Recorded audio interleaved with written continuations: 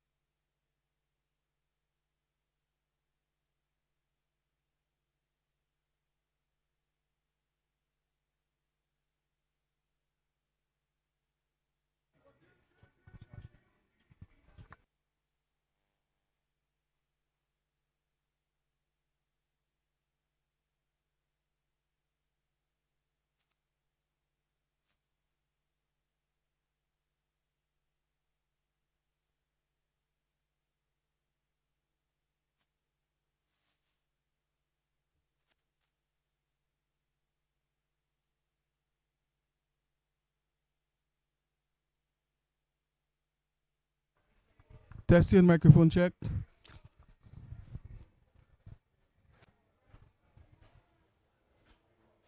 Good morning and welcome again to the Benjamin Spark, to the 2026 Winlott, of course, under 19 Super 50 tournament. And here this morning, it's going to be St. Vincent and the Grenadines, of course, taking on Grenada. Of course, Grenada coming from a defeat yesterday against, or rather Wednesday, against Dominica. We'll be looking, of course, for a W today against St. Vincent and the Grenadines, who are currently occupying the bottom of the table. The story from the middle is that St. Vincent and the Grenadines, of course, won the toss, and they've decided to bat first. So, of course, St. Vincent and the Grenadines having the first knock here at the Benjamin Spark. There was, of course, a delay in start of play because of inclement weather yesterday. So it rained very heavily, and as a result, the start of play was delayed. And so we are here now, of course, conditions permitting the start of play at the moment. So the third umpire, of course, is satisfied now, as well as the coaches. And we're going to see, of course, the first ball of this match, this encounter between St. Vincent and the Grenadines and Grenada. Well, let me just give you some statistics. Of course, currently in the tournament, St. Lucia is topping the table with 6 points, and having played 4 matches, lost 1, and having a net run rate of 1.68. Dominica is occupying second place with 6 points as well, and a net run rate of 0.52. So that's the edge that St. Lucia has on the local side. Grenada is in third place on 2 points, and St. Vincent and the Grenadines is in fourth place at the moment. Here goes the first ball. Oh, well, just a trial there. And the bowler is Henry, of course. Jayon Henry is the man who will be opening the bowling for Grenada. Right arm medium fast, and he's coming in from the northern end over the wicket. Of course, the standing umpires, Lenny Dangleben and Lex McLaw. So Lex McLaw is the new standing umpire, along with, and as well, Lenny Dangleben, 2 new umpires at this ground. Of course, Regis Larrock, the veteran umpire, experienced umpire, is functioning at the moment as third umpire, so he's on looking. And of course, we'll be playing the role of third umpire in this match. Of course, the sun is out in all of its glory, of course, here at the Benjamin Spark, streaming down nicely. Still cloudy in the atmosphere, but thankfully there is sunshine streaming down from the cosmos. There goes the first ball. Low full toss, and the batter just pushing defensively, just trying to negotiate this one there. Really appeared as if there might have been some swing on that delivery. I'll have to check the replays. The way he was negotiating there with the bat, as if for a moment searching for that particular delivery. So there might be some swing on offer with the new ball over the wicket. And this time he ignores it outside the off stump. So the batsman been watchful on that occasion.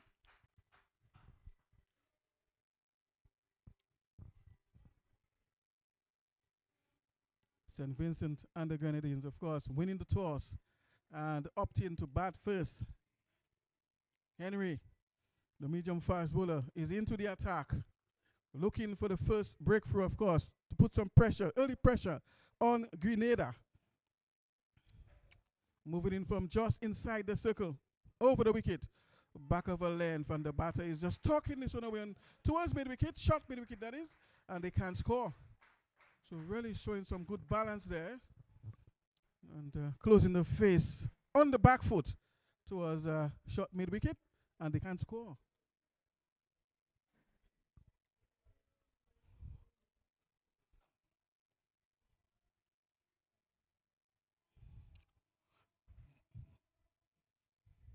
Of course, the coach of St. Vincent and the Grenadines is Elroy Lewis. Again, bitten outside the off stump. Just luring the batter into driving. The false stroke there outside the off stump. But this one eluding the bat. The manager, of course, is Javid Harry.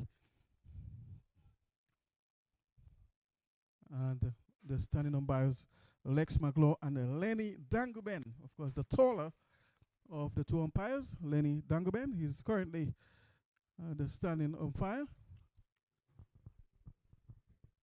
Back of a length there. And the ball going past the outside edge. So, because the bowler really getting some nip there, some nice movement. Just outside there, some at good length. Just keeping a decent line, a decent length.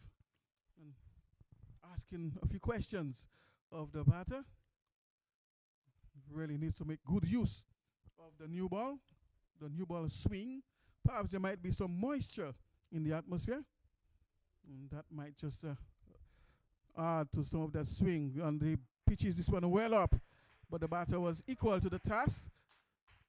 Just blocking this one out and opening the face down towards third man, where they picked up the single. So after the first, it is 1 without loss.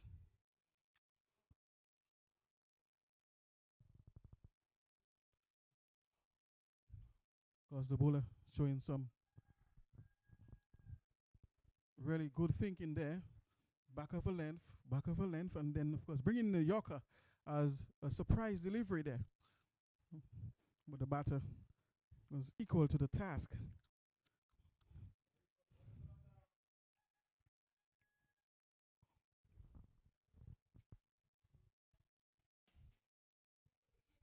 Meantime, Grenada's coach, of course, is Clyde Tellisford.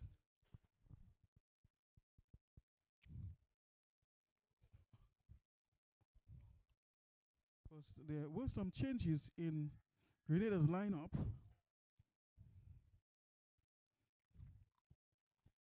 Aaron Edwards was injured. That's the wicketkeeper for Grenada.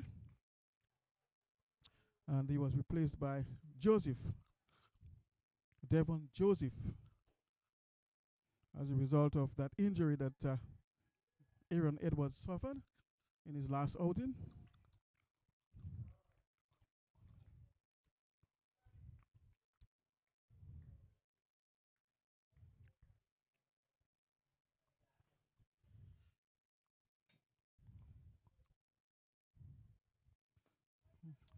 Of course, the batters again just taking advantage of that gap there and as a result of misfielding, and they'll take another still. Really can't afford to give up these so early in your innings. Now is the time when you should be looking to build pressure. So the fielding really need to give support to the bowlers as well in order to mount pressure, early pressure on the batters.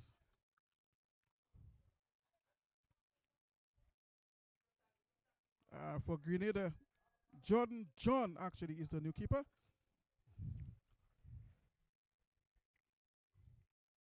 And it was Kamil Abraham, of course, who got injured. Well, of course, just to give you a better picture of the situation as a result of the rains last evening, play has been reduced to 35 overs. And the power play will last for 7 overs. So that's the new situation as a result of inclement weather yesterday. Play having started late, and so was reduced to a 35 over match. The power play will be only 7 overs instead of 10.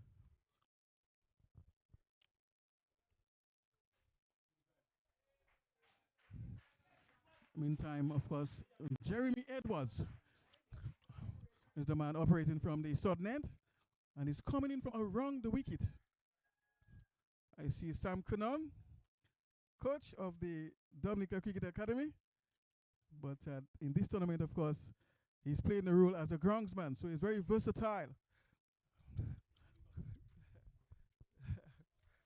This one outside the off some of the batters allows this one to go by. Has nothing to do with it.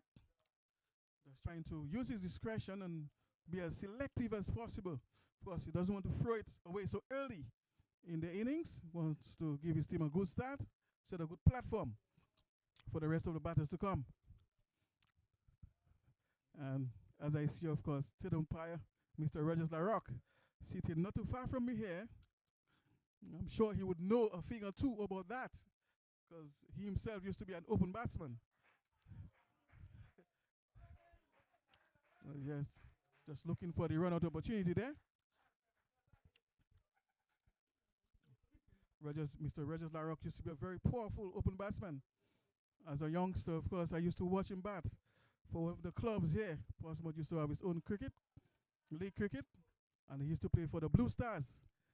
And he was a hard-hitting open batsman. When he hits it, the ball stays hit. But now, of course, he's functioning as an umpire for a number of years now, so he has a lot of experience. He has also officiated at the first-class level, Mr. Rogers LaRock. As Edwards charges in now, the batter just opening the face there and finding that gap in the gully.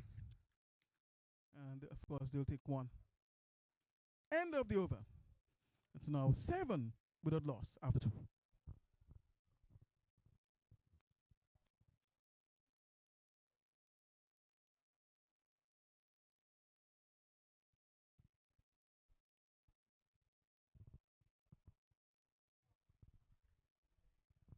Of course, let me just greet the folks down there in St. Vincent and the Grenadines. I'm sure they must be locked in, viewing this match. So, good afternoon to you all down there in St. Vincent and the Grenadines. And also, of course, the rest of the sister islands of St. Lucia, Grenada. We say a pleasant good afternoon to you down there.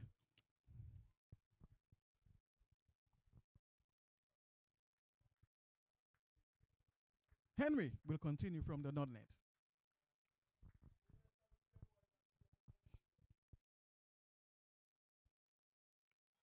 Wrapped in the pads, a beautiful leg before, but umpire Dangabel says no. Because Henry is coming in from over the wicket to the left-hander. Perhaps just looking to take that ball away from the lefty. But missing his line there somewhat. This extra, of course, brings in to strike the right-hander now. That is Thomas. Zach Thomas, rather. So Zach Thomas is the right-hander now. Short. And this one is drifting down the leg side as Dangoben does some exercise now.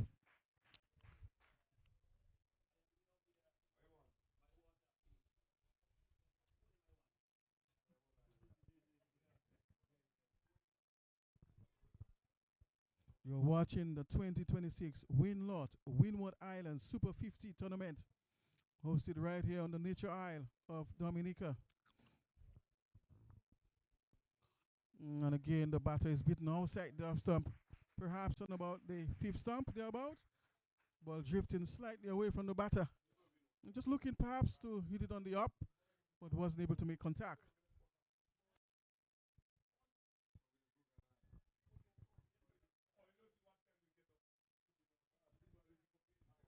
First Henry really looking to dislodge one of the batters here. Meantime, St. Vincent and the Grenadines, of course, will have other ideas. They'll be looking to forge a very healthy partnership at the top of the order. And rightfully so, giving their team a good start. 9 without loss, the score.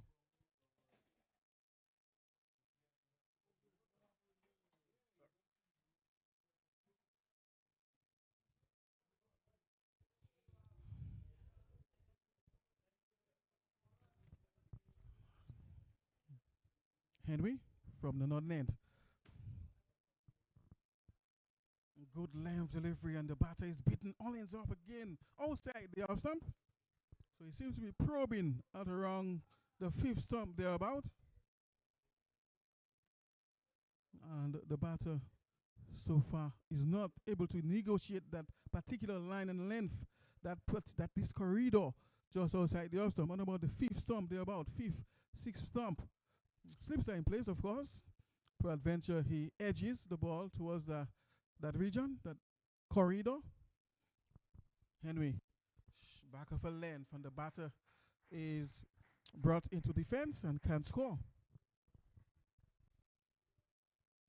So Henry has been tidy so far with his lines, disciplined.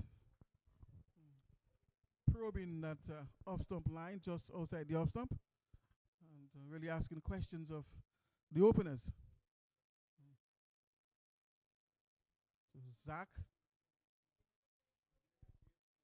the smaller of the two batters, is on strike now. And Zach is beaten again. I think he's beaten by an extra yard of pace. Was quite late on this occasion. And that's the end of the over. 9 without loss the score.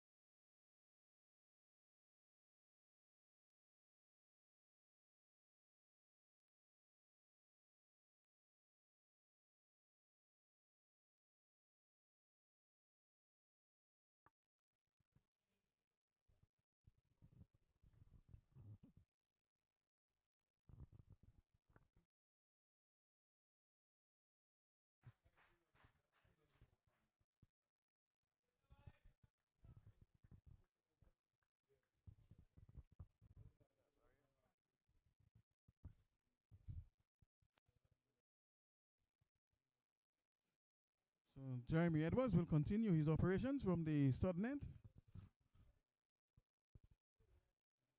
Has conceded 7 runs so far. And he's 1.1 overs bowled. And of course he'll be delivering to Thomas, Zach Thomas. Outside the off stump there, the batter almost undoing him there, almost getting the edge. So he seems to be getting some zip and some bounce as well. Tempting bounce. The batter needs to drop his bat on time. Otherwise, of course, he'll bite the edge and find himself in first slip or second slip. This time down the leg side, just losing his line on that occasion. And Lex McLaw does some exercise. It's wide. 11 without loss the score. Lovely sunshine now streaming down from the cosmos at the Benjamin Spark. Really illuminating conditions here. And of course, the batters have no issues as far as visibility. Left arm, and this one goes across the right hander this time from over the wicket. And of course, the lefty is posing some difficulty to the little right-hander, number 9. That's Zach Thomas. And of course, he's been spoken to by his partner. That is Phillips. Damali Phillips. Just coming along the track and just giving him some advice as to perhaps how to go about negotiating the left-hander. That is Edwards. Short, and he's looking to pull. This one is coming off the top edge and going down behind the keeper. And of course, third man doing some work there. Score moves up by 1. 12 nowadays without loss.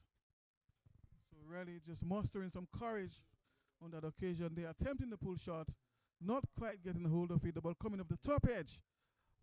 And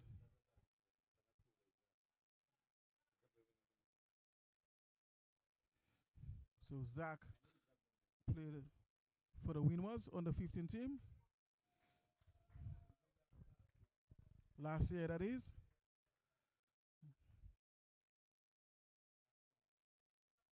Zach Thomas, that is. He's on 6 of 18 deliveries.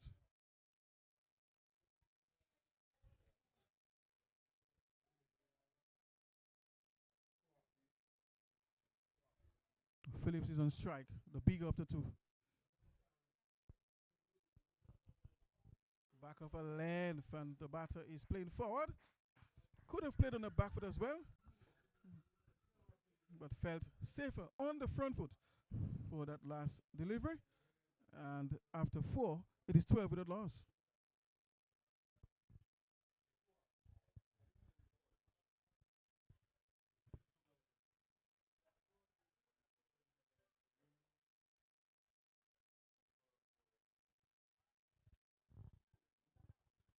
Of course, we don't want to forget that Nurse Nalda Wallace is on site as well, sent by the Ministry of Health to assist with any injury. So Nurse Nadia Wallace, or Nalda rather, Wallace is on site. And Henry straight away, but this time wide, outside the off stump. So he has to calibrate again. And try and ask more questions.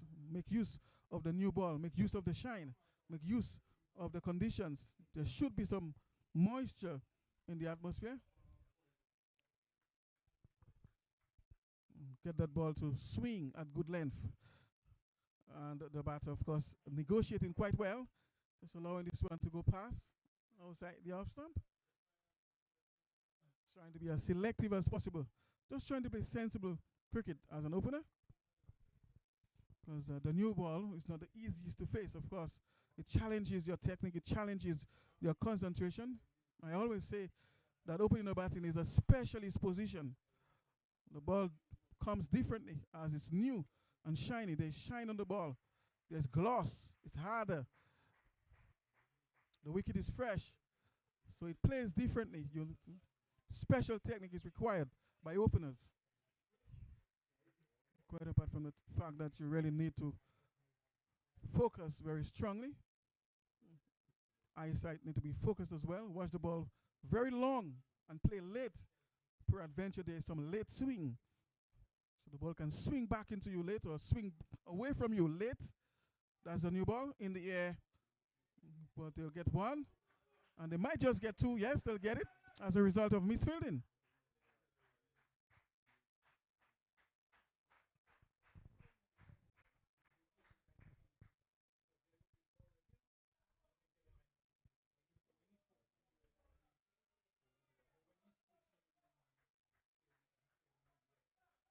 Henry.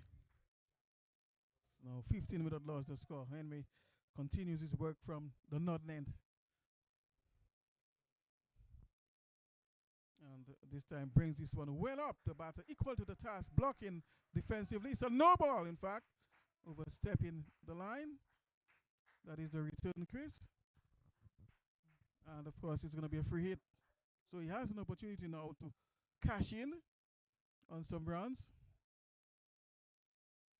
Perhaps just do something differently. Just step outside his crease and change the length of Henry. Henry has been consistently bowling good lines and good lengths. And of course, this one goes past the bat outside the off stump. And they can score. Of course, I see Mervyn Thomas is in the house here. He's one of the selectors of this tournament, Mervyn Thomas.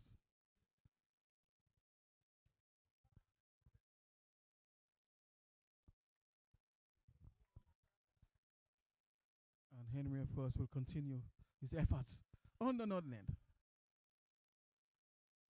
Again, beating the batter outside the off stump at good length. So we're really having some difficulty in negotiating the length and the line of that particular ball. Just outside the off stump, on about the 6th stump, they're about that this corridor, 6th stump, they're about. So just not picking it up, not negotiating So Henry, of course, I'm sure he has picked on that already and has realized that. And he continues to bowl in that area. This time the ball just holding up a bit and it's wide. So this one is further wide of the off stump. But importantly, he maintains his length. And every now and again brings it right up as a surprise factor, of course. Set up the batter. And then all of a sudden bringing that ball right up in the block hole. And again there, that Yorker delivery I was talking about. Just setting up the batter. But of course, he was equal to the task on that occasion. Same thing it is now with a loss.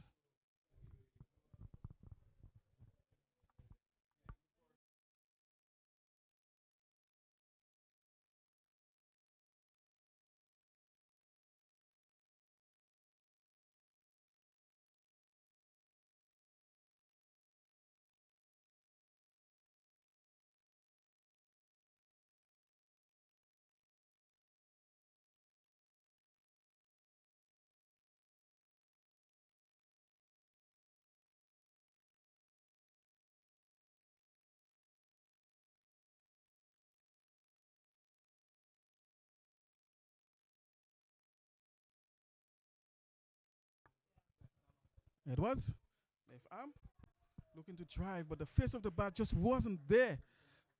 And of course, correcting his shot.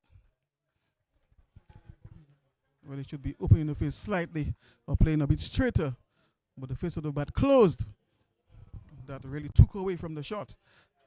And sometimes that occurs, the bat turns in the hand. And so batters must grip their bat properly as well on contact, on striking the ball.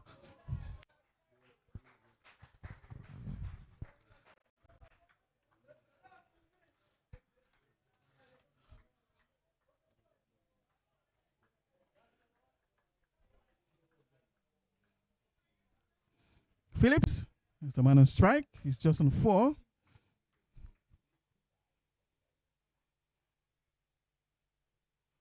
Shortish, guiding this one towards backward point, and they can score. Really felt he perhaps could have put more bat on this one. It was very short. He had a lot of time. Perhaps could have played a bit later and beat that man there at backward point. There's a huge gap, by the way, between backward point and what appears to be gully.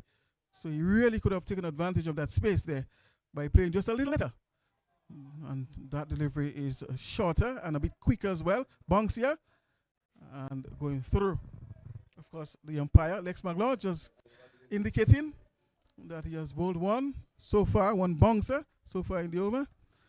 I think they are only allowed to bowl 2 bouncers and over according to the law or the laws of the game.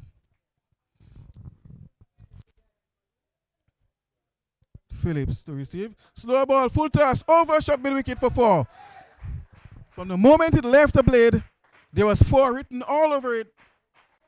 And I think that might be the first boundary. It is indeed. So this is the first boundary of the innings. And St. Vincent and the Grenadines moved to 21 without loss.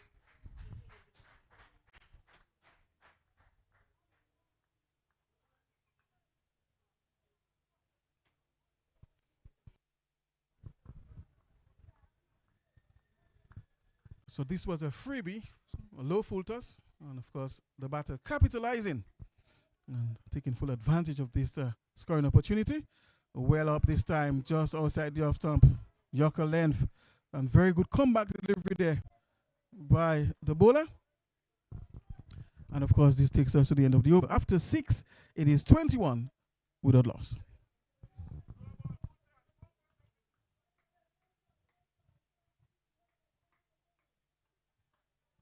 Well, so remember the story from the middle is that St. Vincent and the Grenadines won the toss and they've opted to bat first. So, of course, just looking to post a decent total on the board, giving, first of all, the team a good start, that is the openers. And so far, not bad.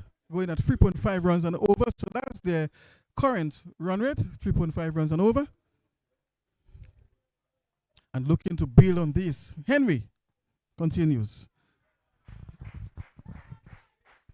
And the batters, of course, will get the quick single.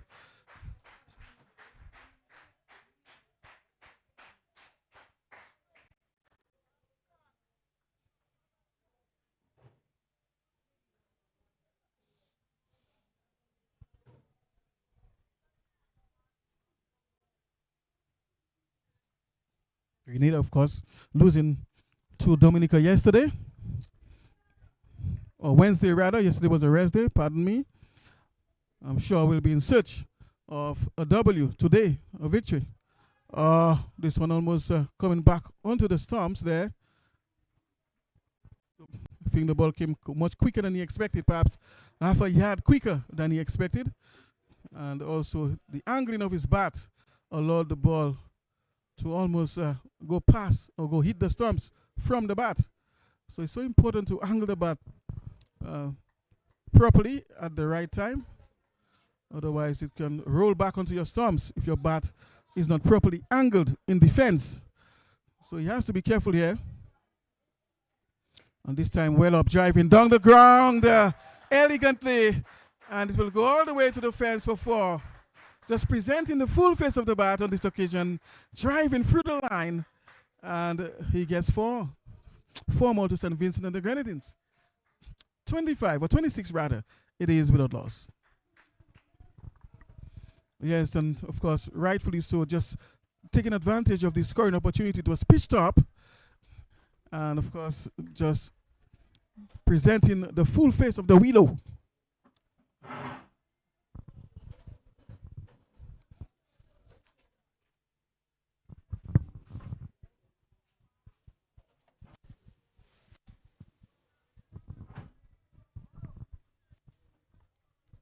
Henry over the wicket, back of a length, looking to cut. There was bitten, was too close to cut, I believe. Was cramped for room and wasn't able to dispatch this one towards the offside. Of course, I have here with me Vincent Lewis.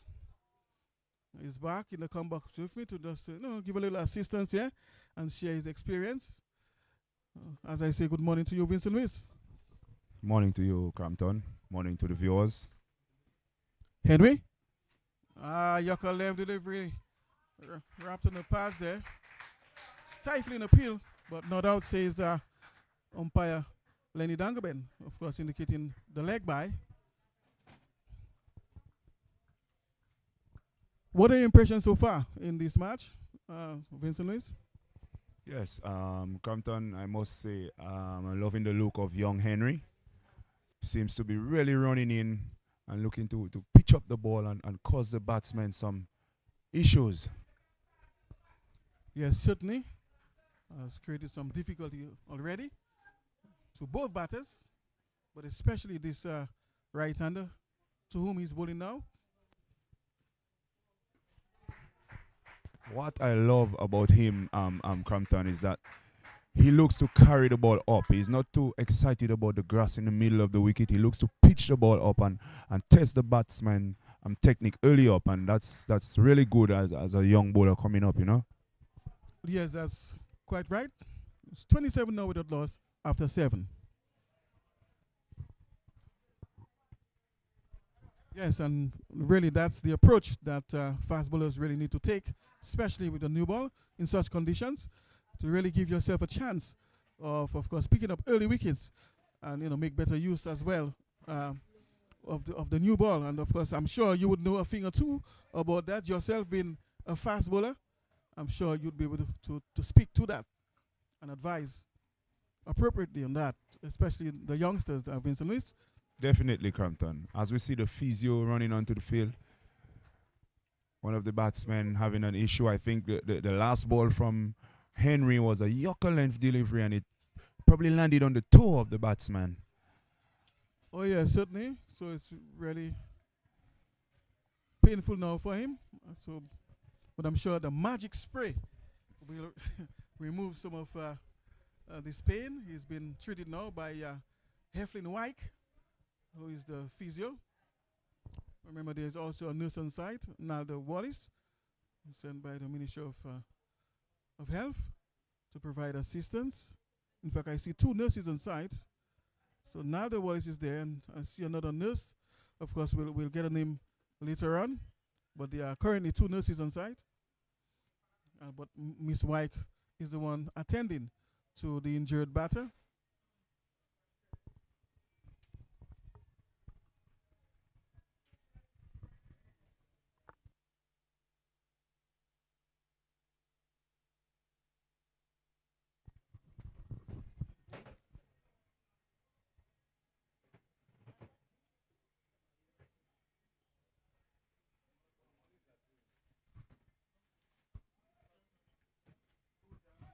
Crampton, I must commend the ground staff of at the Benjamin's Park for the wonderful work they've done. This morning we had a waterlogged outfield, and the guys was up early doing their bits and pieces so that we could get the game started. And now we have a revised total game of 35 overs. So must say well done by the groundsmen. Yes, certainly, Vincent Luis, that is in order. So kudos go to the ground staff who did a fantastic job in really bringing this field to playing conditions, of course, with the assistance of natural weather, the sunshine. But of course, adding the sand in the areas, the patches where the water settled, and really was a good work there. So right now, play can continue without any preoccupation of players sliding and getting injured. So, but Damali Phillips is the batter who is down with this injury on his toe. Hopefully, it's not broken. It was really a serious yorker, Vincent Luis. You would know something about yorkers. Definitely, Crampton, the ball was pitched up, and we could see the batsman trying to get his toes out the way, but could not. And there he have some issues with some pain. Actually, from that lovely yorker. Actually, both nurses are out there together with the physio, Jeff White. So we are seeing Nalda Wallace and the other nurse. Of course, we'll get a name for you later. But the entire team is there. The entire medics team, that is Miss White, the physio, Nurse Nalda Wallace, and her assistant. As we see, they're making the way off the field right now. Batsman seems to be Heflin all right. White, actually. Just correction there on Miss White's name. So her name is Heflin White, actually. And Nalda Wallace. So those are the 2 nurses on site, providing, of course, medical assistance here to the young players. So, of course, the batter seems to be back on his feet and ready to go again.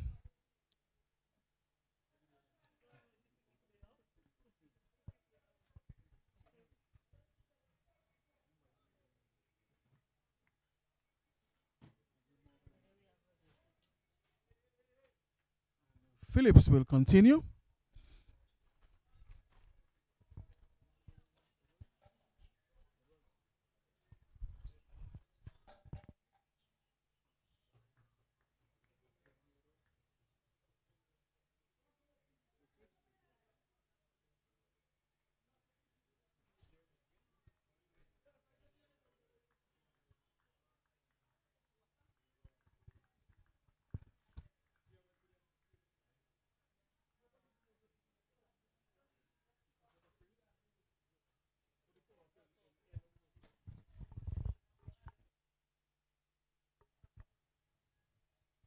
Phillips. Short. Looking to court, but we'll only get 1 for that.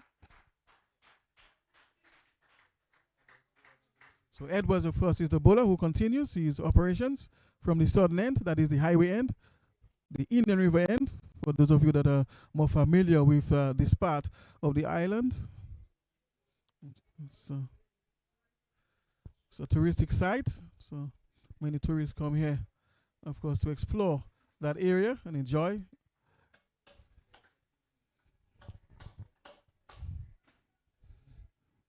Edwards well up and he's driving towards cover, but can't beat the man there.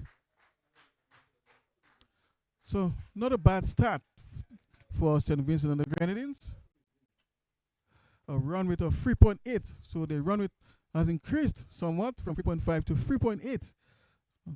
So really looking to give their team a very solid start, set a good strong platform for the rest of the batters.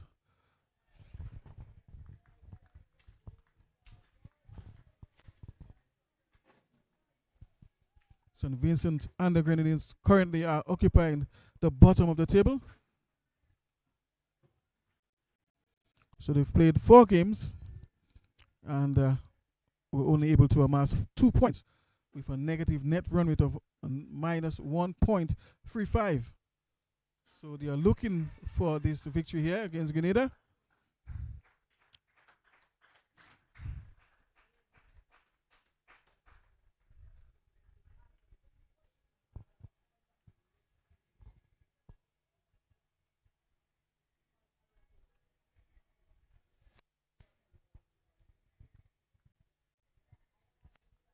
And of course, for the first time, we are seeing 2 new umpires here officiating at the Benjamin's Park.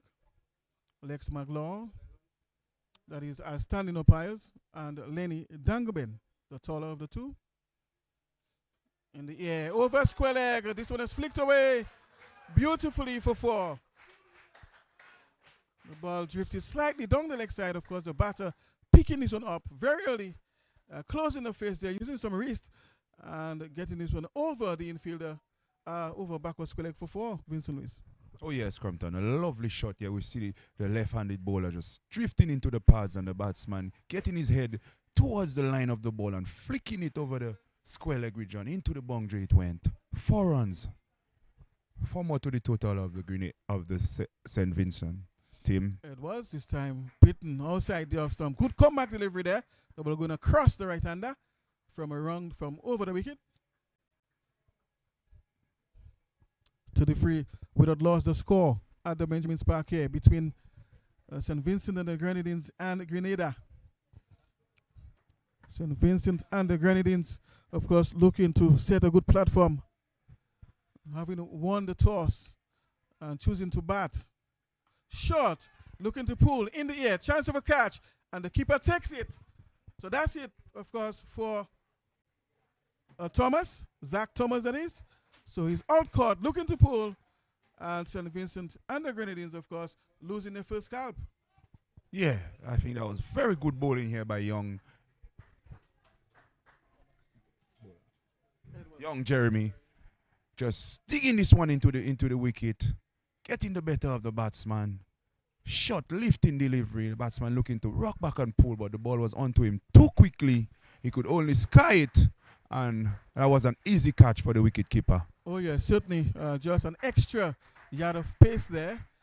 And of course, it was just too much for Zach.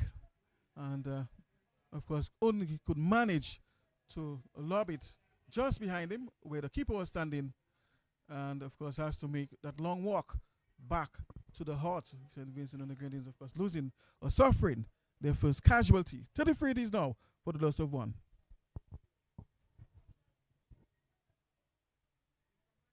Of course, already we are seeing some folks down there giving some support to this match in the Western stand. The more popular stand is not yet packed with supporters and fans, but I'm sure later on we'll begin to see more folks coming there to give support. And perhaps too it's because Dominica is not playing here, and they are today playing at Grand Bay in Geneva. The new batter is Alston Bob. So Alston Bob, the new batter, left-hander. Alston Bob, number 1 for St. Vincent and the Grenadines. And let's see how he fares out, of course, to his first delivery. Henry, of course, it's Phillips who is on strike. Phillips is on 13 of 18 deliveries. Not a very bad strike rate given the context of the match. 72 that is. So he has a strike rate of 72. Vincent Weiss. That's Phillips. Damali Phillips.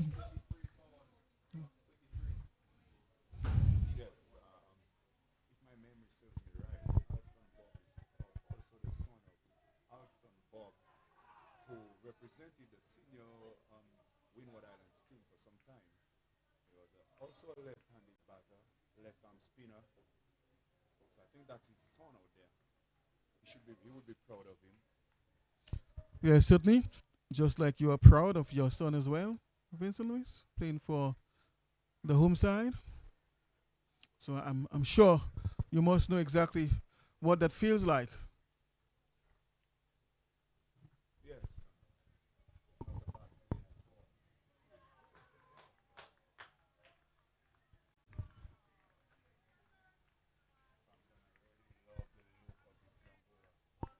Hasn't got a wicket yet, but he really keeps running in.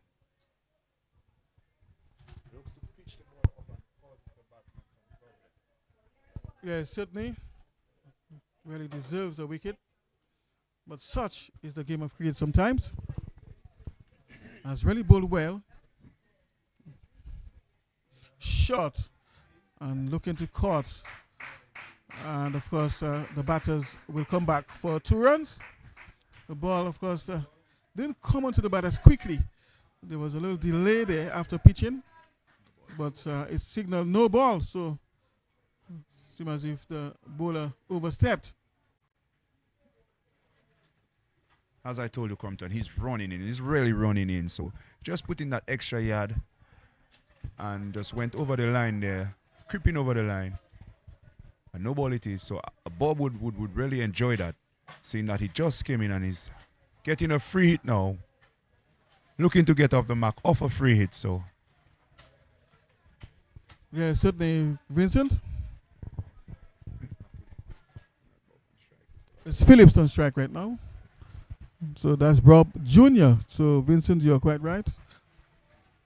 So Alston Bob Jr. So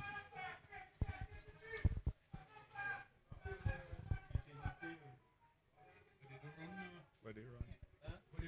They run two. They run two. They run two, so they can't change it. The same person on strike.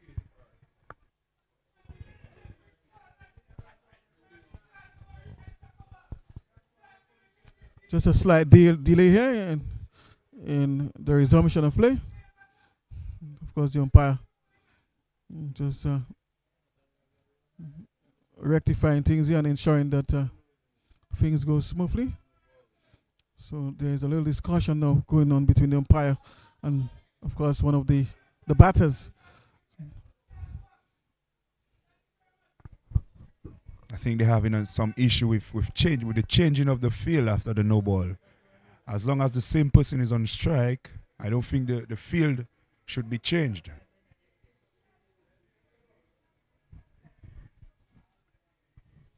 Henry from over the wicket to Phillips, Damali Phillips. He's on 15.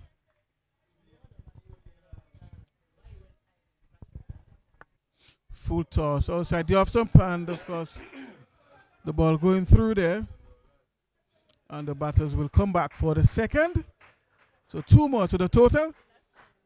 36 now for 1. 38 rather for 1. Yes, Crampton, you could really see this young bowler has his thinking cap on, bowling that free hit, creeping over the line, but he's looking to go right up. Yorker length delivery was a bit full, but rather full and short. Yeah, he's just missing his length there somewhat. Looking for that Yorker length delivery, and that sometimes occur in trying to produce the Yorker length. The ball sometimes is released as a full toss. It's not the easiest of balls to deliver, the Yorker length. Well up delivery outside the off stump, and the ball going through.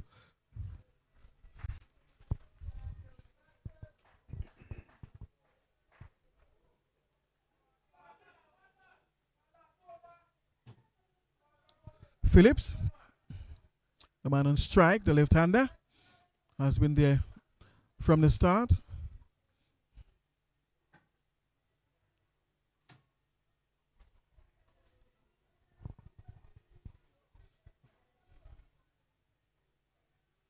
Of course, it's a bit windy out there, so of course the bails from time to time might just fall to the ground.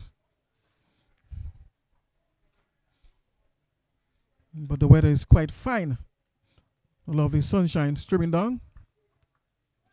And of course, the outfield is getting drier and more suitable for play.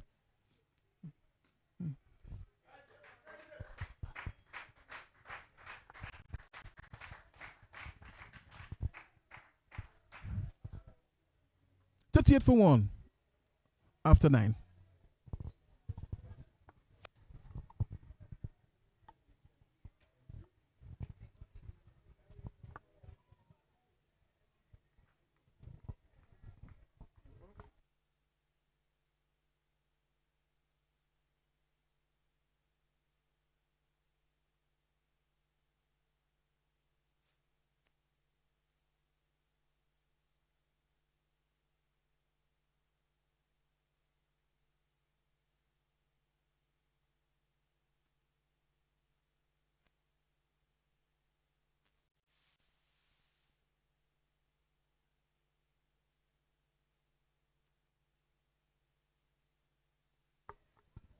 Edwards continues his work from the third end. Has bowled 4 overs so far and conceded 19 runs. Picked up the 1 wicket. And is looking, of course, to add to his aggregate of wickets and make some further inroads and put additional pressure on St. Vincent and the Grenadines. Just looking to go through the top order.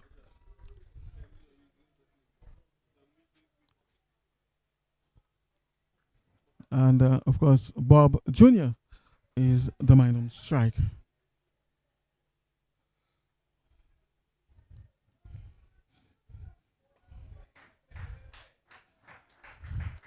Jr. very watchful on that occasion. Just pushing back down the track. And they can't score. So the batters at the top of the order for St. Vincent and the Grenadines. They seem to have been very circumspect, especially the openers. There was very good bowling from Grenada in the beginning, in the first 5 overs. And this one is helped away as the ball drifted down the leg side. But there's a man down there protecting the fence, and they will only get 1.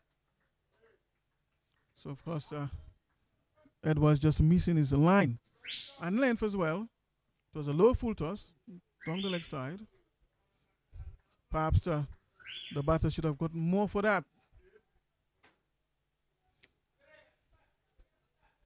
Edwards over the wicket and is driving pleasantly. But straight to mid-off and they can't score.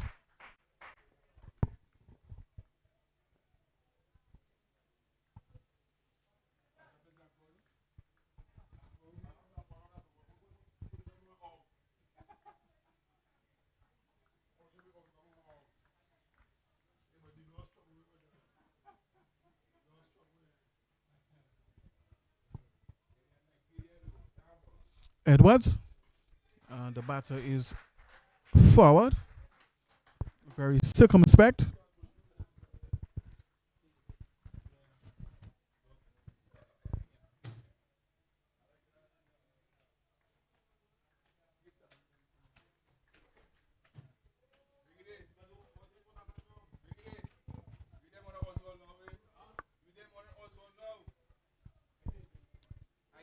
Edwards. Good length, good line, and the batter is brought into defense again. So he has been asking questions of Phillips, really maintaining accurate lines and lengths, not giving it away as such, not giving too many away. Just maintaining that discipline and landing the balls in the right areas, of course, to increase his chance of uprooting one of these batters. full toss, and that will be, I suspect, signaled a no ball, and it is by both umpires. So it's a no ball, and it's going to be a free hit. As the umpire signals now. So he has a chance now, of course, to cash in on some runs, Vincent Lewis.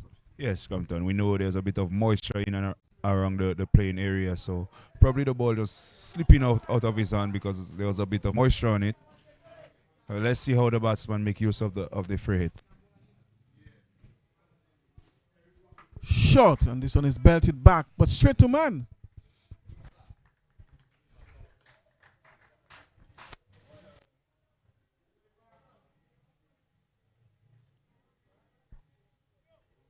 $42 for 1 the score.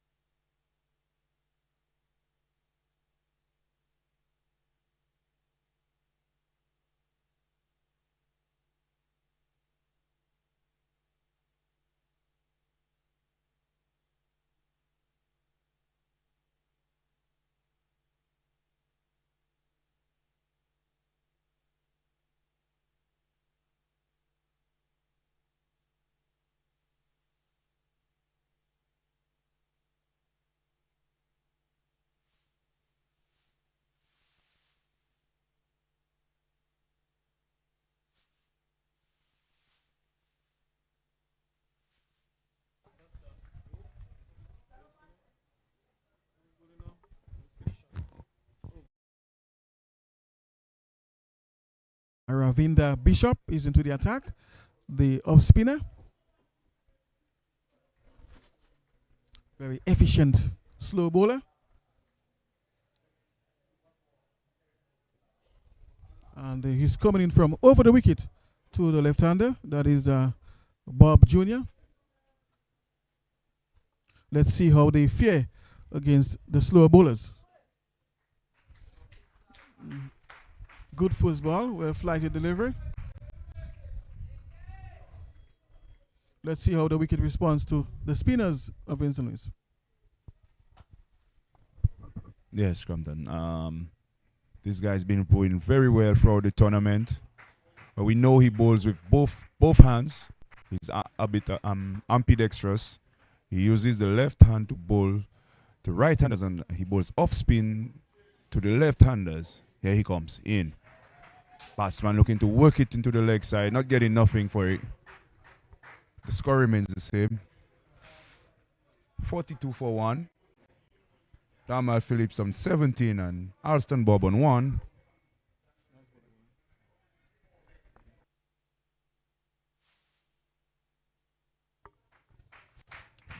Of course, the batter not taking advantage of that last delivery there. Low full toss. But powers the ball deep on him much quicker than he expected. Not all full tosses are really full tosses, Vincent Lewis, as you were saying the last time we were here in the comebacks. So sometimes deliveries deep very quickly through the air. Bishop, and of course the batter just pushing back down the ground and can score. End of the over, and after 11, it is 42 for the loss of 1. So 42 for the loss of 1 after 11.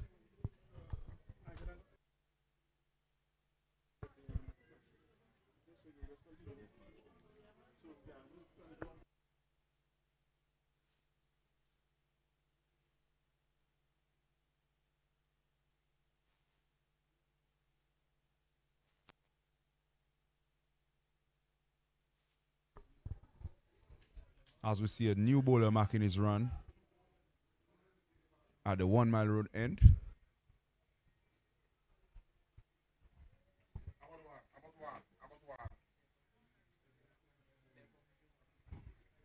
And it's Devon Joseph marking his run.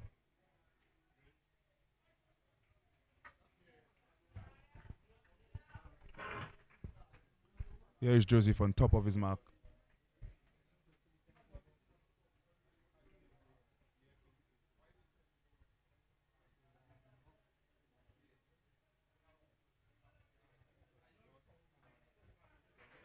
Bowls first ball onto the legs of the batsman. Just turning it. Fine leg fielder running in. Couldn't prevent the single. One more run to the total. The score moves on to 43 for 1. Here is Joseph again on top of his mark.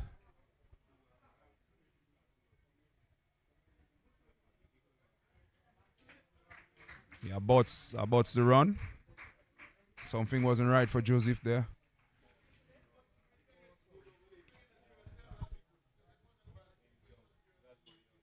Here is Joseph again. The batsman settles.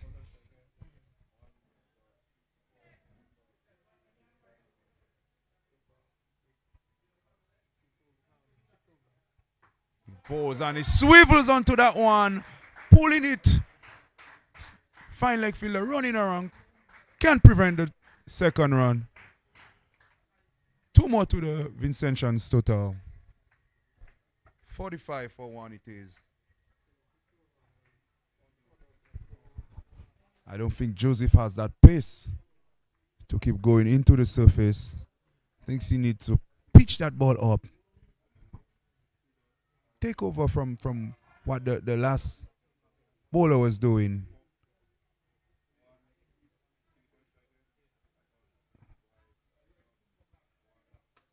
Better length there from Joseph. Just bringing Bob onto the front foot. Bob could only play the delivery back to him. This is the length on that wicket. Hard length, as we say. Not too full, not too short. Here is Joseph again on top of his mark.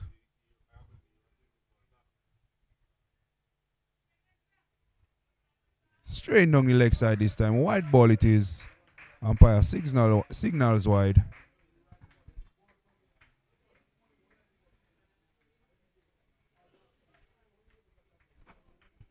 I think the Vincentians will be very happy with that start. Not scoring too quickly, but they could definitely make up in the back end.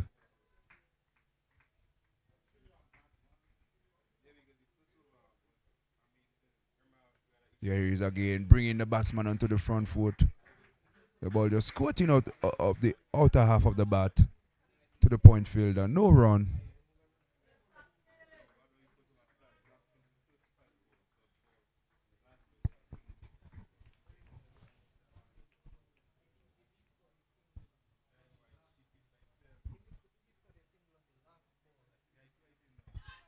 Well bowled by the young man. Just getting the batsman to play at a delivery outside the off stump. Missing it completely. Squaring him up a bit.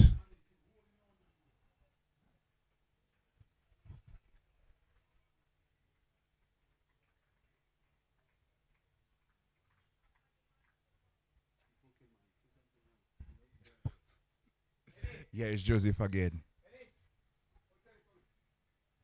In balls, he drags this one down the leg side, strays down the leg side again. Wide ball it is. I think young Joseph is rushing himself a bit. Just need to settle down, breathe on top of his mark, and keep his eye on the area where he wants to land that ball. Remember the last ball he had the batsman playing at the on the offside and missing. Here he is again. Dragging it. Straight down the leg side. As I said, he's rushing his action a bit. He needs to just settle down. Breathe on top of his mark and keep his eye focused on that area where he wants to land that ball. Here is Joseph again. Into Bob. That's the area where bowled. Bob could only let the ball come to him and run it down to third man. One more to the total. At the end of the over, the score moves on to 49 for 1.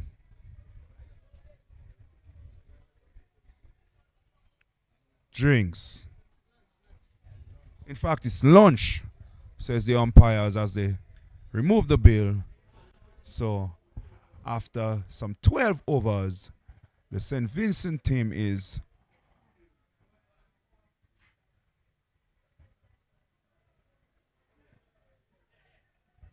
48 for 1 after 12. In fact, it's 49. My scorer is having a bit of an issue there with his. All right. It's 49 for 1 after 12 overs, and lunch it is.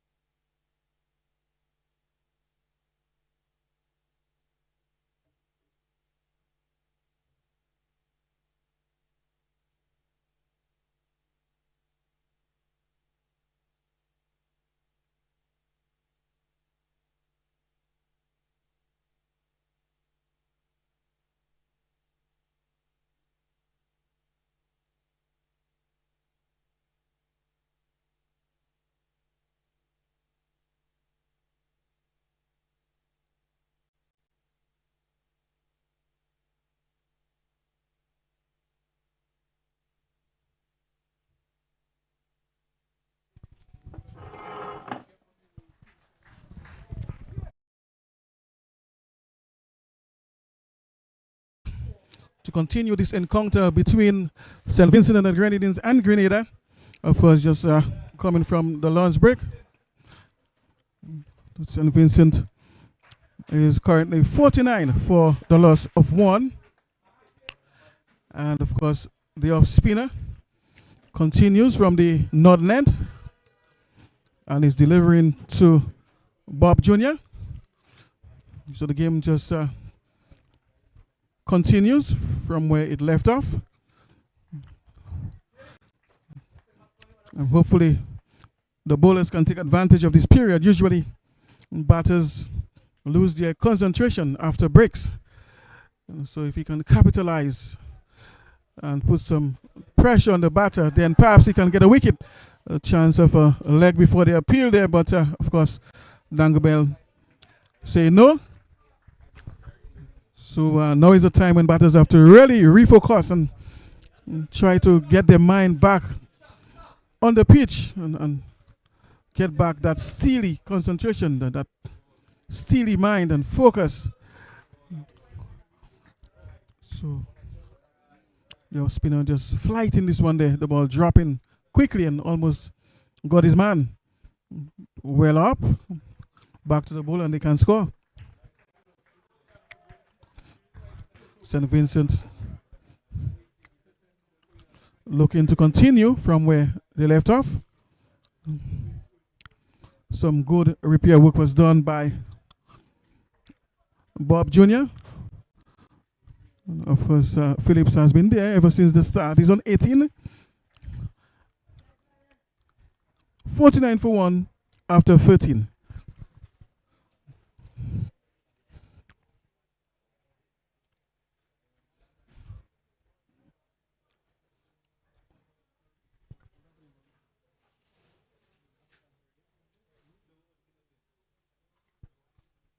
Well, of course, just getting word that the match has not gotten underway yet down there in Granby at Geneva.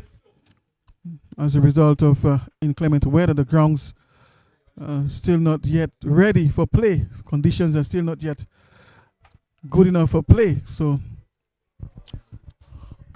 we'll have to wait and see what transpires down there at Geneva in Granby, the southern side of the country, of the island. There was a lot of rain last evening.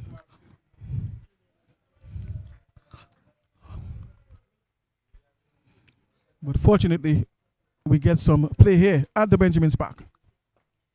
Down towards the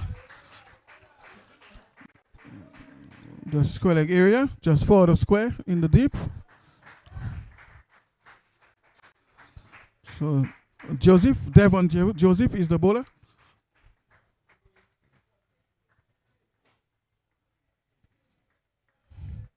And Devon Joseph has replaced Aaron Edwards, who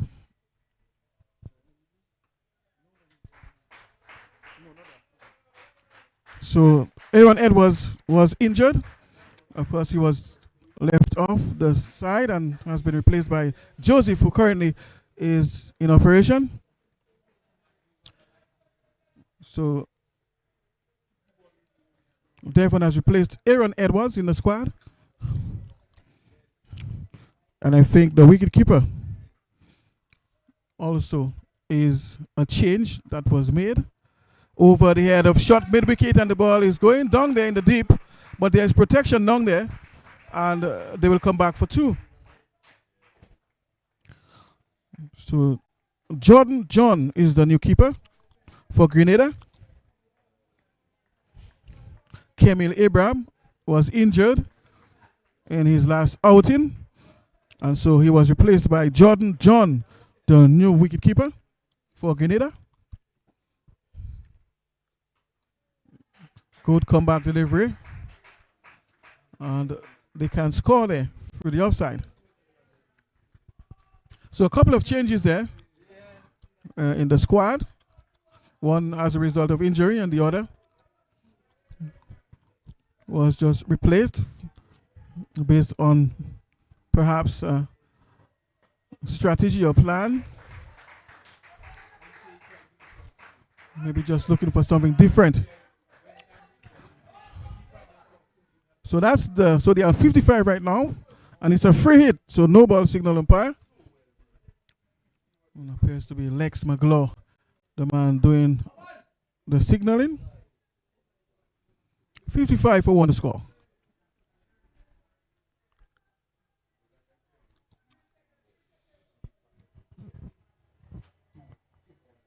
Bob Jr., the man to receive from the northern end.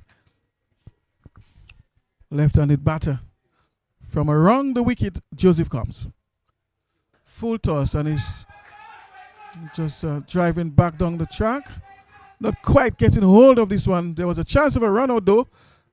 Had he hit the stumps, of course, he would have been walking back to the pavilion. So lucky for him there. There was some miscommunication between the batters, and almost led to a run out.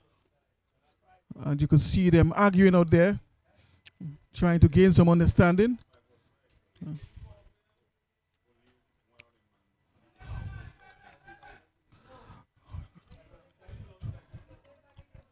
Communication is so important in the middle between batters.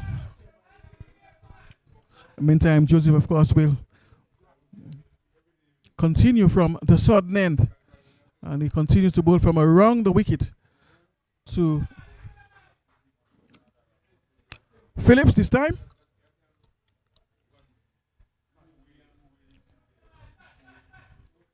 Damali Phillips.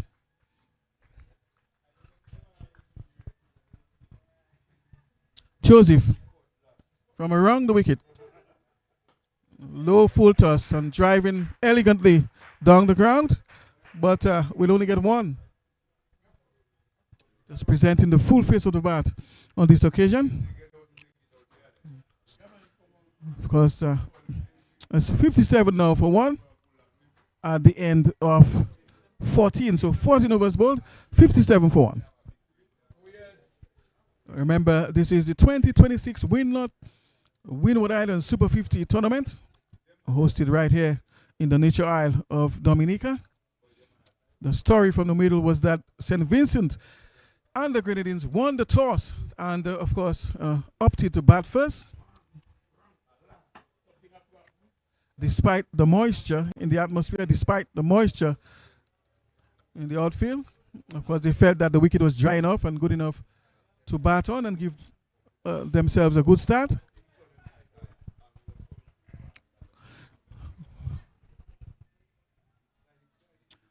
And of course, the spinner will continue his work from the northern end. Has not yet taken a wicket. Of his 2 overs so far, conceded only 2 runs, so quite economical. 2 maidens, in fact. No runs conceded of his 2 overs so far. That's phenomenal. Flighted delivery and stifling appeal there, but umpire Dangabell is unmoved. So has really been keeping it tight and tidy, asking questions as well of the batters, really testing the concentration and technique of the batters. Good length, and this time presenting the full face of the bat on the front foot, and brings, of course, extra cover into play. Bishop, and he's driving in the air over mid-off, of course, and attempting catch there, just jumped but just couldn't get to it. The ball going over his head, eluding him, and into the fence it goes for 4. So this one was flighting, a bit pitched up, and of course the batter saying thank you very much. So taking his chances there, the left-hander. Of course, mid-off is on about the 30-yard circle. He's not on the boundary, and so felt he could have hit this one over his head, and he did so successfully. This time outside the off stump. The batter looking to chop this one there, pass through gully.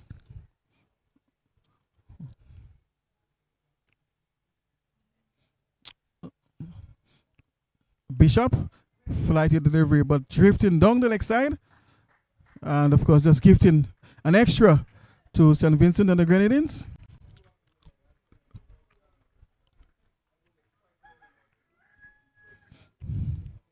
Bishop, as he continues to toil. Very economical so far. Bishop, and he's driving back down the track. Bishop himself doing the fielding, and he can't score.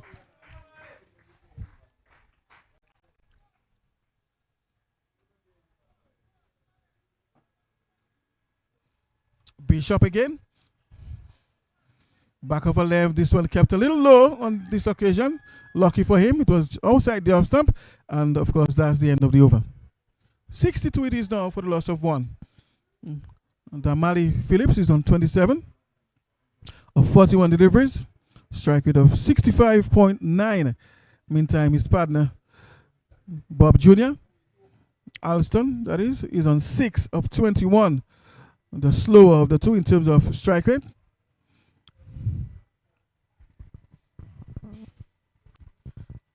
But so far, a partnership of 29 of 45 deliveries.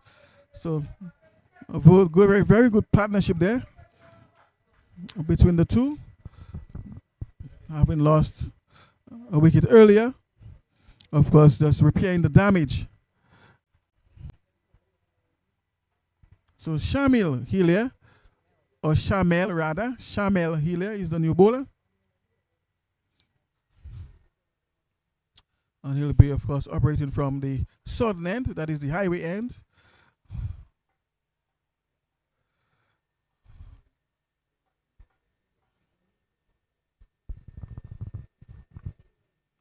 So Shamel Hillier is the new bowler.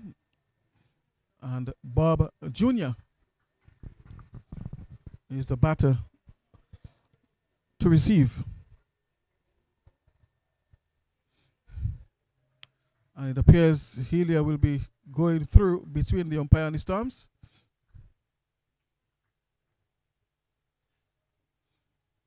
From around the wicket. Outside the off stump. And nothing comes out of it.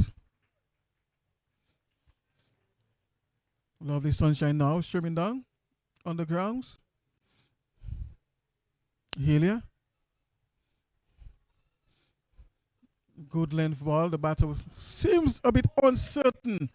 Was a bit doubtful there in his approach. Not sure whether to play forward or come back. So the ball landing in the zone of doubt, of course. An area that really creates doubt in the mind of the batsman as to whether he should play forward or go back. This time, pitch top went up, but drifting slightly down the leg side. The batter attempting to help it away, but not sure if he made contact there. If there was an inside edge, we'll have to see if there is any signal coming from the umpire. It appears to be bat. So it seems as if he got a little bit of bat on that one. 63 it is now for the loss of 1. This single brings Phillips into strike. He's on 27. Has been there from the very start.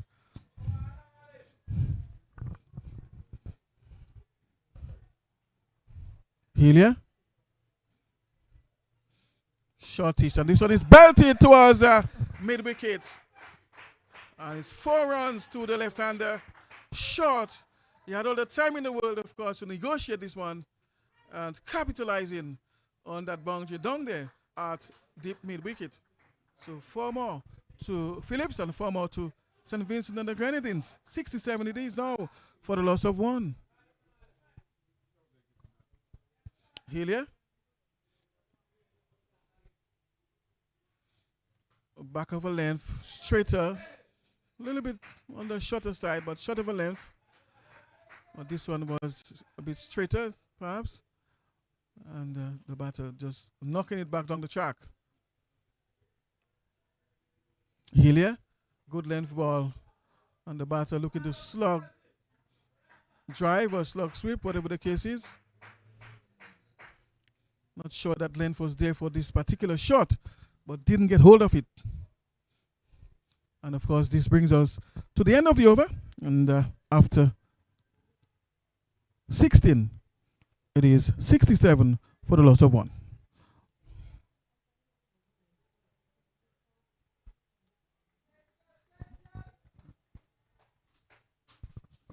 St. Vincent and the Grenadines having a fairly good start here at the Benjamin Spark against Grenada, having lost only the 1 wicket so far. Of course, there was a late start in play as a result of inclement weather last evening. Outfield was, and is out, stumped. So Bishop picks up his first, of course, luring the batsman down the track, found himself out of the crease. The keeper, of course, dislodging the bails, and the left-hander, Bob Jr., has to go. He goes for 7. St. Vincent and the Grenadines, of course, suffering their second casualty. So 2 down now for 67.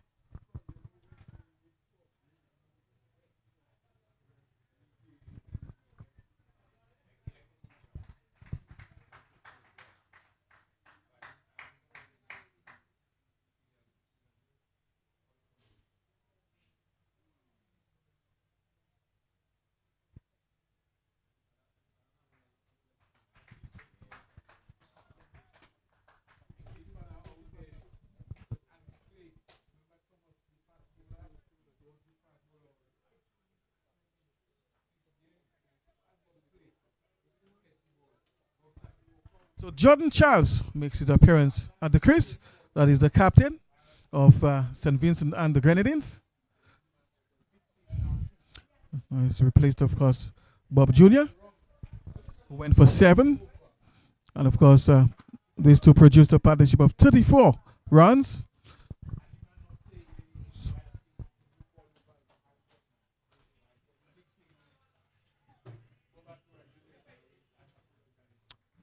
Jordan Charles, of course, joins the Malik on 31 of 44 deliveries. Decent enough strike rate, 70.5. So he has been going quite well. He's not bogged down by the bowlers. Has been really picking the gaps and getting the occasional boundaries. Taking advantage of every boundary scoring opportunity. So he has really been keeping the score going with his strike rate, but he's now joined by Jordan, that is Jordan Charles, the captain. Bishop, short outside the off stump, and of course not wide enough to be signal wide. Dangabell, of course, did not respond, so it seems as if it was within the range. Bishop again looking for his second wicket, short of a length, and of course the captain is kept quiet there. Charles, that is Jordan Charles. Well, good length ball, good line, just cramping him for a little bit of room there. Wasn't wide enough to caught. There's a huge gap now. Appeal for leg before, and of course turned down there by the umpire. There's a huge gap between first slip and point at the moment. So there's no gully. There's no third man. So of course he can perhaps try and take advantage of that space there outside the off stump. But he has just made his appearance to the crease, so perhaps doesn't want to risk it too much at the moment. Perhaps just wants to get his eye in first. And then later he will look to capitalize on these gaps, and rightfully so. This one is closer to him, and he's on the back foot this time. And of course, this brings us to the end of the over. 67 it is now for the loss of 2. And it's a wicket maiden for Bishop. Aravinda Bishop, that is.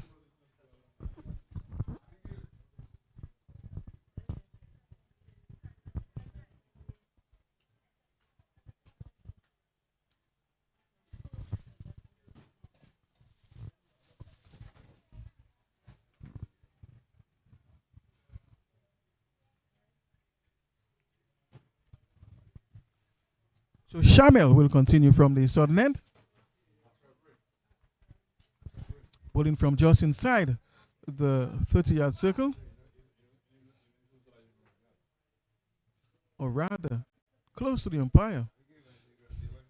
Just a few yards from the stumps.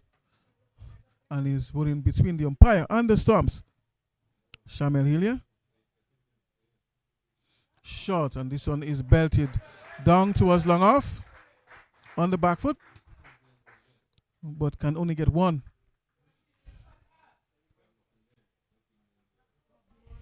Of course, this brings Jordan Charles into strike. So both are left-handers. And Jordan Charles, of course, is the captain. Of course, you'd want to produce a captain's knock right now and forge another significant partnership. That one just drifting down the leg side.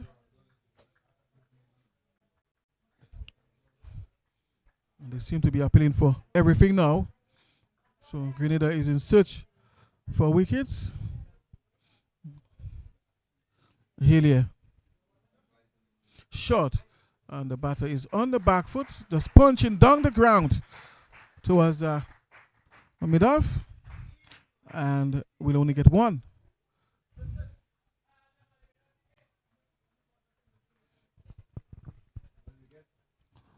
.69 it is now for the loss of 2. Meantime, Hillier will continue between the umpire and the stumps from over the wicket, or rather around the wicket. Good way of flighted, but drifting down the leg side, and of course, McLaw will signal wide, so one extra to St. Vincent and the Grenadines.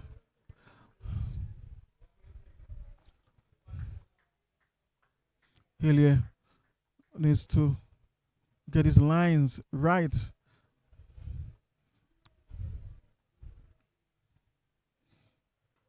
And this time, he's just outside the off stump. And at good length, the batter, of course, is just kept quiet on that occasion.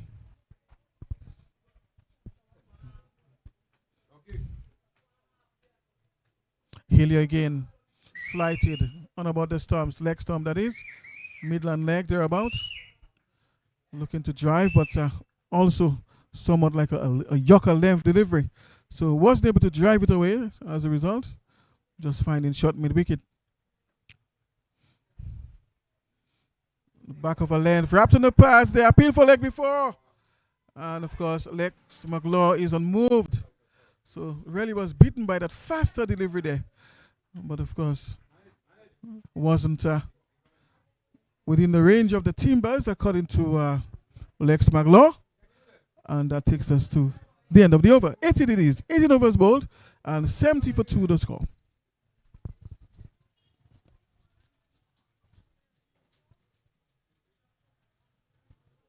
Yeah, so far, fine weather. Of course, this morning the outfield was very wet as a result of heavy showers of rain last evening. But now, of course, conditions are good for play and has been so for the last couple of hours. Bishop. And the batters will quietly cross over for a single. Bishop just flighting this one there. And of course, pitching this one well up. But the batter, of course, reading nicely. And is driving down the ground. Well, of course, just getting some latest news there from Grand Bay, Geneva. The match was abandoned in Grand Bay. So match abandoned in Grand Bay as a result of unsuitable playing conditions. Of course, the ground is very wet, and of course, play wasn't able to occur. So match abandoned down there in Grand Bay between St. Lucia and Dominica. So that's the latest from Grand Bay.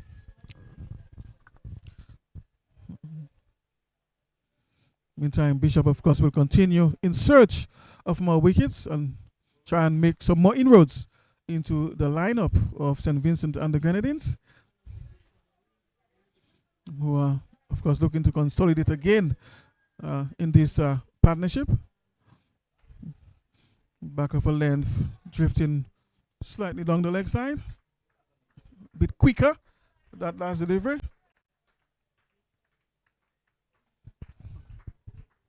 So Bishop, of course, conceding only 7 runs so far in his 4.3 overs. Over flighted delivery, drifting down the leg side. And this one goes through. There's no man down there at fine leg. And the batters, of course, taking advantage of that. 2 more to their scorecard.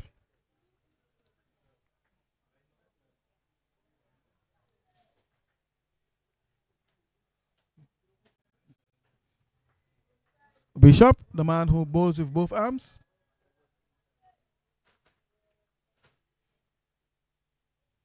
Bowls the off spinner to the right-hander, to the left-hander, sorry. And uses the left hand to the right-handers. Very rare ability that a bowler can use both hands to bowl. Good delivery there by Bishop. Just keeping the batter quiet there in defense. And of course that brings us to the end of the over. And after 19, it is now 74 for the loss of 2.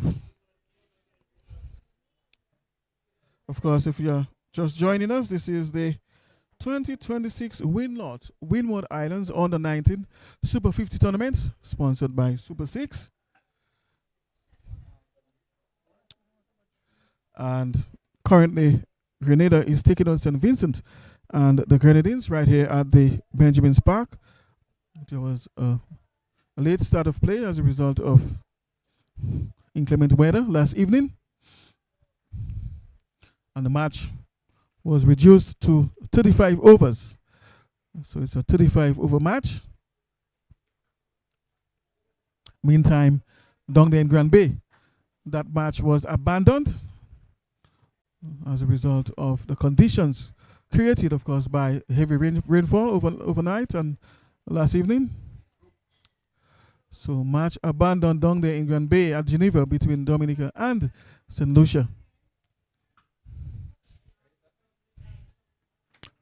Meantime, Hillier will continue from the southern end in search of his first and looking to penetrate this new partnership and uproot one of these batters.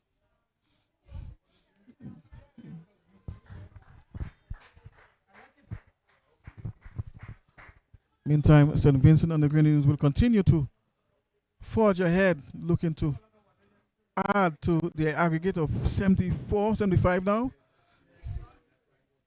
The current run rate is 3 runs and over, or 4 runs and over, rather.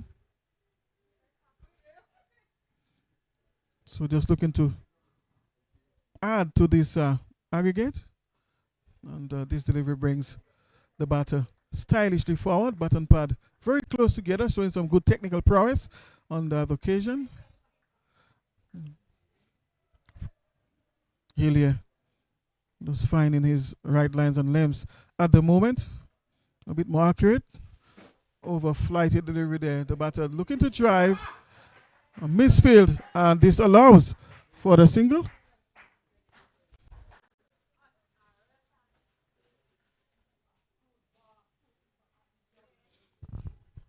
So it's a bit quiet in terms of boundary hitting, but the scorecard is ticking over.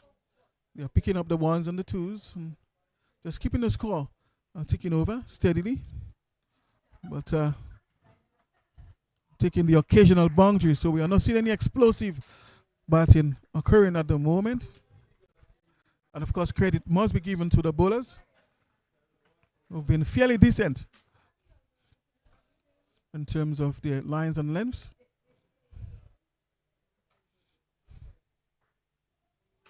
A good piece of fielding there by the big fella, throwing himself on the ground to stop this one that could have been perhaps 2 runs easily, as there is no one beyond him. And of course, this brings us to the end of the over. 76 now for the loss of 2 after 20 overs. So 20 overs bowled. So 15 more overs left in this innings.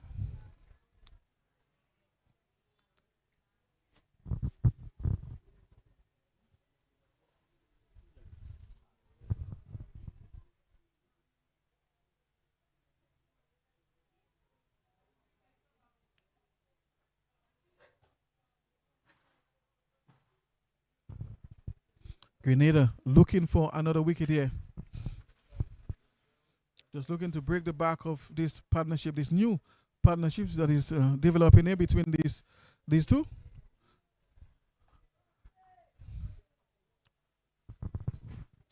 That is the captain, Jordan Charles and Phillips, who has been there ever since the start. He's on 33 now. And there's a new bowler into the attack. That is Desron Mitchell, a slow bowler. And he's coming in from the northern end. He's bowling from around the wicket.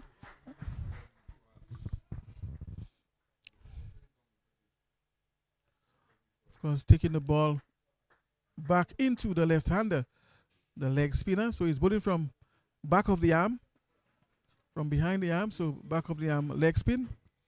So most of the times his deliveries will be coming back into the left-hander.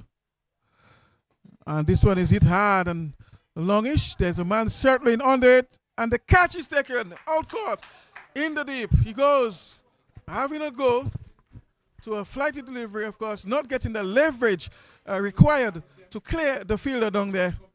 And of course, going down the throat of that man.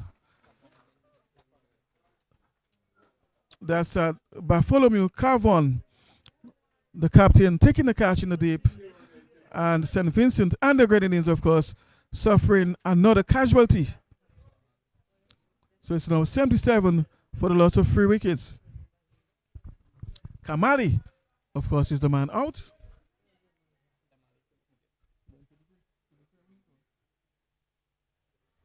And he went for 33, of course, making a good contribution, but I'm sure he would have liked to go on to score the half century. But he's been applauded now by his dressing room. Of course, he is the opener. He has been there from since the start. And, of course, contributed 33 to their scorecard and forged a couple of partnerships, very significant partnerships.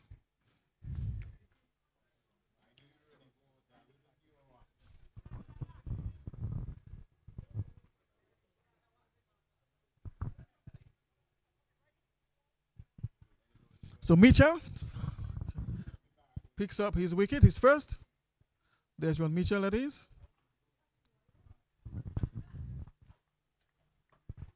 Captain making that vital change there. And it proved, of course, to have worked. So the slow bowlers at the moment seem to be doing the job for the captain.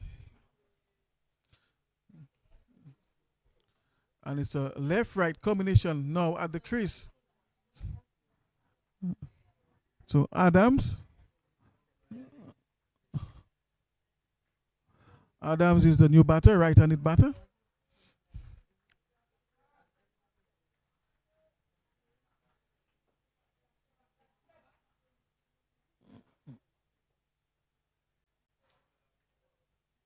Jarwin. So Jarwin Adams, the new right-handed batter. And of course, the leg spinner is bowling from over the wicket to him.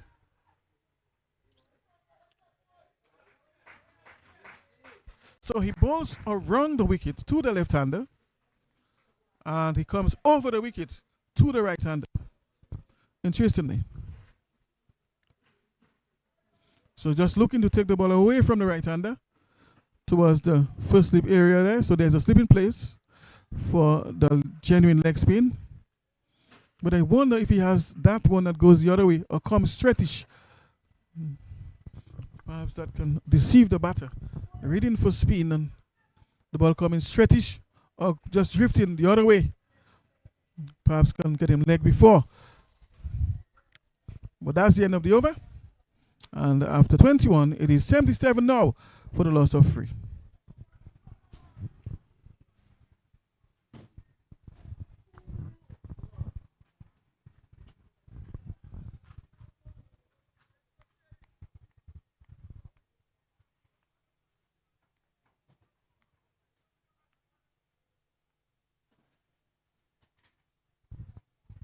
Bright sunshine here at the Benjamin Spark as Hillier stands at the top of his mark to continue his work from the southern end.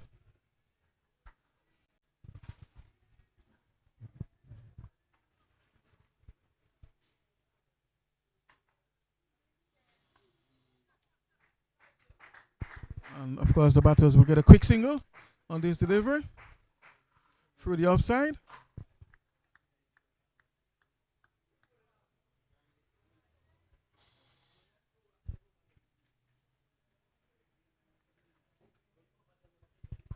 Adams is on strike.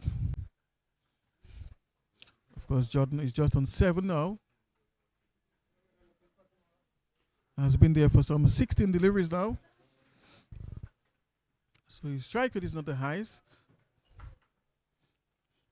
But importantly, he has been there. Let's see how Adams fares out against the spinner. And is beaten all ends of the ball, just going past the outside edge of the bat.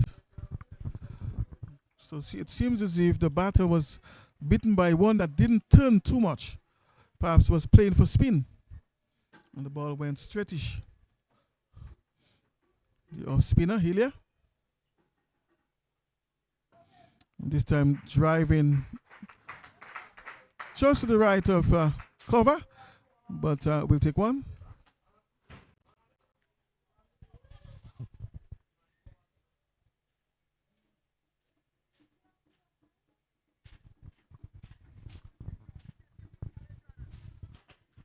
Hillier between the umpire and the stumps. Driving a flighty delivery straight to man, but we'll get the single.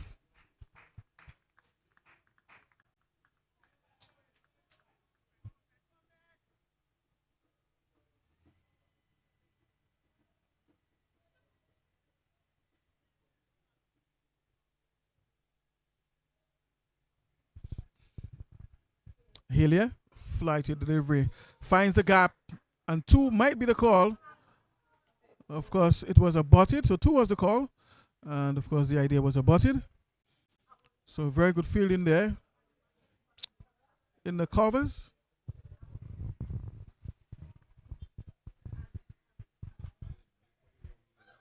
This, of course, brings the left-hander into strike. He's on 7.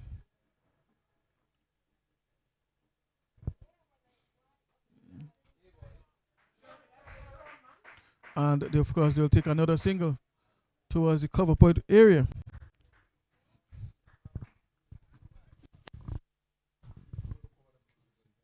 $82 for free to score.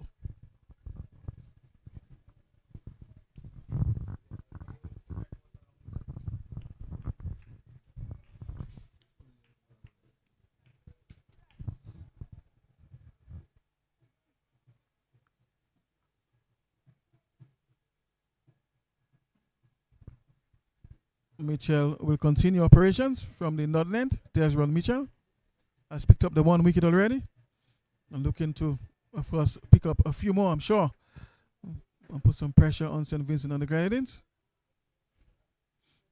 Back of the arm. So he's bowling from around the wicket to the left-hander, creating the angle,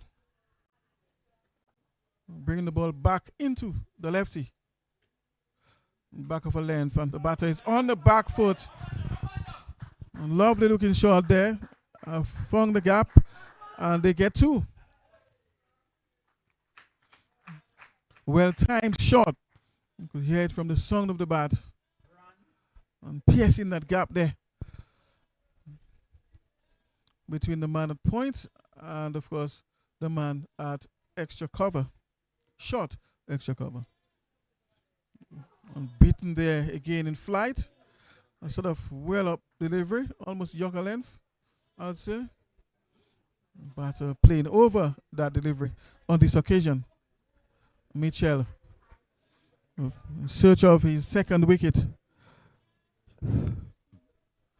Good length delivery. The batter is drawn forward, just opening the face there slightly, and they can score. Asking questions now, Mitchell. More questions than previously.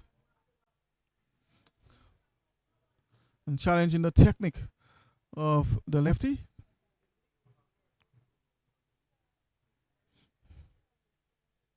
Good length. And he's driving past the man at point to his, of course, to his left. and he can only go retrieve that ball.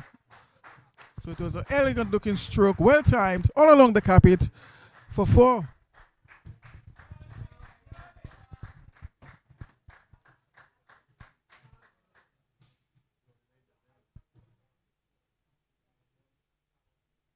So that area there's a huge gap between point and the extra cover, of course. And the left-hander is looking to capitalize on that gap. There's no man as well in the deep protecting the boundary. Only a man at point, just inside the 30-yard circle. There's long off. In the air, a chance of a catch. Men circling, and the catch is taken. Of course, 2 fielders almost colliding. But of course, in the end, successfully taking the catch. And Adams has to go. So St. Vincent and the Grenadines losing another scalp. A shortish ball. The batter was attempting, of course, to take full advantage of that towards mid-wicket. Miscued, of course. Didn't get the leverage. And the ball landing in the throat of a man posted just inside the 30-yard circle. Of course, there was a collision there. And it seems as if a small injury. So one of the fielders is being given some attention now by the physio. Hopefully it's not an injury, of course, that will prevent him from continuing play. But such is the game of cricket sometimes.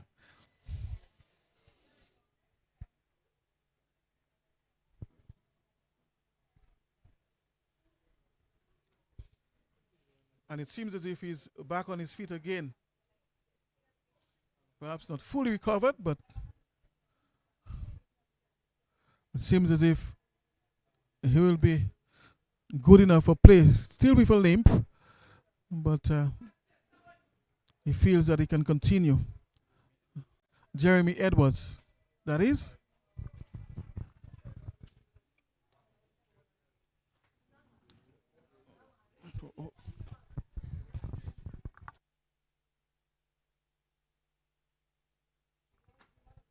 Kevin Joseph is the new batter. Replacing, of course, the captain. That's Jordan Charles.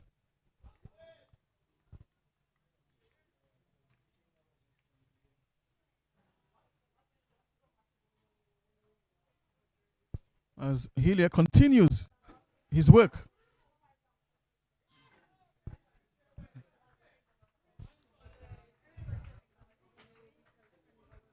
So Adams is the man on strike now. Has only faced a few deliveries.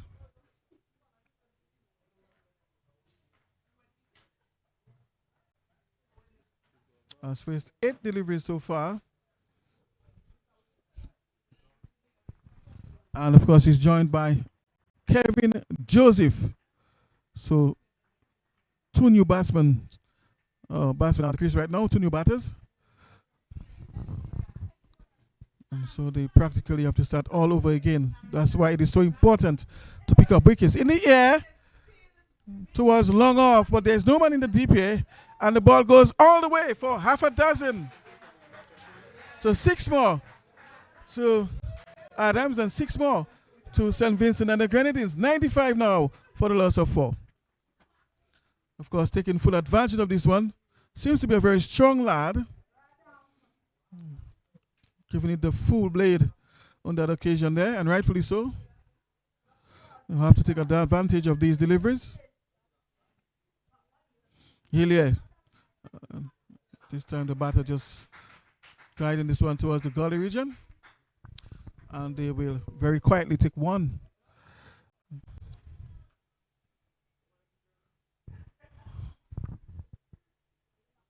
Hillier hasn't picked up a wicket yet, in fact. Has conceded 21 runs already. So it's Mitchell who has the wicket. Hillier. This time to Adams, who is not yet to Joseph rather. Kevin Joseph, who is not yet off the mark. And Hillier is coming from over the wicket to him, drives and will get one.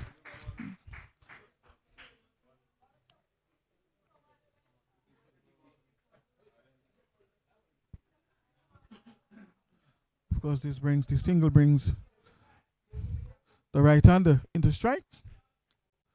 Seems to be a strong lad, a long frame. Finding point and can score. 97 now for 4.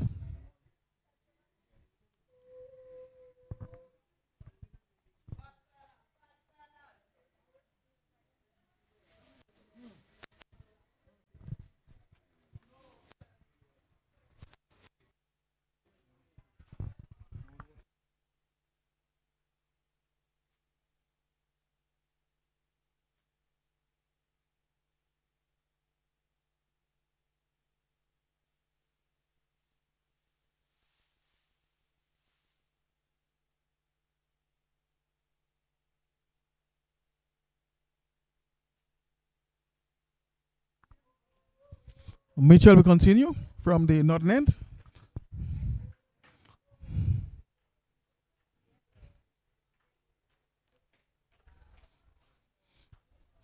Long on, long off, deep mid wicket. There's a man exactly at cow corner. Back of a length and guiding this one towards cover point. A few yards inside the 30-yard circle. There is no man at third man. There is no fine leg in place. So most of the fielders are in front of the bat. Interesting field setting there. So there's no man behind square on the onside. There's no man. There's only one slip in place. There's a man at cow corner. Long on and long off. And of course, into an interesting placement there. There seems to be a man strettish on the onside at mid-on. Almost in the same line. So there's long on, and there seems to be mid-on as well. Similar line there. Perhaps somebody might call that mid-wicket, but it appears to be mid-on to me. Good, well played there by the batter. Good delivery by Mitchell, of course. On the money. And of course, the batter applying some sound technique. Bat and pad close together. Shortish.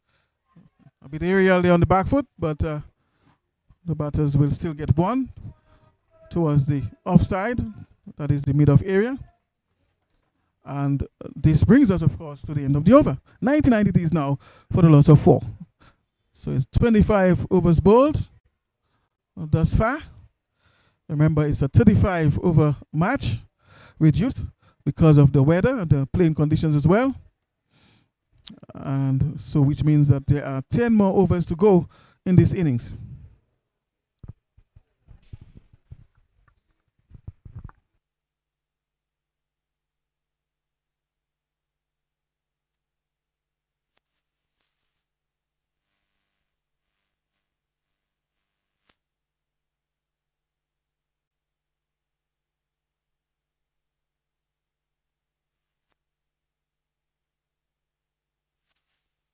Helia from over the wicket,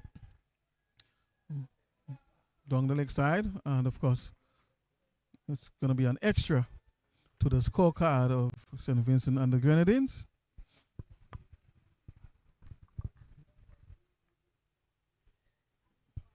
Helia is coming in from over the wicket, so he's no longer going between the umpire and the stumps.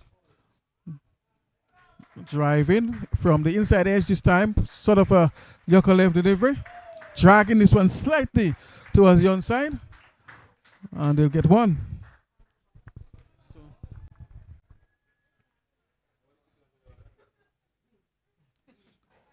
Helia from the sudden end.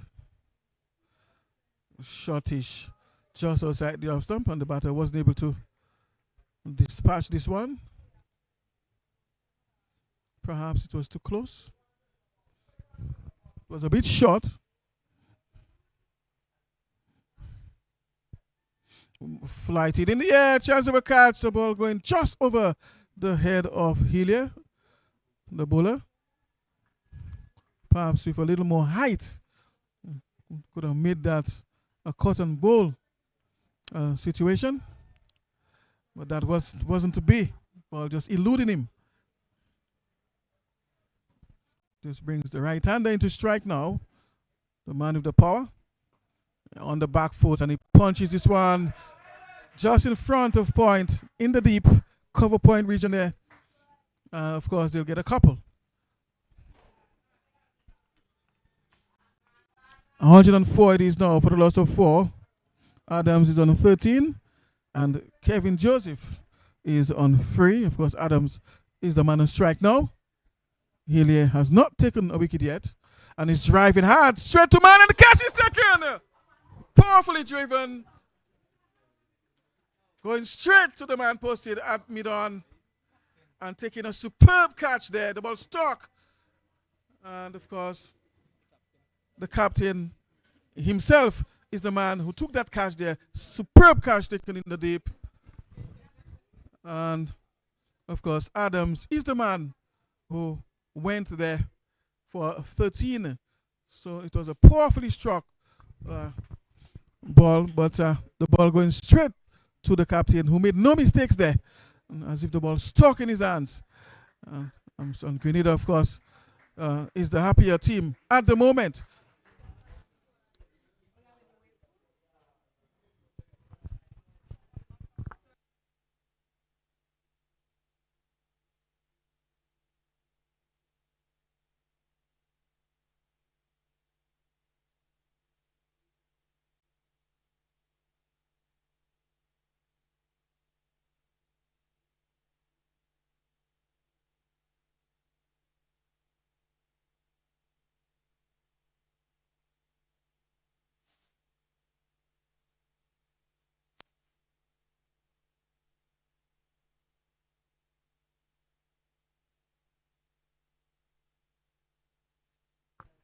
Casado Henry is the new batter at the crease.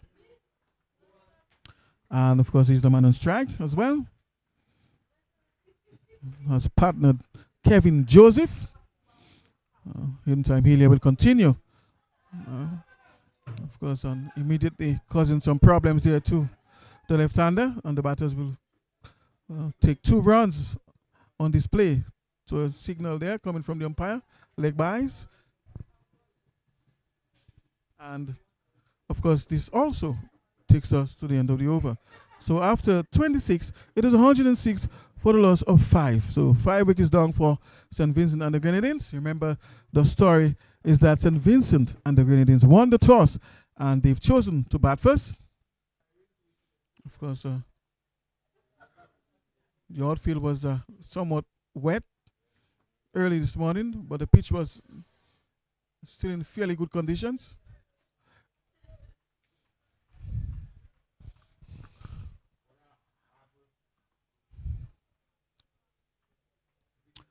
Very good weather now for cricket. It's becoming drier and drier. And I'm sure the outfield is in a much better condition now for cricket. In the air, straight. There's a man there, and he takes the catch. Out court. The captain again taking another catch. Moving to his right from long off. And, of course, to dismiss Kevin Joseph, who, of course, goes for free. So St. Vincent and the Grenadines suffering yet another casualty. 106 for 6, the score. Captain seems to be very good in the outfield. Doesn't drop too many that comes his way. That's Carvon. Has taken 3 catches in the match so far. Carvon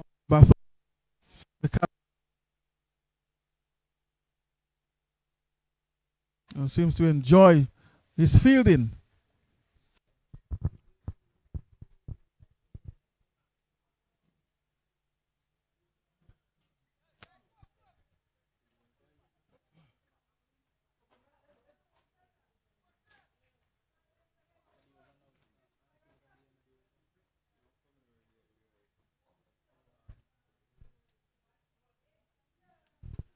Well, of course, we'll just take a little break as there's going to be an interaction between the umpires. I'm sure in just a few moments from now, we will resume play. So, of course, stay tuned. Don't go away. And we'll be right back, of course, to bring you the rest of the action.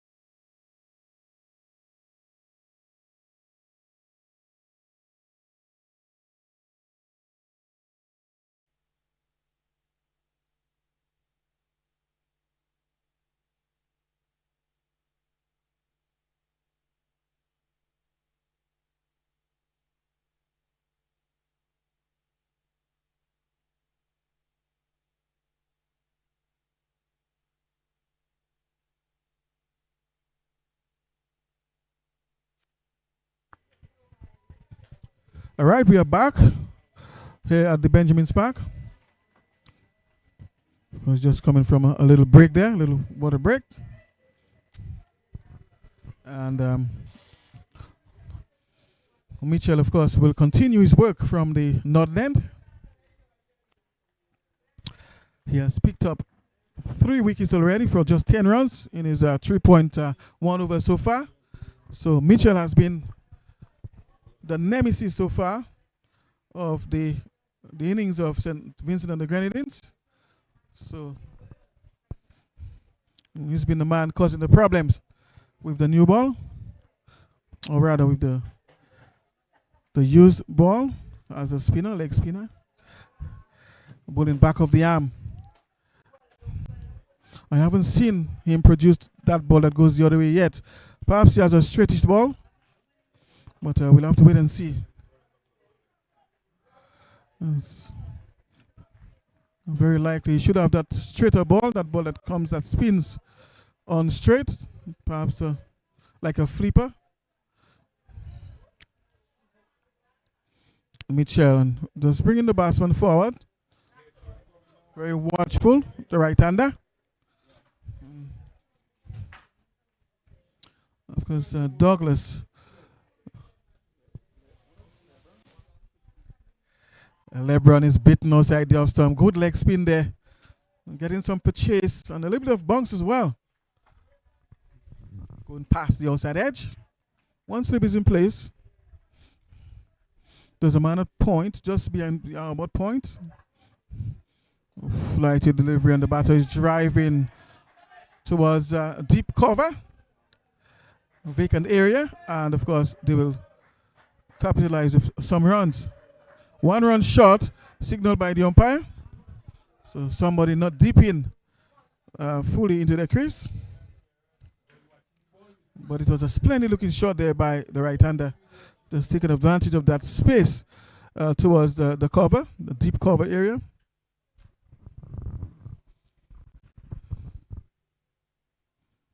$108 now. It is for loss of 6 after 27.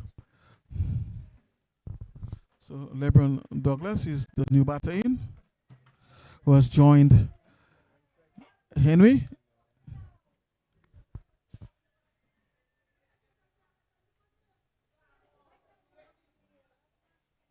So Henry is on strike, not yet off the mark. the left-hander. And of course, Bishop, Ravinda Bishop, will continue his work from the southern end. Ball just beating the batter there. Seem to have been a bit confused.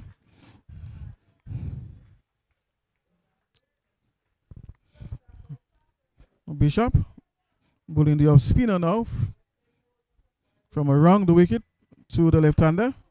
Punches down the ground, but can only find the man in front of him at extra cover. So there's long off, extra cover. There's point.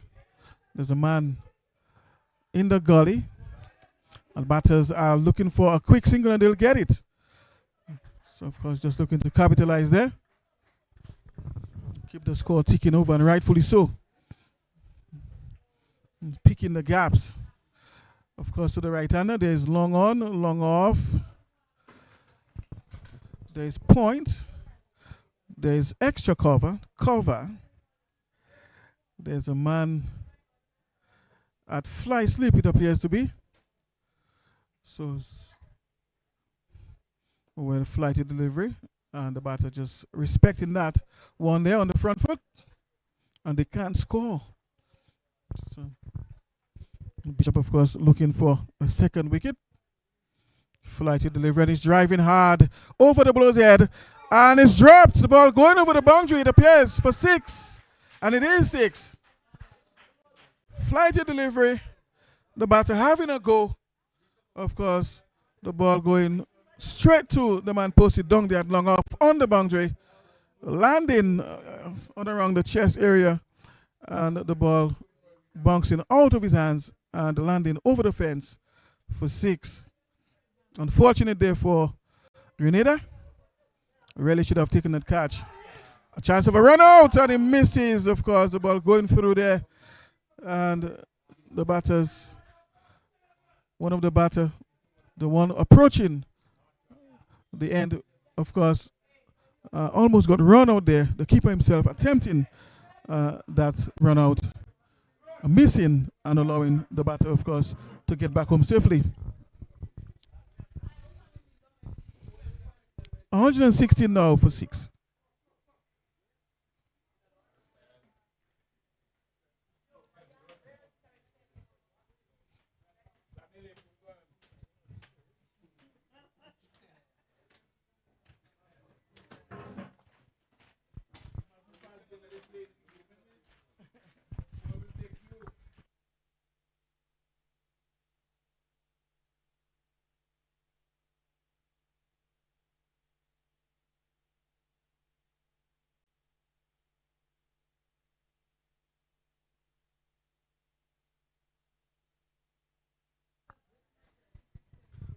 Mitchell behind back of the arm and driving towards the onside, beating that man there at short mid wicket, and they'll pick up, of course, a quick single.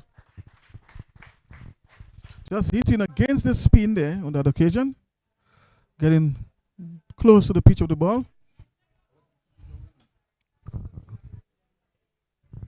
And this brings Henry into strike, who's on 1. Of course, Mitchell picking up three wickets already for just 13 runs.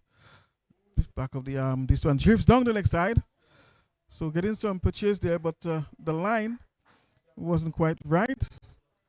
And so by the time the ball finished spinning off the surface, found itself down the leg side. Of course, the batter reading that.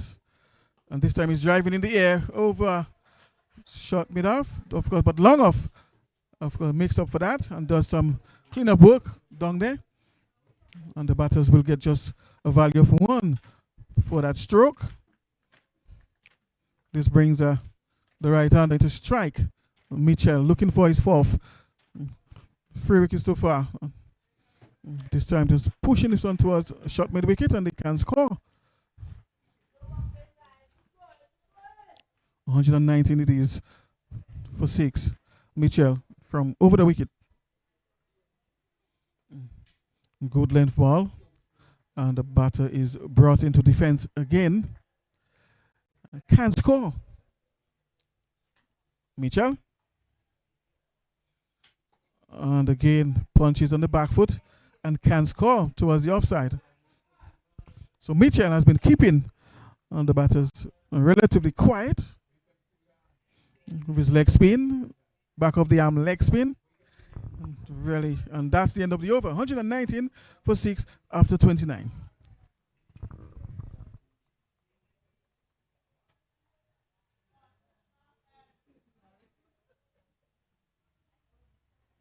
So no signs of rain now as compared to yesterday.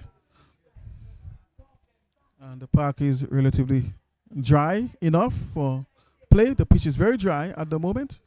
So there's been some good evaporation taking place from the ground. The sun is not streaming down fully as earlier in the tournament, but there is still some sunshine streaming down through the clouds. Bishop beating his man there, getting some purchase there, some drift.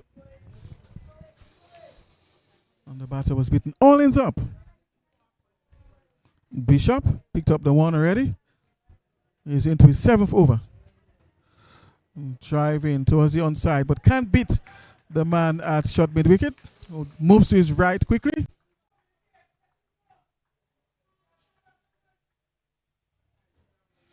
Bishop from over the wicket, or wrong wicket rather. And again, just drawing the batter into defense. So Aravinda Bishop is using the right hand now to bowl to the left-hander. That's his method.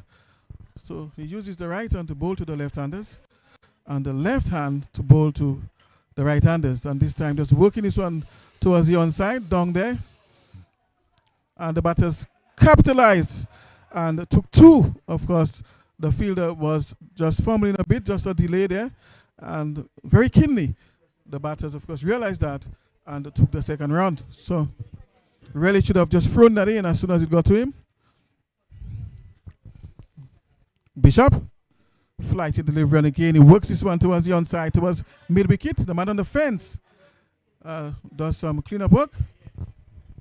And the batters will take a single again. 122 it is for 6. Of course, the ball before taking a double as a result of that glitch in the fielding. Bishop looking for his second, this time to the right-hander. Back of a length and punches down the ground towards the long on. Of course, the man at mid-on, the man at long on comes in the field. And we'd only get 1. So that's it for Bishop. 7 overs. Conceded only 21 runs, 3 maidens, and of course picking up the 1 wicket. So 1 for 21 in 7. So that's the figures for Aravinda Bishop. 1 for 21 in 7.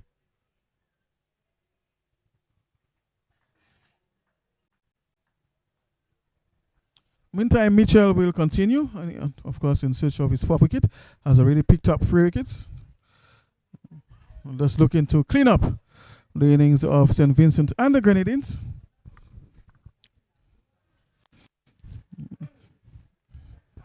And of course, punching down the ground on the back foot is a bit wideish, reaching for it, but nevertheless, will still get the single.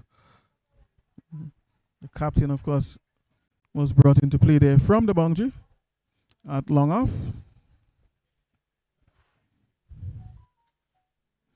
Mitchell, edge down towards the gully region, and they'll get a single.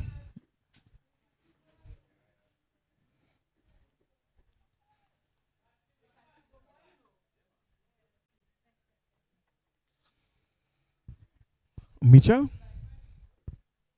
back of the arm, well flighted, good length, and the batter respects this one on the front foot.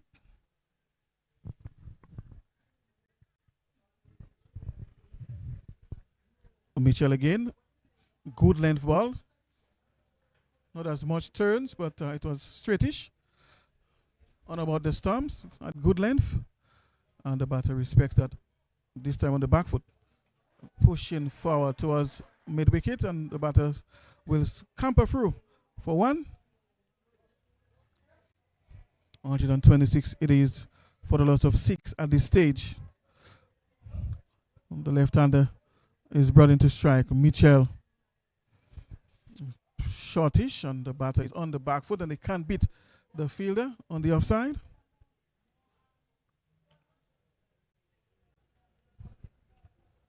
$126 now for 6.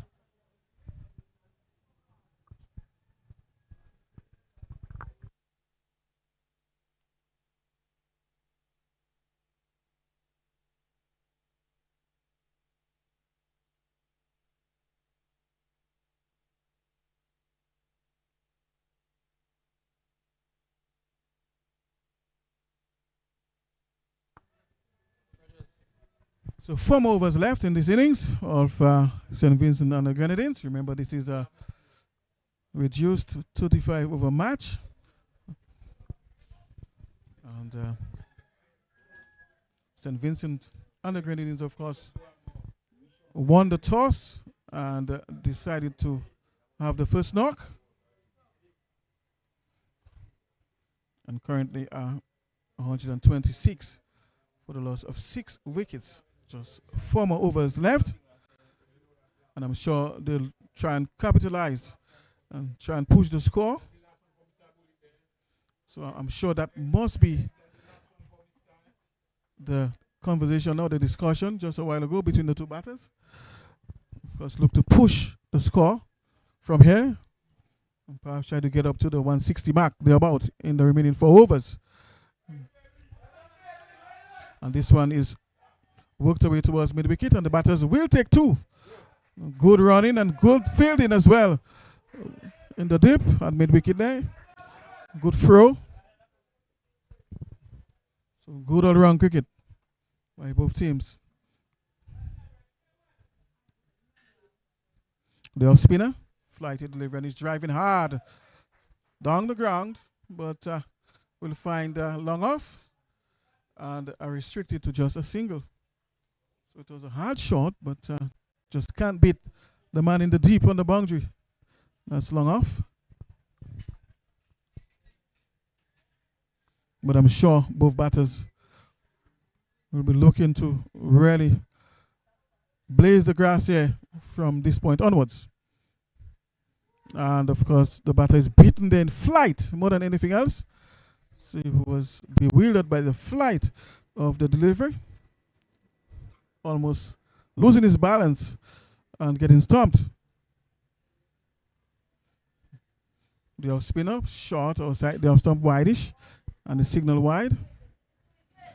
So Hillier has picked up 1 wicket. He's into, of course, his last over. Remember, only 7 overs are allowed in this 35 over reduced match.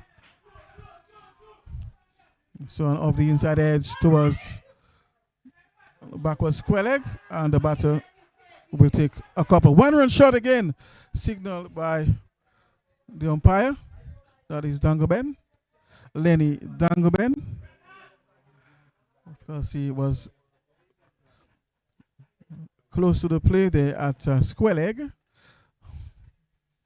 Hillier. Shortish, and this one is punched on the back foot towards the wideish long off region in the dip, and the batters will take 2. So playing the shot a bit earlier and finding, of course, that region up there in front of the bat, well, despite the fact that it was short. So there, and this time he's drawn forward on the front foot.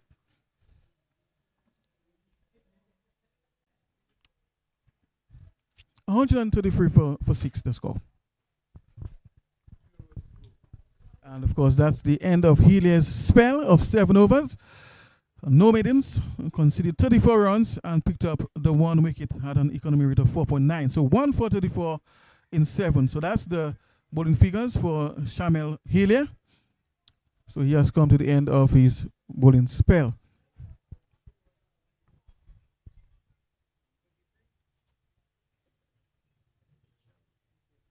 So Mitchell now is into his final over.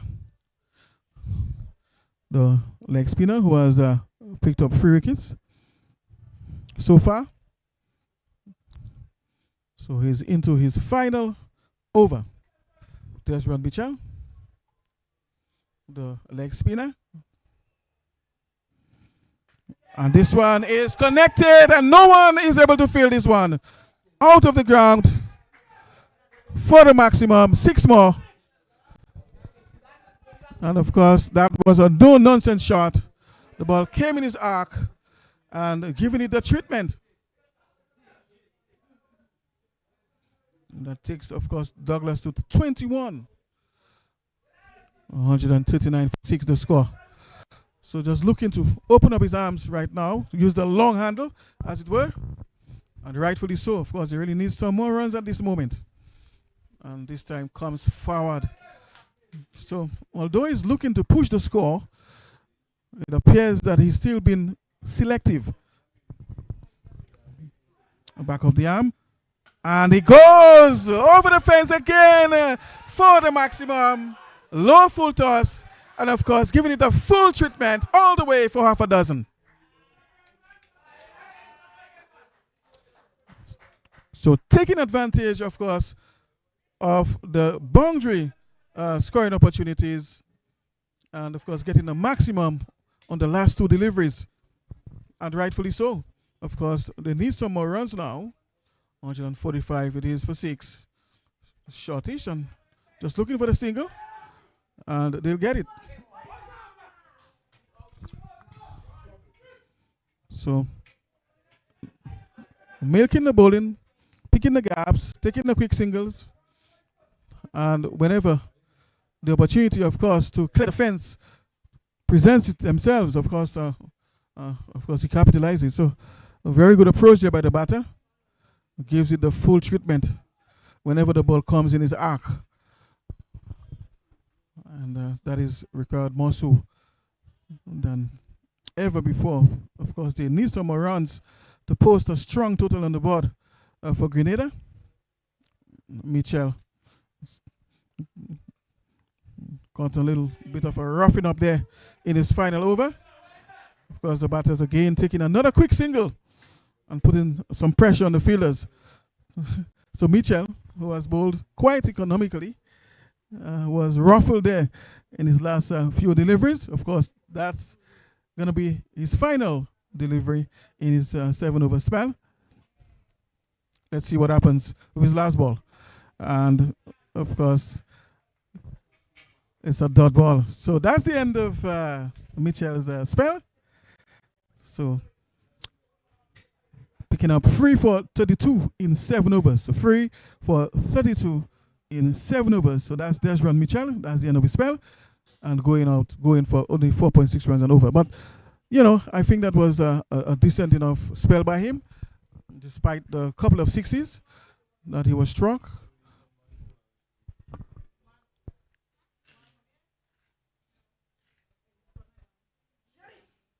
So it's going to be interesting to see who the captain brings on now. It appears to be Jeremy Edwards, the man that is going to take on the attack.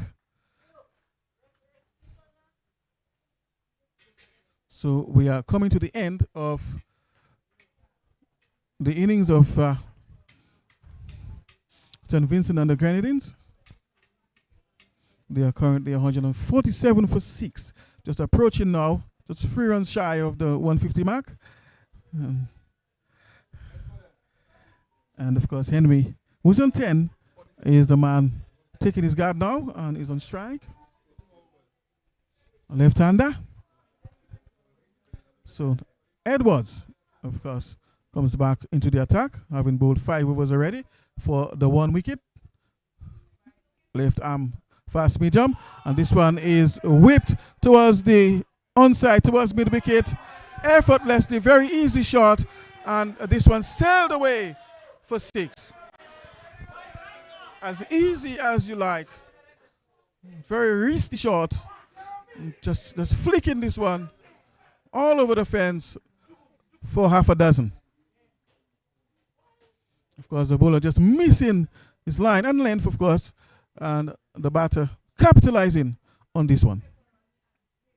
And this time driving towards the cover region. And they'll come back for 2 runs. So, of course, Henry is looking to push things now. And he quickly races to 18. 155 it is for the loss of 6 wickets as the left-hander settles into his stance now, as he crouches into his stance. Edwards having a go at this one and missing. The ball going past the outside edge. So just throwing the kitchen sink at this one there and not making contact. And it appears to be a no ball. So it's going to be a free hit. An opportunity, of course, to cash in on some runs here. So Lex McLaw, the standing umpire, is the man signaling the no ball there and free hit. And, of course, the batter has a chance now to get this ball away. A low full toss. Is driving towards the onside. The catch is taken, but he will not be out as it's a free hit. But they'll get one.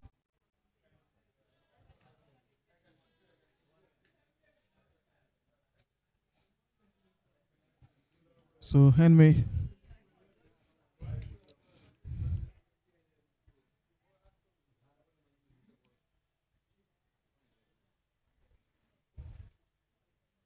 Douglas is on strike. Batters are on the go now, as we've seen in recent overs. And this one is outside the off stump, just going past the keeper. And the batters, of course, will come back for a second, what appears to be wide. So it's a wide and 2 extras. That's true, isn't it? So 3 collected there. Wide and 2 extras. So it's 160 now for the loss of 6. So they have gone past the 150 mark at least. And perhaps looking to land somewhere in the area of 180, 175, 80 thereabout. Perhaps more than that too. If they can get some boundaries flowing now from this point, they can get up to about a 185, 190. Because there are still some, so 1.2 overs left. So if they can get a cameo, you know, cameos coming from both batters at this stage, they can get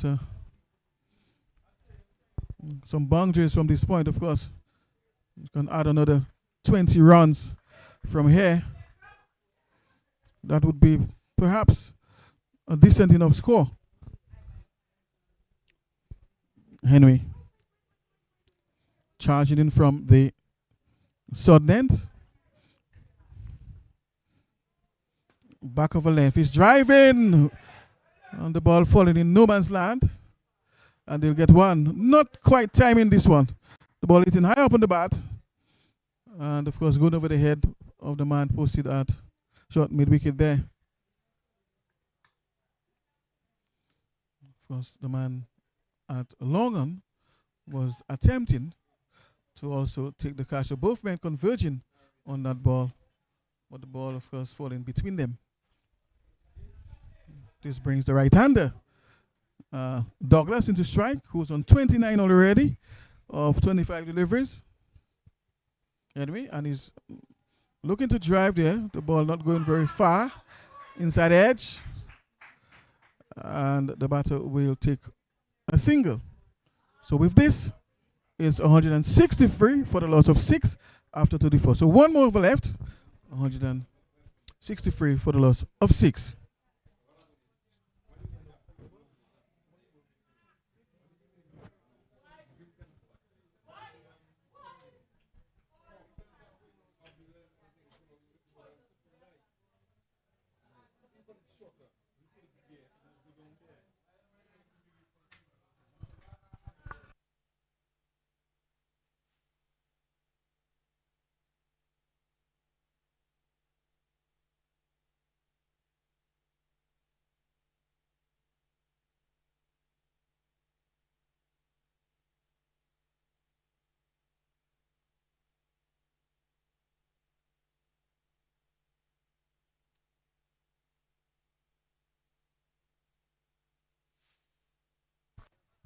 John Henry from the northern end. High full toss. And it's a no ball signal by the umpire. The ball going into the fence. And it's a boundary. And the umpire, of course, signaling 6. So that ball was high. The batter attempting to pull this one. And the ball coming off the shoulder of the bat. And, of course, traveling all the way over the fence for 6. 170 it is now.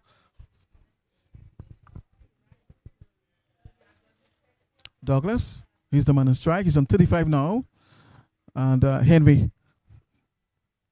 good length ball, inside edge towards mid-wicket. And the batters will come for 2 runs.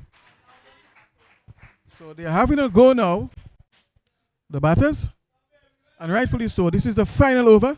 So you have to try and cash in as many runs as possible in this final over.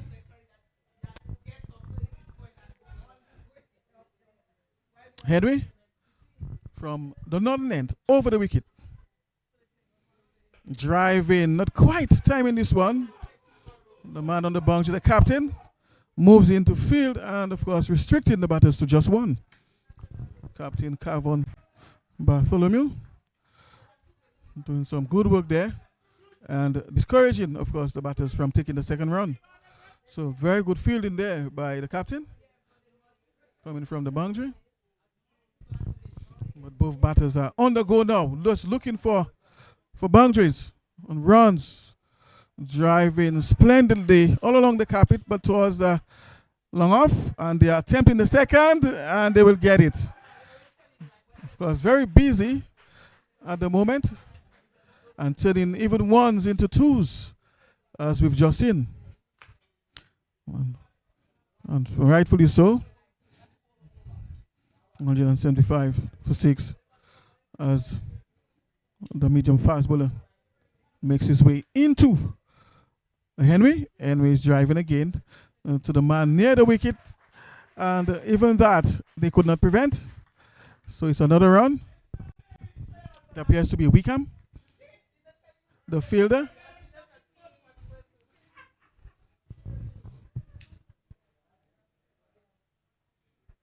Henry hasn't picked up the wicket yet, but he's under pressure now. Driving in the air, the captain is approaching, the ball falling just in front of the 2 men there, long on and long off. Neither of them could have taken that. Not enough leverage on that ball. Perhaps if they were posted somewhere between the 30-yard circle and the boundary, they might have stood a chance in taking this catch, as it landed exactly in that area.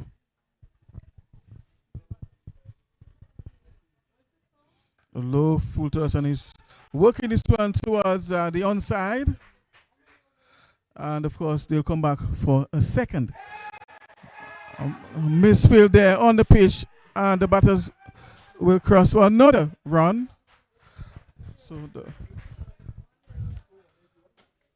So it's 181. So St. Vincent and the Grenadines will end their innings on the 181 for the loss of 6 wickets after 35 overs.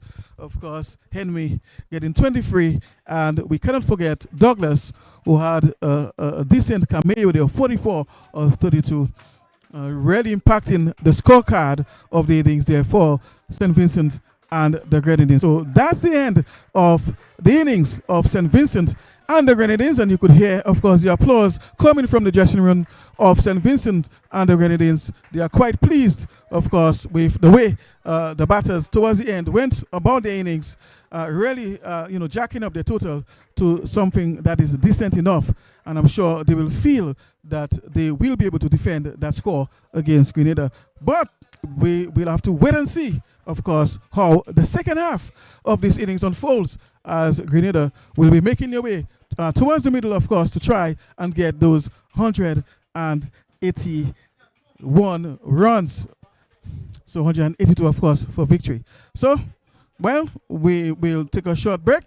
And, of course, when we return, we will, of course, bring the live action of Grenada's reply. In the meantime, stay tuned.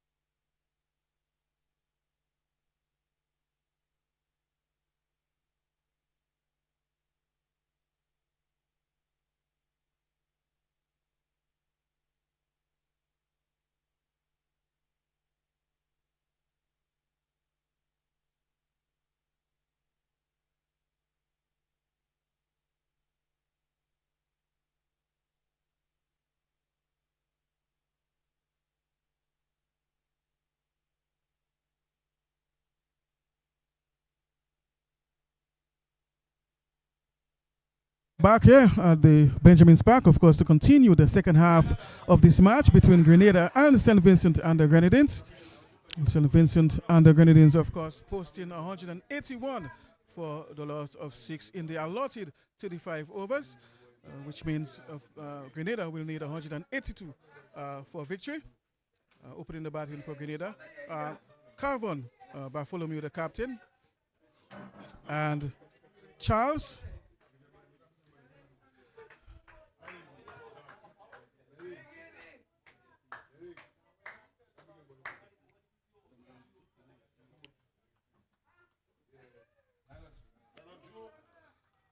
Of course, Charles is the man on strike now, and Glasgow is the man who will open the bowling from the non-net, and he's operating from around the wicket. First ball, or rather over the wicket. Appeal for leg before, but of course umpire Dangenbed is unmoved, so he's a left arm bowler and he's bowling from over the wicket.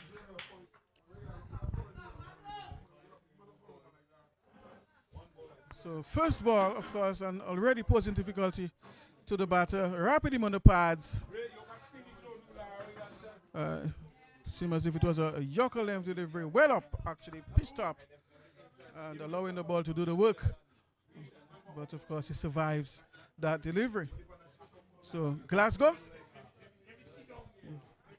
already positive signs for him. Let's see how the captain fares out to his, and of course just very watchful there, allowing this one to go by wide. Signals umpire. So they are now 2 without loss, chasing 181 for victory here at the Benjamin Spark. Conditions are still very good for cricket. Of course, it's not very bright and sunny as a result of overhead clouds, but from time to time we see a glow of sunshine streaming down at the park. It's not as consistent, but of course there is still some very good weather here, I would say, as the left-hander makes his way from the non-net. Back of a length, driving the ball, peeling off the edge and going towards backward point. And the batters will only get one. Just having a go there at this one. The ball peeling off the outside half of the bat. Not quite middling. And of course, ball falling in no man's land down there, allowing the batters to cash in on a single. It's 3 without loss now. Grenada needs 182 for victory. We are in the power play period now. 7 overs per bowler bowled. Of course, 2 men are allowed outside the circle during this period of play. Glasgow, shortish. The batter was really hustled there by some pace. Was thinking of just working, also pulling this one around, but wasn't quick enough. Didn't pick it up fast enough. So he was beaten there by, I believe, half a yard of pace.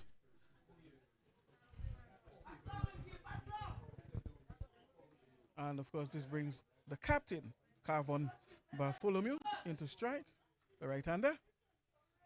So it appears there are 2 slips in place.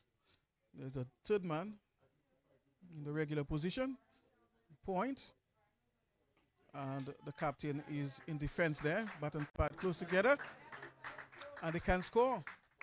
Mid-on, inside the 30-yard circle. And there's mid-off as well, inside the 30-yard circle. There's a deep, fine leg. I think he's one of the men who is outside the circle, the restricted area. And of course, third man is the other individual down there in the deep on the boundary. So both men are on the boundary. And everyone else, of course, is inside of the circle. Of course, the power play lasts for 7 overs. Glasgow, back of a length, and the batter was ruffled by this one there. Didn't look very comfortable at all, the captain, on that short ball. Of course, the bowler, Glasgow, bending his back, extracting some bungs there, threatening bungs, I must say. And the batter, for a moment, looked doubtful, really didn't know how to play this one very well. So, of course, I'm sure we might just see a few more of these short pitch deliveries to the captain, seeing that he appears to be a bit suspect. And so he might just want to surprise him with a few of these. Well up, and he's driving hard towards the offside, opening the face slightly, all the way. The ball travels all the way for 6. So it was ruffled in the previous ball. The next ball was pitched up, and it was driven over cover for 6. You won't see it get too much better than this, I guarantee you. You would think that the batter, of course, would go into his shell after the previous ball when he was ruffled by that short ball. But instead, of course, showing some bravery and having a go. As you will see, really showing some balls as a batter. And of course, that is required when you're going up against fast bowlers. You have to have that boldness and that bravery. You cannot be bold into your shell as an open batsman. Glasgow. Outside the off stump, and he ignores this one.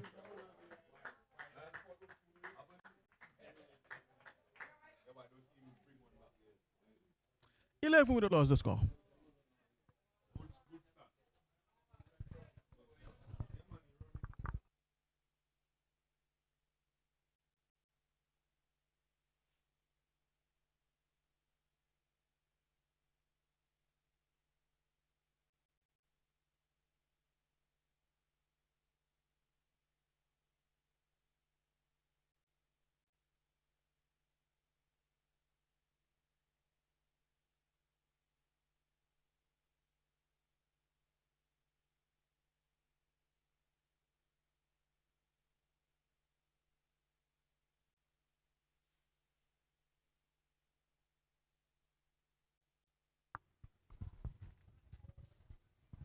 Casado Henry is the new bowler who will be coming in from the southern end.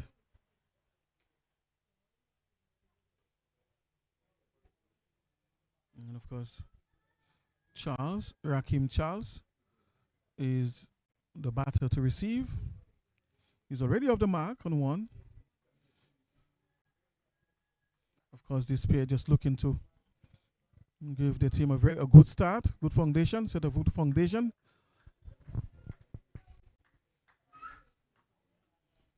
As they work their way towards trying to achieve a target of 181. Of course, Henry just aborting his run there at the last moment. And that's the right thing to do, of course, whenever you sense as a bowler that something is wrong. If you're running, perhaps you're out of timing, or perhaps you may slide or miss your step. The right thing to do is abort the run and go back to the top of your mark. And this one is passing outside edge of the bat. Just going past the outside edge. Good length ball.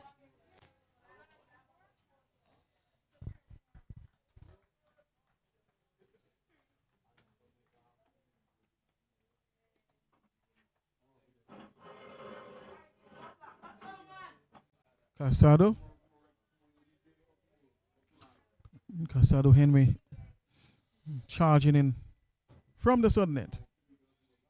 Down the leg side this time, just missing his line on this occasion.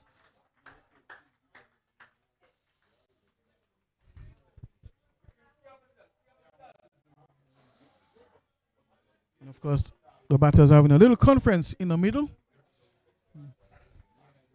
Of course, just providing some guidance to his partner. Usually, that's the case. Both batters assisting each other by providing information as they go along in their partnership innings as batters.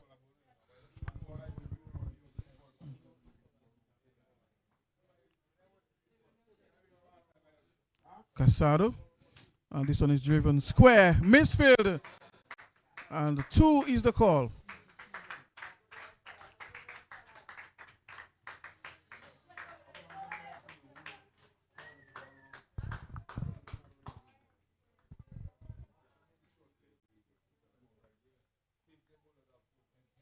Rakim Charles is on strike now.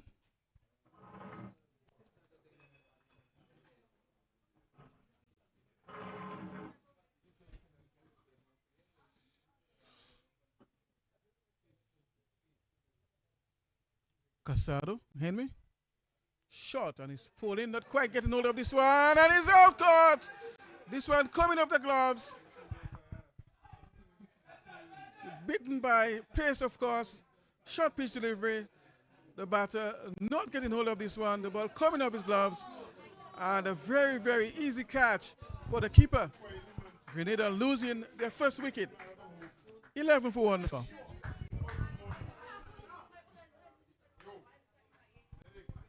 So short, of course, and the batter wasn't equal to the task. Didn't time it. His hand speed wasn't quick enough. And the ball instead played him and lobbing to the keeper, who wasn't very far. So Grenada, of course, suffering their first casualty of the innings. And that's not what they would want at this stage of the innings, of course. So Grenada has been put under some pressure now, having lost this early wicket.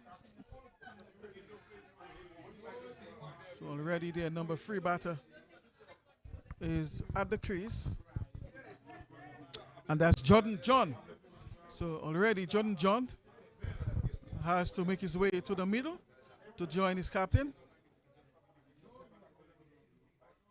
And so they have to try and rebuild the innings from here. Repair this damage that was just caused by Casado Henry. Of course, picking up his first. Just has bowled 4 overs so far, conceded just 2 runs.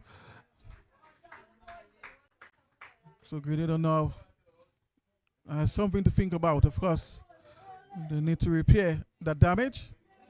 Meantime, St. Vincent will look for more wickets and make more inroads into the innings. Short again.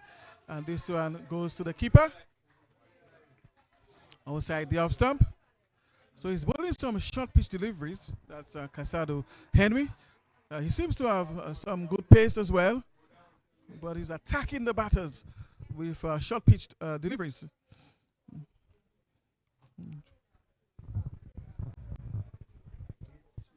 And also keeping the ball close to the players. So cramping them for room as well. So he's bowling short, but not short and wide. And at time he attacks them on the body line. Casado Henry. Better length delivery. So good length ball this time.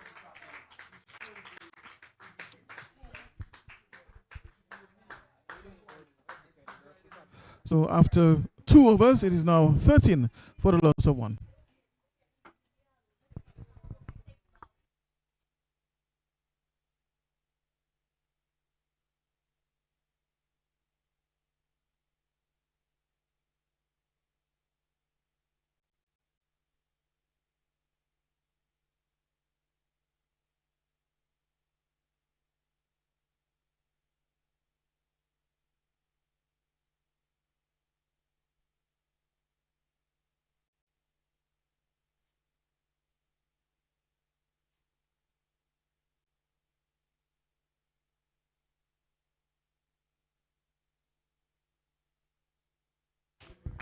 Glasgow to continue.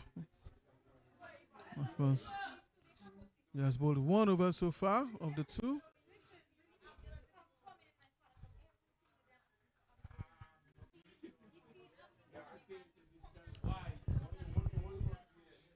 Glasgow, of course, it appears to the captain, Carvon Bartholomew. Or rather, it is the captain. Having a go, peel off the edge, down towards the 3rd man region. There's a man there, misfield, and into the boundary it goes.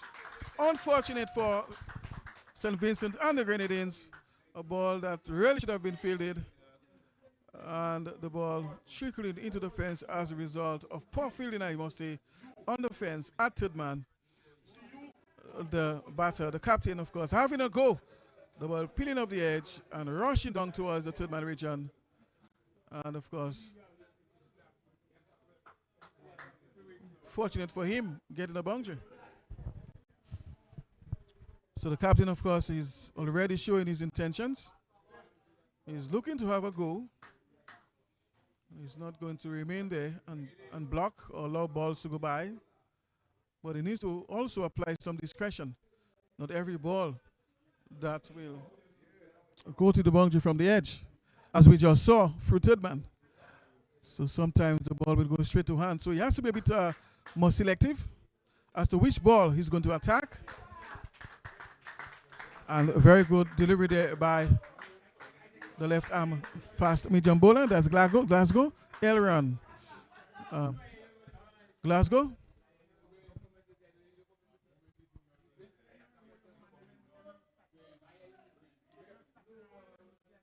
The captain is already on 11 of 7 deliveries. That's a very good strike rate.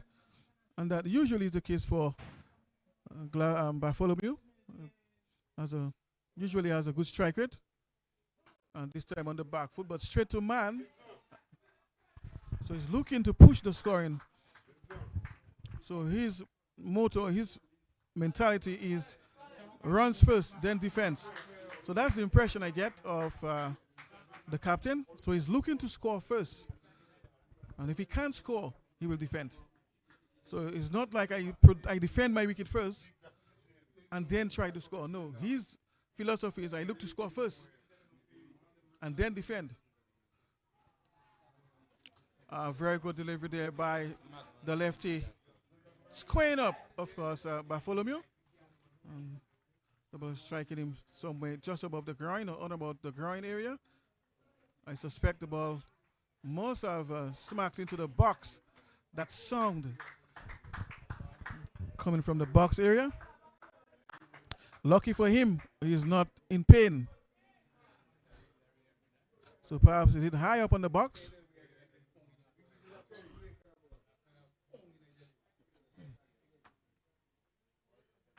Glasgow awaits Bartholomew, the captain, the right-handed batter. Good length ball, and the captain, of course, plays defense and can score. So, of course, Grenada is under some pressure now, having lost 1 wicket already. Just looking to rebuild innings at this stage. Meantime, St. Vincent is looking for another wicket, another inroad, of course, to break the back of their innings very early, especially the top order. And rightfully so. If you are going to stand a chance of winning this match, you really need to penetrate earlier rather than later, especially the top order. If you can dislodge the first 4 or 5 batters earlier rather than later, of course, then that puts you in a much better position to win the match, as the key batters are usually located up there in the top order. And it's now 17 for the loss of 1 after 3.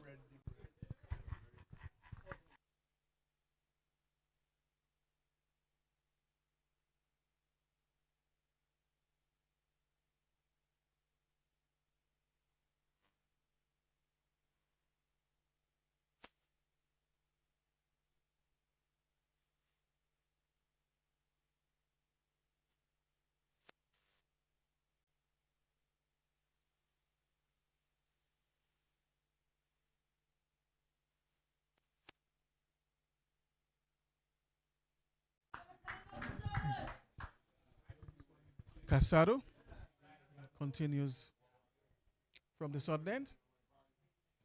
Good length, and this one is just pushed away on the offside, just in front of square. And the batters will scamper for 1. Because just milking the bowling somewhat here on this occasion.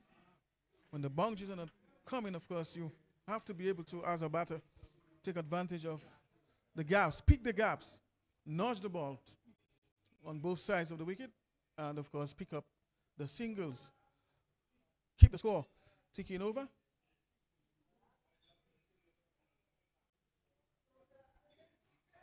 Casado, meantime, waits at the top of his mark, and the captain, of course, will look to push the score as he has been doing already. That's Carvon Bartholomew. Very busy batter and always looking to score. Looking to play shots as we saw in some of his previous innings. Casado. Shot, and wow, this one was pretty quick. The captain looking to pull, but he was nowhere near that. So that was a genuine bouncer from Casado Henry. And of course, the batter wasn't able to handle it. This lad seems to have some wheels. That's Casado Henry. He seems to be a yard of pace quicker than his peers, especially his shorter, threatening deliveries. He seems to hit the pitch real hard. Casado. Not a very, very big man, but can generate some pace, and this one is on about the stumps. Chance of a run out by the bowler himself, but the batters, of course, making it safely home. So, of course, this one is a bit slower, just changing his pace on that occasion. On about the stumps, and the batter was equal to the task in defense, and, of course, taking a quick single there.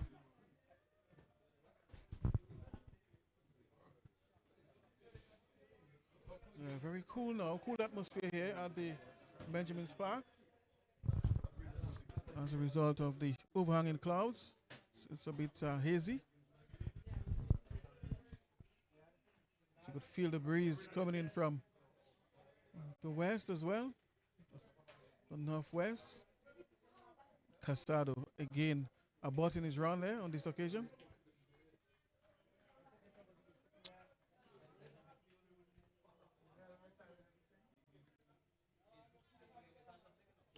Long off is brought back on about the 30-yard circle. Mid on is kept on about the 30-yard circle there. So, because there's deep third man, whitish. There's deep fine leg, backward square leg, one slip. There's a man at point, of course, a single taken again at short cover point.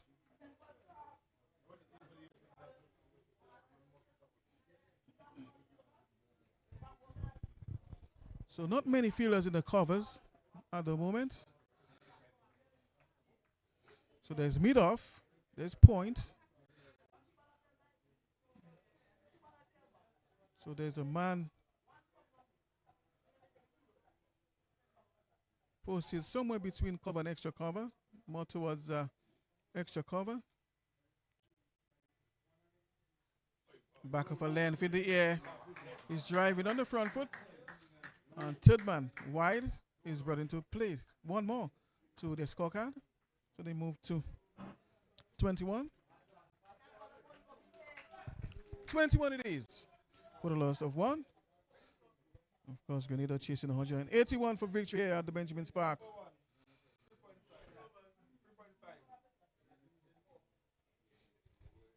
Grenada, of course, losing an early wicket. And this pair just looking to rebuild the innings at this stage. Casado Henry, shortish, and batter just tucking this one towards the onside. Short leg is brought into play and they can score. This brings us, of course, to the end of the over. And after 4 overs, it is 21 for the loss of one.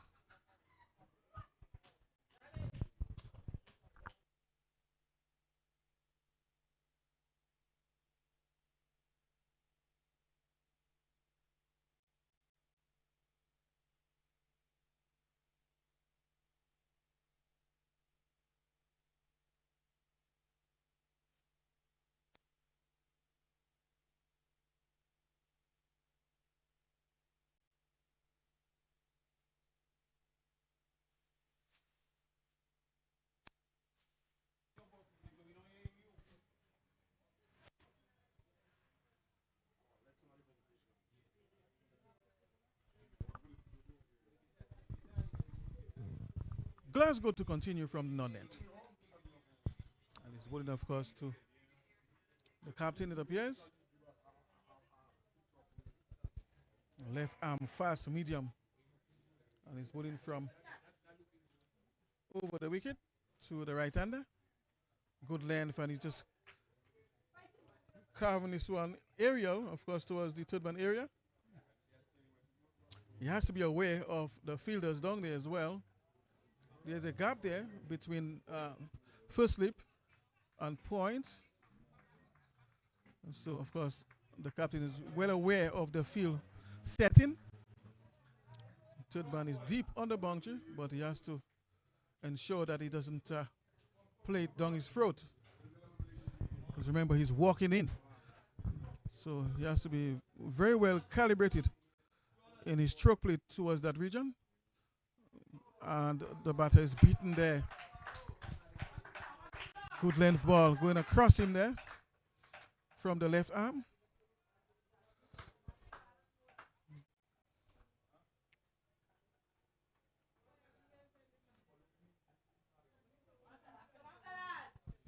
So Charles is the man.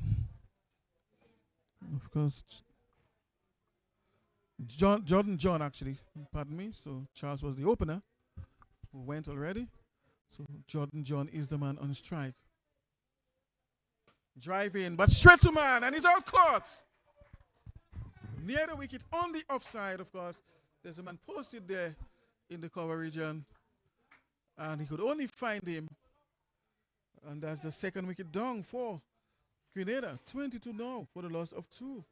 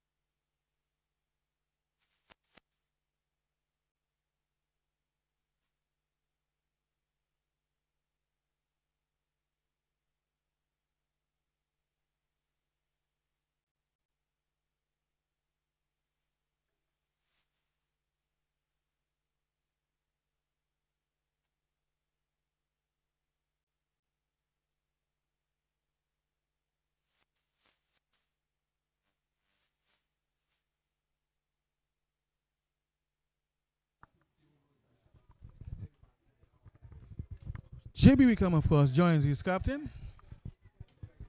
Had a long knock in his last outing.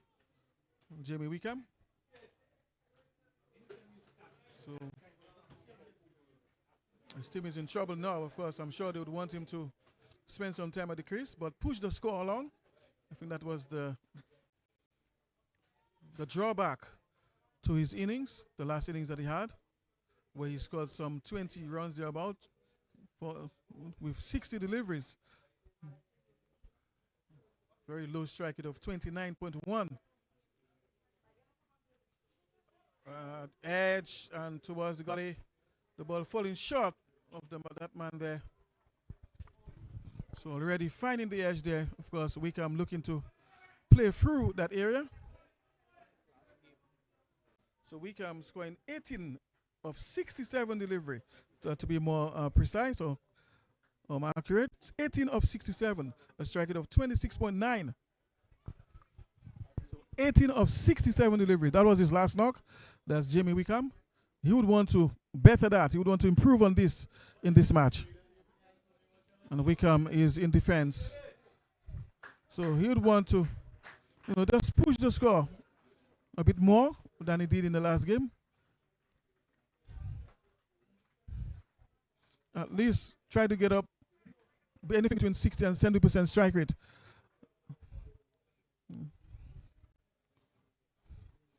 To provide, I would say, better support to his captain, Carvon.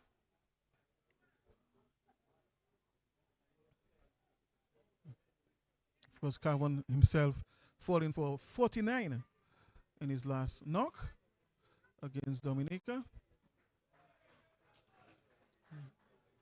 But had a very good strike rate in his last match, Carvon. So it's the end of the over, and after 5, it is now 22 for the loss of 2. Of course, they need 160 more runs to get of 180 delivery. So 160 to get from 180 deliveries. So, but they would need to push the score. Wickham really needs to do differently in this innings, along with his captain.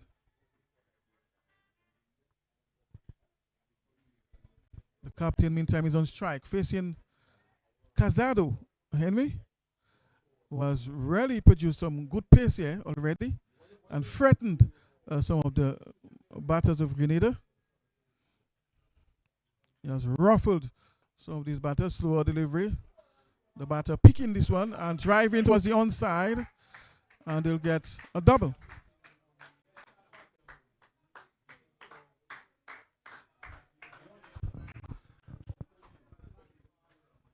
So the captain just picking this one up very early. That's a slower delivery.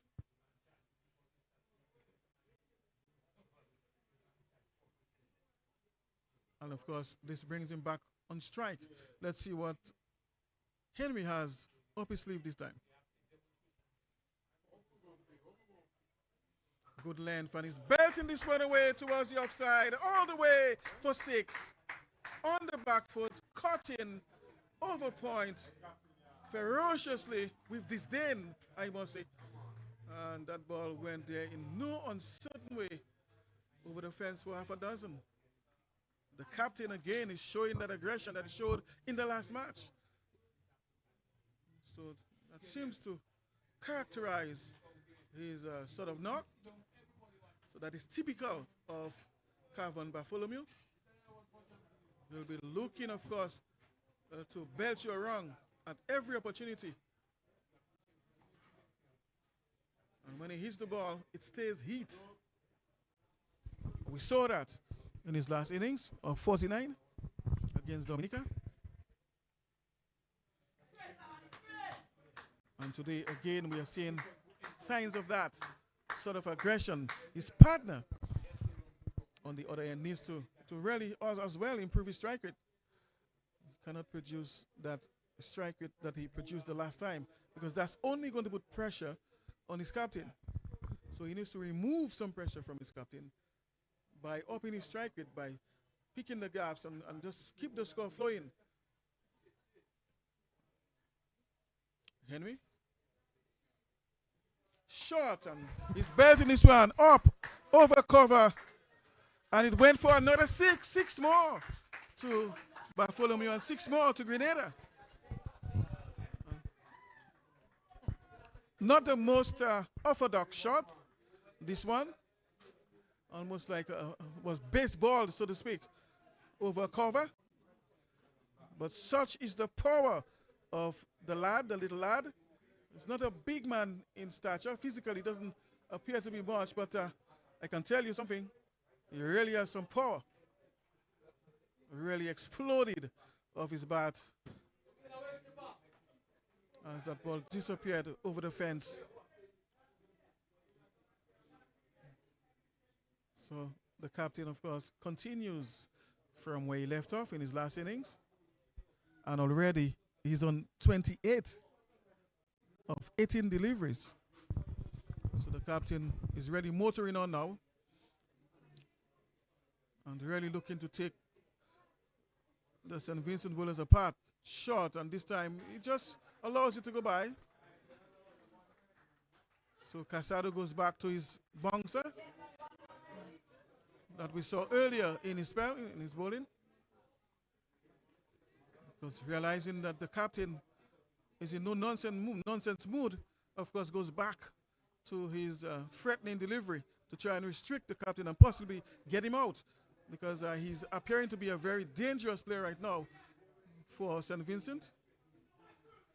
And so, of course, that forces Casado back to the bouncer perhaps the back of a length and delivery. Slower ball, and the ball is going down the leg side. So really showing some intelligence there in his bowling. Bowling a slower delivery this time. And just trying to deceive, of course, the captain into a false stroke. Perhaps have him playing before the ball gets there and have him trapped like before, or bowled if he misses on the stumps. So all these are possibilities. So very smart play there by Casado. Again, drifting down the leg side.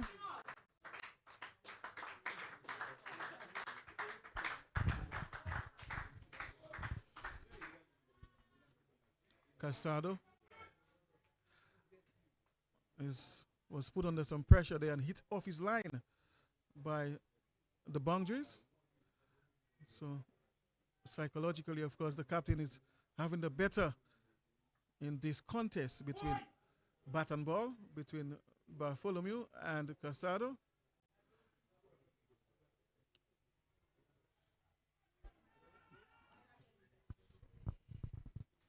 And this one going through there, it appears to be just slightly drifting down the leg side. Of course, the captain looking to work this one around his hips. And the ball must have brushed perhaps his shirt or something there on his way by. Hence the reason the keeper, of course, was appealing. So there was a stifling appeal there by the keeper. Casado Henry. Short pitch delivery. And the captain looking to pull there, missing. So that's his go-to delivery. The short ball. And of course that takes us to the end of the over. 38 it is for the loss of 2 now after 6.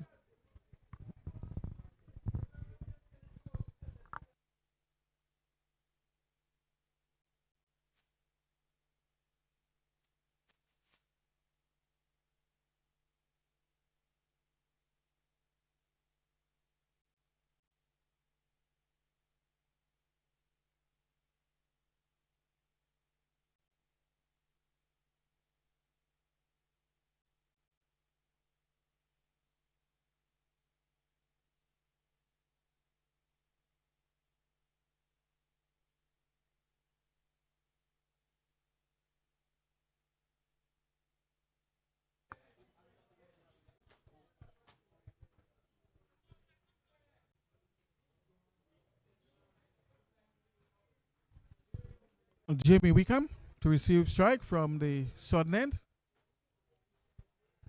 And it's Henry, of course, who continues operations from the northern end, of course, just butting his run there. The left-hander looking to add to his tally of wickets. He has picked up 1 already for his 3 overs bowled so far. No maidens, and conceded just 15 runs. So the left-hander just looking to make some further inroads. And a lovely shot, but straight to man, and they will get the run. So a fine-looking stroke there by the left-hander, well timed. But of course, finding the man at mid-off. But this brings the captain into strike. The more aggressive of the two.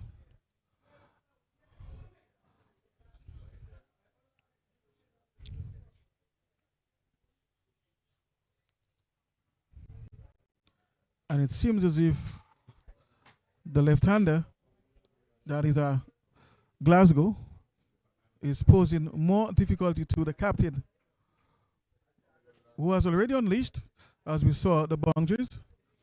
But we've seen him struggle a little bit to his bowling. So it's going to be interesting to see how things develop here between Glasgow and, of course, the captain, Calvin Bartholomew, who seems to be on a roll. He's driving through the offside, through cover, and 2 is the call. But of course, they are aborting this one. So just aborting the second at the last moment. But it was a really gorgeous looking drive there, just opening the face slightly towards the offside, towards cover.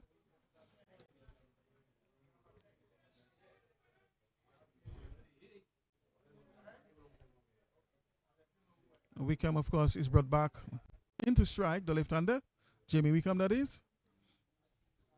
And today he really needs to make an effort in scoring faster than he did in his last outing. He needs to really improve on his strike rate. And this time, guiding this one towards the goalie area. Third man moves to his left to field, and they will get one. 41 now for 2 after 6.3, of course. So there are 3 more deliveries left in the over. So it's 41 for 2. And of course, this single brings back the captain into strike, who is really looking to push things there for Grenada. So far, a partnership of 19, just looking to continue repairing the damage that was done earlier. Short and outside the off stump, looking to cut, but then realizing perhaps that's a delivery that he should have left.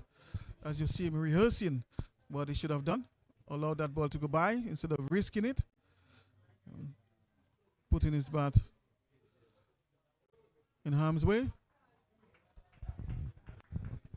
So of course the captain just looking to take some more responsibility with the bat. Short, and again outside the off stump. Good delivery, good bounce, good pace.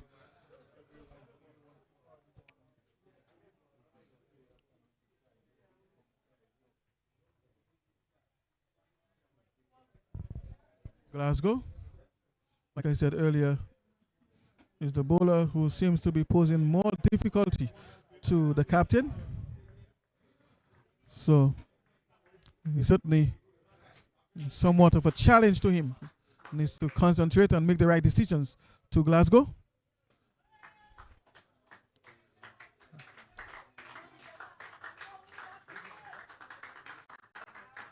And Glasgow, of course, is having a chat with the captain here. You can see that banter is still continues between them, so they're having a chat in the middle. Asking him perhaps to hit him again for another 6, if you can.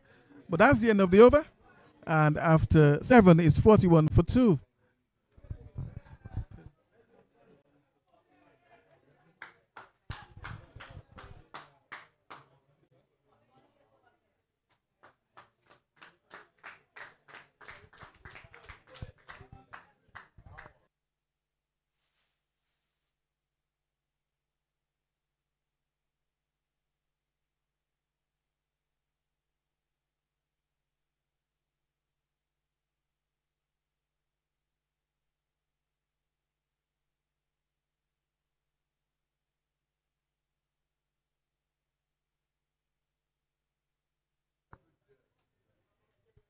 DeAndre Dugan, the new bowler, into the attack. And he'll be coming in from the southern end of the ground. That is the highway end.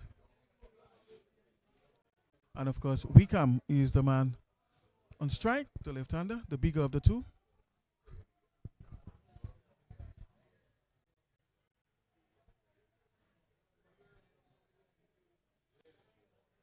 So it seems as if in front of the bat, everyone seems to be inside the 30-yard circle. Behind the bat, only 2 men are outside the circle. Because you have deep fine leg and third man straightish.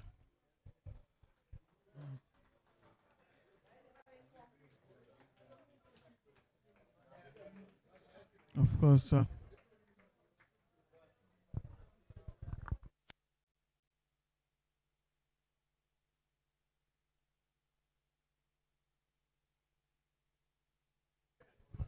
course, it's the end of the power play. 7 overs bowled. But despite that, they seem to maintain the same field setting.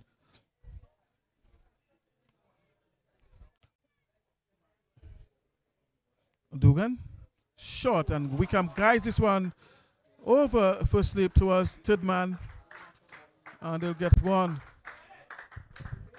So just guiding this one and playing over the head of first slip.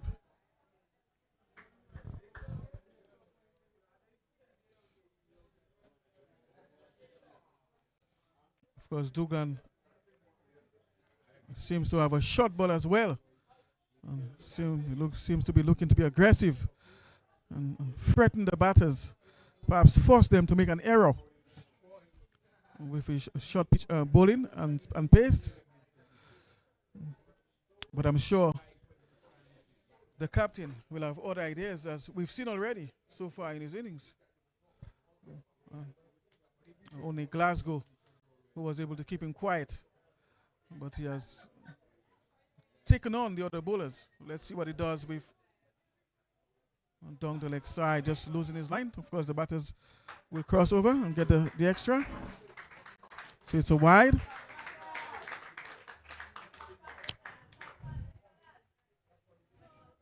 So the captain moves to 29, and his partner Wickham is on 3 of 6, strike it of 50%. He needs to increase on that. So not a bad start compared to his last knock, but he needs to maintain or increase the strike rate of 50% or 50. Dugan from around the wicket, short or back of a length outside the off stump, and Wickham ignores it.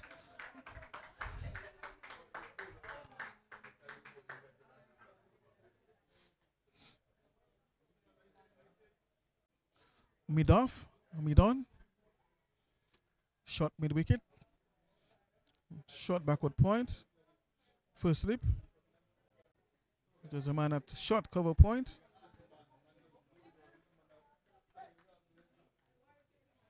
Cover,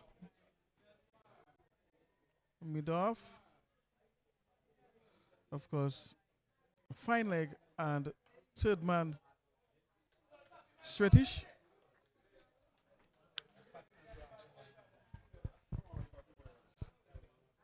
Wickham, of course, is not the easiest to dislodge or to get rid of.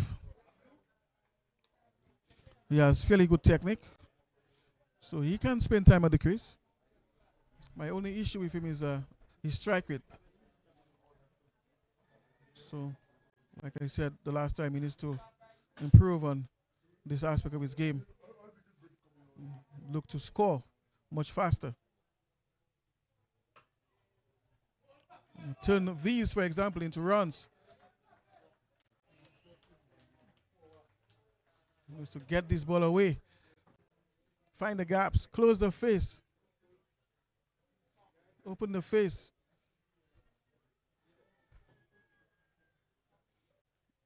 And if he can't score through the offside, look to, of course, play on the onside.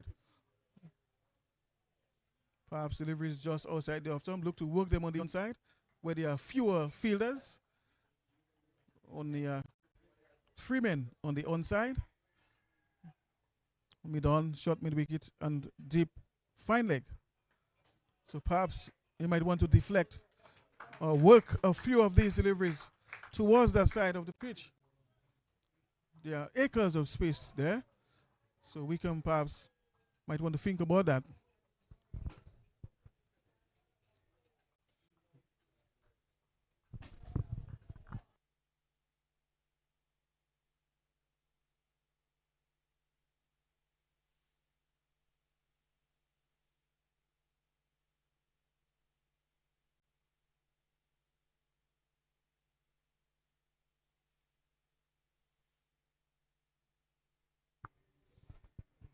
So Wickham is on strike.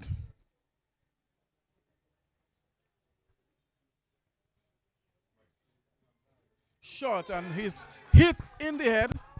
He knows nothing about this one, of course. I think he was surprised by that delivery. It came much quicker than he expected. The bounce, of course, did him.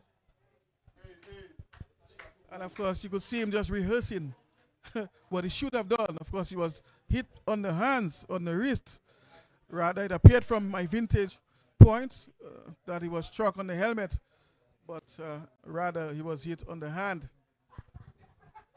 But he was certainly ruffled by that delivery, by the pace and bounce of that delivery. You know, just talking about strike rate. By the way, it's the end of the over. And it's now 42 for the loss of 4 after 8. So talking about strike rate, 44 for 2.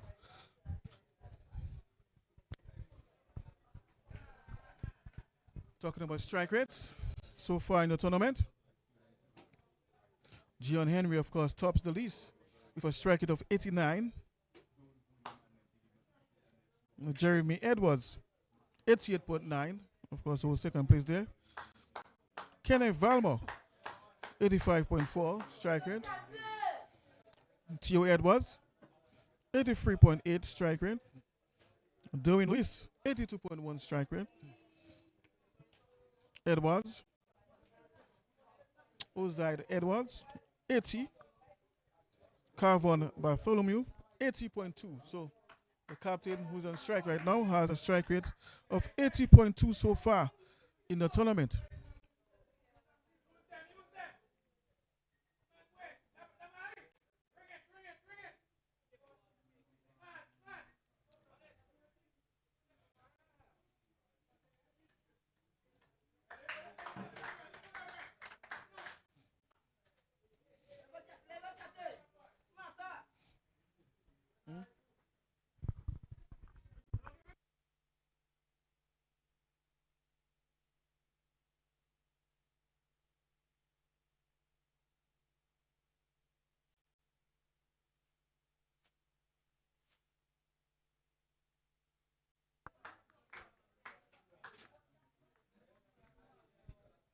Of course, before this match, Jamie Wickham is at number 6 for most deliveries faced, 137 deliveries. So before this match, Jamie Wickham, of course, is at number 6 for most deliveries faced. Lovely shot this time through backward point. The ball will stop just inside of the boundary, and the batters, of course, will get 2. So fine looking stroke there, opening the face and using the pace of the ball to get a couple. So, of course, the record is showing here that Wickham does spend time at the crease. He does face deliveries. Only needs to increase his strike rate, his conversion rate, that is.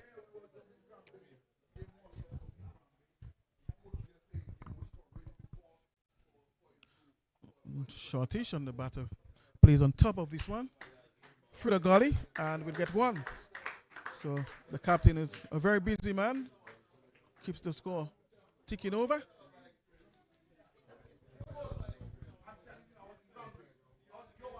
Wickham, of course, is the man on strike now, the left-hander.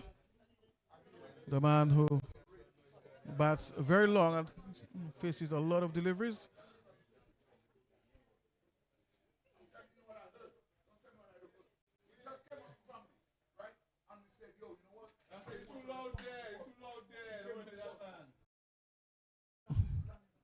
Douglas, LeBron Douglas continues. Right arm, medium fast. And Wickham, of course, is pushing back down the pitch in defense. Well behind Wickham.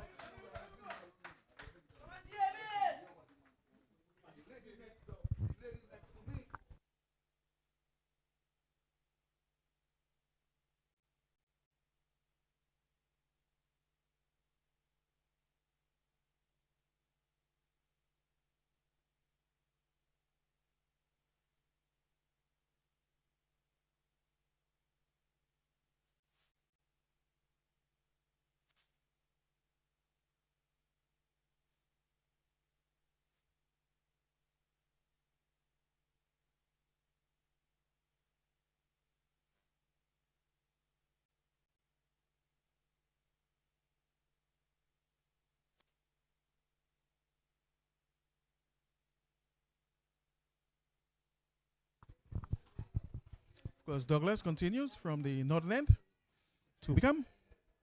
back of a length, and he guides this one towards the third man region, and they'll pick up a single.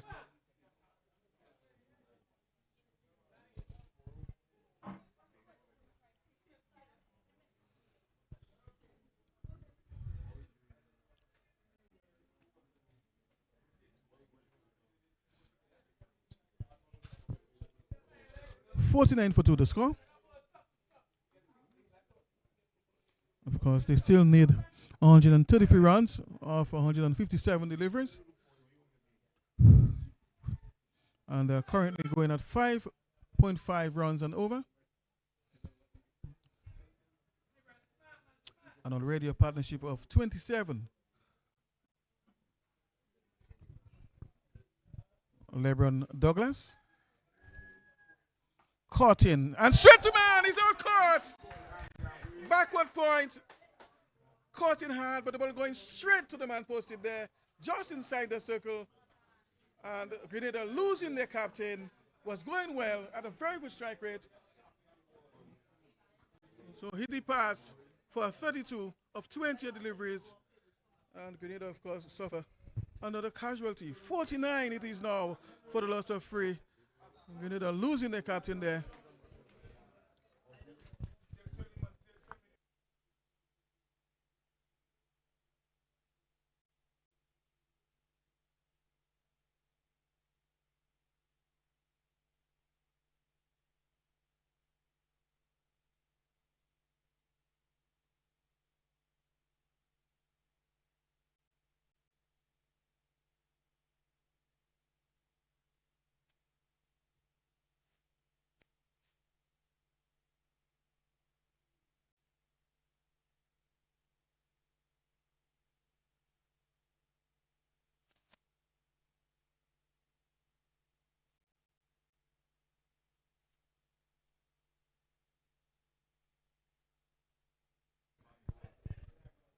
Gion Henry is the man who has replaced his captain.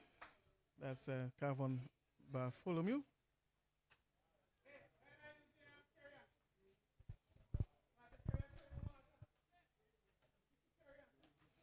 And of course, he has joined Wickham. I hope it doesn't turn out to be a situation like what we saw in their last match against Dominica, where Kavon Bartholomew scored 49.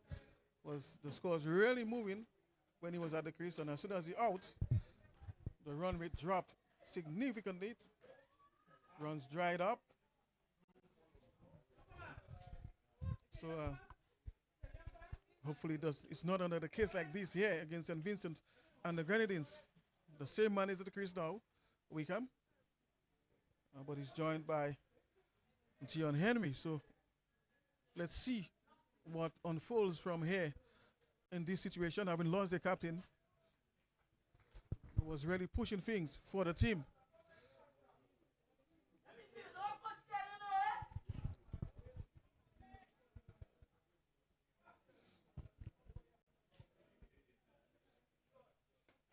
And Wickham is in defense there, just pushing forward. Good ball, good length delivery, good line. Just keeping it tight and tidy. But of course, not making life very easy at the moment for Wickham. Has good pace.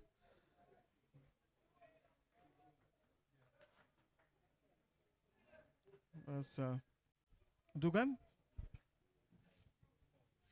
So Dugan charging in from the sudden end, from around the wicket to the left-hander. Short, and Wickham is attempting to pull there, but can't make contact. Wide, signals umpire. 50 now, so of course we need to get into the 50 mark now, so 50 for free. There's still a lot of work to be done, plenty of work to be done here in their chase of 181, 82 for victory. Of course, losing their captain is not going to make it very easy if the rest of the batters are not going to be striking more healthily than they did in the last match. Proved detrimental, of course, to them.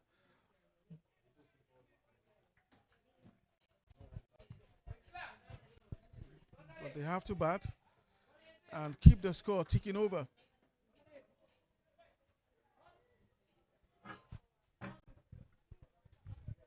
You have to keep the score ticking over. Otherwise, the pressure will mount, runs will dry up, wickets will fall, and of course, they will not get to that target of 181 like we saw in the last match. So Wickham, in particular, has to try and push things. And this time, courageously pulls away towards mid-wicket, but the ball will stop just inside the boundary, and they'll pick up 2. So that's what I'm talking about. So he needs to take advantage of such deliveries whenever they are presented to him. So instead of ducking and allowing the ball to pass, he needs to muster some courage, of course, and get these balls away. All this will contribute towards, of course, increasing his strike rate and putting his team in a much better situation as far as their possibility of getting to the target. They've lost their captain already, who was going quite well at a good strike rate. So, of course, they will need to continue pushing the score.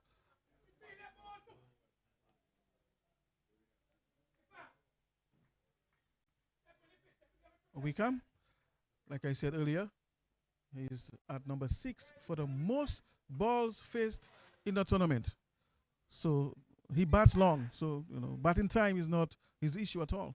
He just needs to increase his strike rate. Simply that.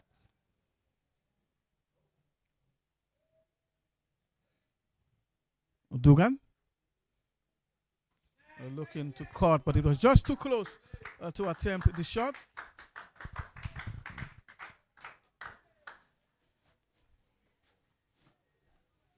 Perhaps he would have been better off guiding this one towards the third man region instead of trying to cut. Not enough room to attempt this particular shot.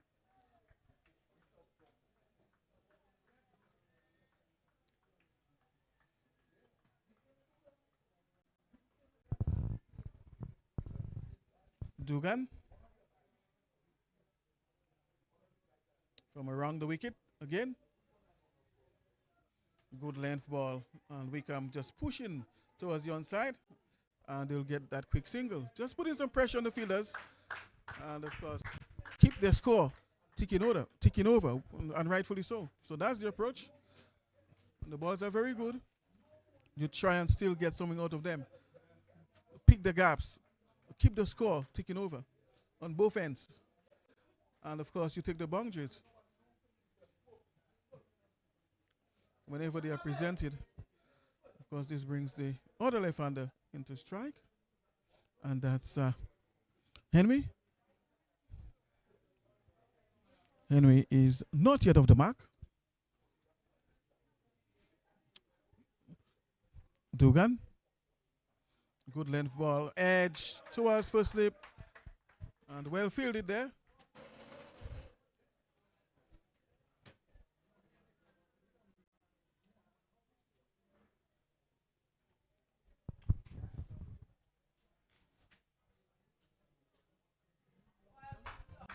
There's good fielding there by Jordan Charles at first slip. Of course, one of the batters having a change of bat. I suspect it's Wickham. Sometimes it helps, sometimes it doesn't. But we'll see if this change of bat will make any difference in his innings.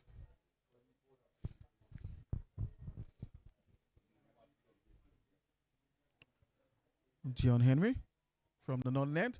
Good length ball, and he cuts, but the ball goes straight to man. Chance of a run out here. Oh my goodness. Had that ball hit the wicket, I think he possibly could have been run out. He was down the track. Of course, his partner wasn't quite ready to take that quick single, and he had to be sent back.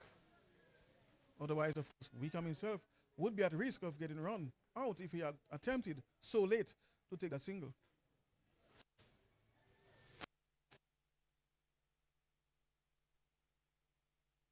For room there, Just trying to force this one. Not sure exactly why.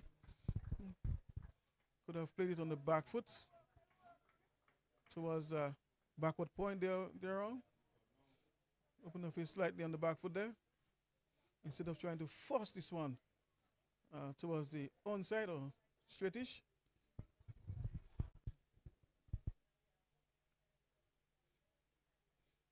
Short, and it cuts beautifully through point, and they'll come back for the second. So better looking shot there by Wickham. And of course, I must say, I can see clearly that there's an urgency in his batting compared to his last knock. So he certainly has improved his strike rate in this match. Really looking to score faster, because that was, I believe, the weakness of his last innings. So really making the effort there, Wickham, to improve on his conversion rate. This time guiding smartly, but good fielding there in the gully region. Of course, the man from at point, backward point, having to move to his right, of course, to cut this one out. But that was a smart cricket shot there by Wickham. Just didn't succeed in beating that man. Using the pace of the bowler on that occasion there, picking the gap, and rightfully so. Short, pulling the toe end of the bat. So he was into the shot a bit too early. But I'm sure if he had gotten full contact, that ball would have been passed, blazing the grass there towards the onside. It's forward of square, mid-wicket area, but just happened to swing his bat too early. He must have seen it quite early, but the ball must have delayed in its trajectory towards him of the pitch. But at least the attempt was made, and that's important. The intention is there. On the back foot, but straight to man. So Wickham, of course, is really looking to push things there. End of the over. And after 11 overs, it is now 55 for the loss of 3. Wickham is on 9 of 24. Still need to up his strike rate. Still a bit too low, 37.5. But you could see him trying to push the score.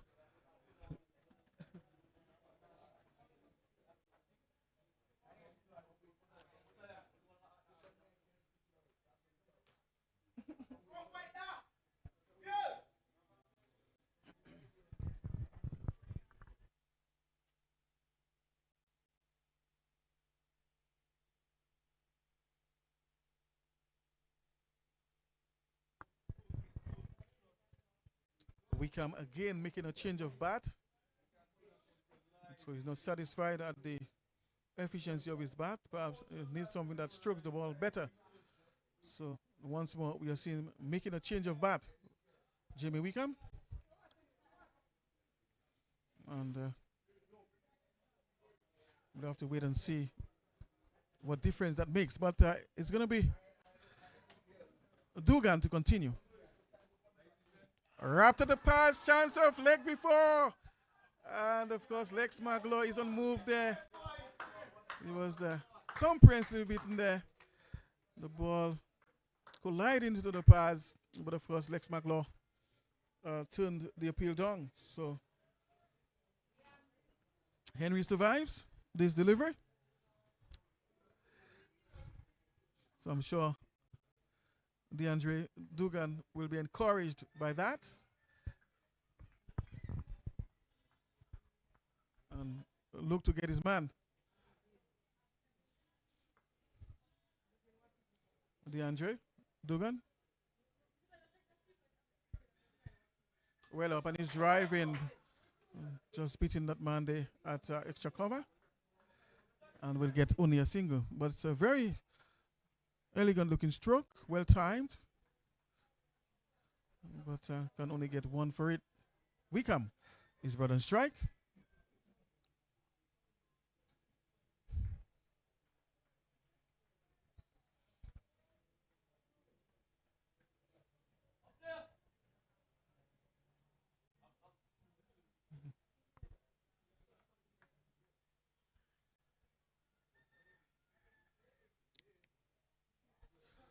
First, you are watching the 2026 Winlott Windward Islands Under 19 Super 50 tournament, sponsored by Super 6. Of course, the man is down, it appears. It appears to be the keeper, one of the batters, rather. And of course, currently, Miss Wyke is making her way towards him. So he seems to be in some discomfort down there. So hopefully he can recover from that sufficiently and be able to continue his batting. Of course, meantime, we'll take a short break. And of course, we'll be right back to bring you the rest of the live action here at the Benjamin Spark. Stay with us.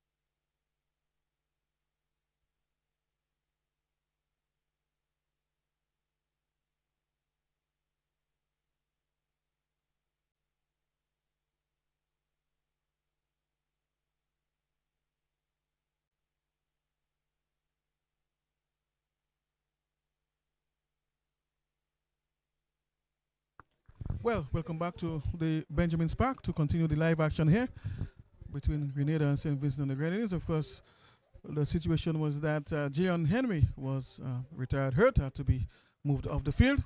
Edge, and of course, he's caught behind. The catch is taken. First ball after that interruption. And Jamie Weekon goes, a good delivery, good length ball. And the ball brushing the edge. And Grenada lose their fourth wicket. 56 it is now for the loss of 4.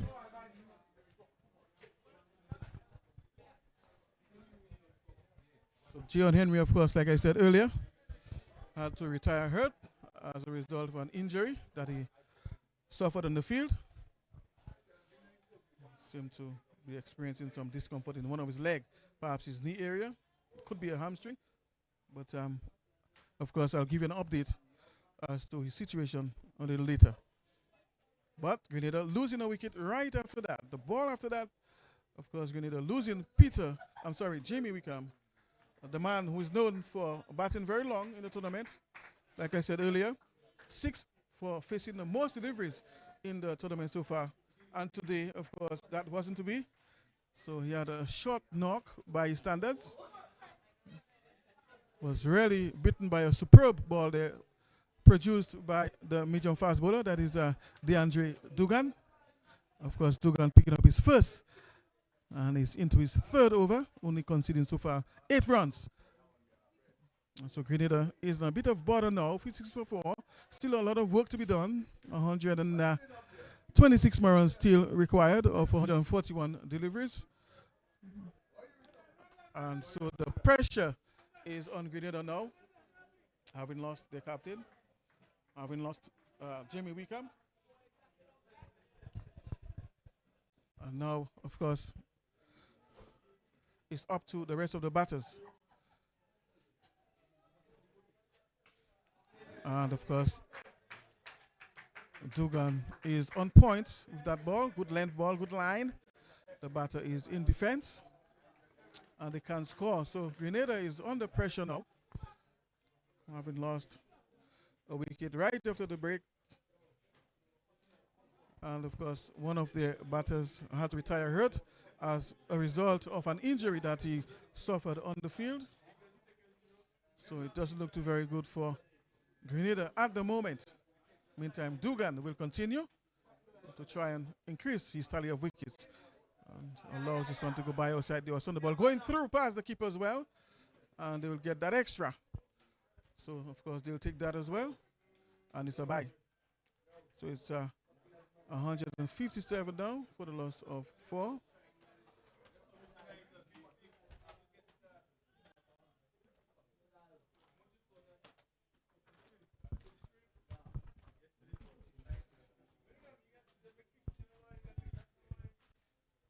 Grenada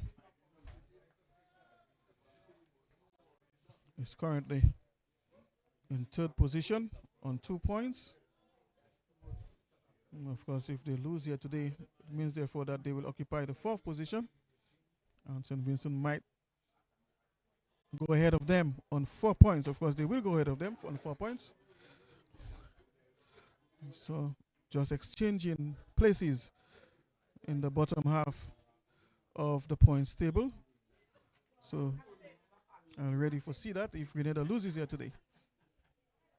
Meantime, of course, just to give you an update of what transpired down there at Geneva in Grand Bay as a result of unsuitable, of course, playing conditions. The match had to be abandoned between Dominica and St. Lucia down there in Grand Bay.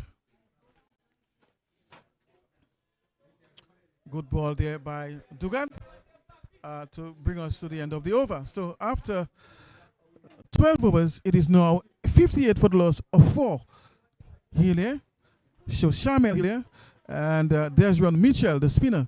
In fact, both are spinners, are on strike. The spinners, the all-rounders rather, are on strike at the moment. So, of course, I suspect that the points were shared between St. Lucia and Dominica as a result of the abandonment of that match, which means that tomorrow, weather permits, Dominica will have to beat St. Lucia.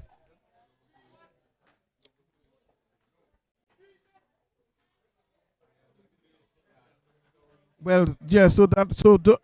Vincent, so St. Lucia needs to lose to St. Vincent, I believe, who they are going to play.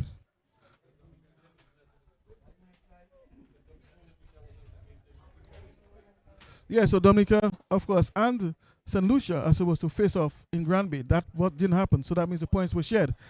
Right. So St. Lucia currently is at the top of the table. Dominica occupying 2nd place.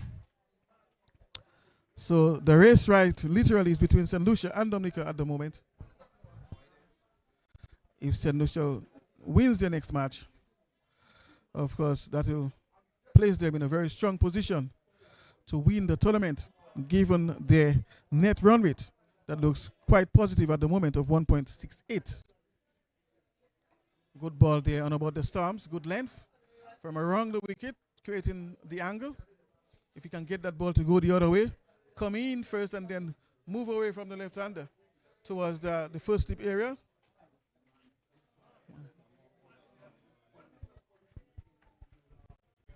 Perhaps get the ball to go wide of the crease somewhat of that angle, create the angle wide of the crease, and then land the ball off the seam and get the ball to deviate or straighten from wide of the crease.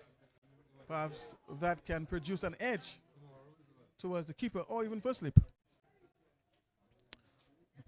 So, of course, like I said, the race is between St. Lucia and Dominica at the moment as far as winning the championship. Dominica, of course, looking to defend their title. St. Lucia is looking to take it away from them. Appeal for a leg before, but inside edge, of course, you could hear from the sound of the bat and against the ball. So, on the inside edge, of course, saving the batter there on that occasion.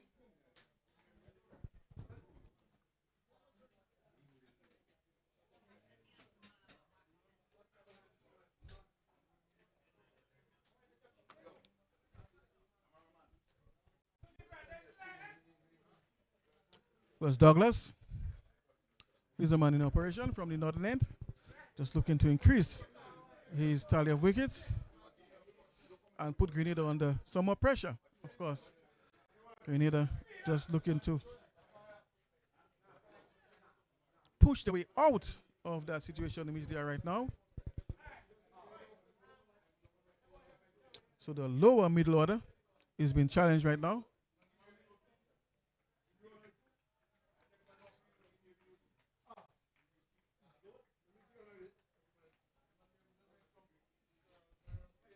And of course, they'll need to show some character here. But remember, this is only a 35-over match. It's not a 50-over match. And so we are seeing that they still need 123 runs. Oh, good delivery there by the medium fast bowler. They need 123 of 134 or 33 deliveries. So not many more balls than runs to get. So they don't have too many balls to play with. They have lost 4 wickets already.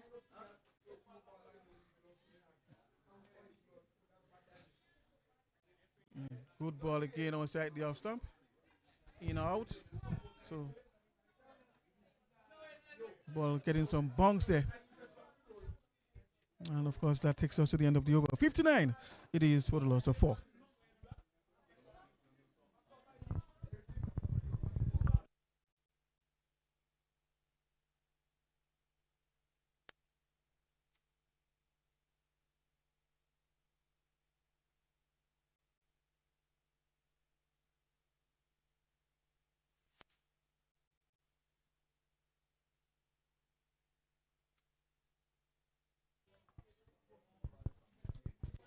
And it appears to be slow bowling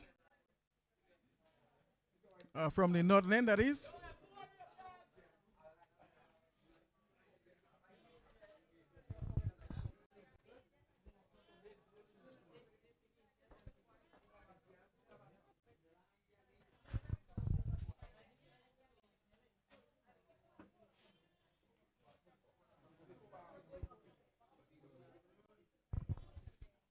Off spin. Shortish outside the off stump, and they can score. Just looking to push it away on the offside on the back foot, and was able to direct that ball properly. Didn't time it well as well. Perhaps it was a bit too close to attempt that shot.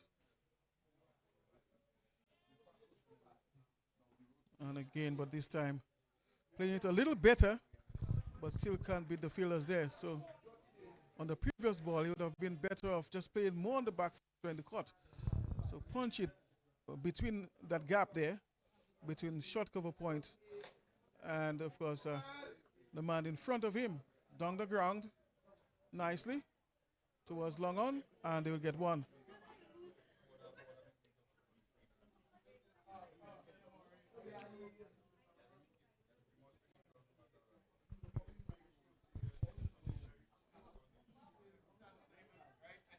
So Kevin Joseph is the bowler, of course. The spinner operating from the northern end, or southern end rather. It's coming in now from around the wicket, or between the umpire and the stumps, to the left-hander. This time missing his line and gifting a few more extras.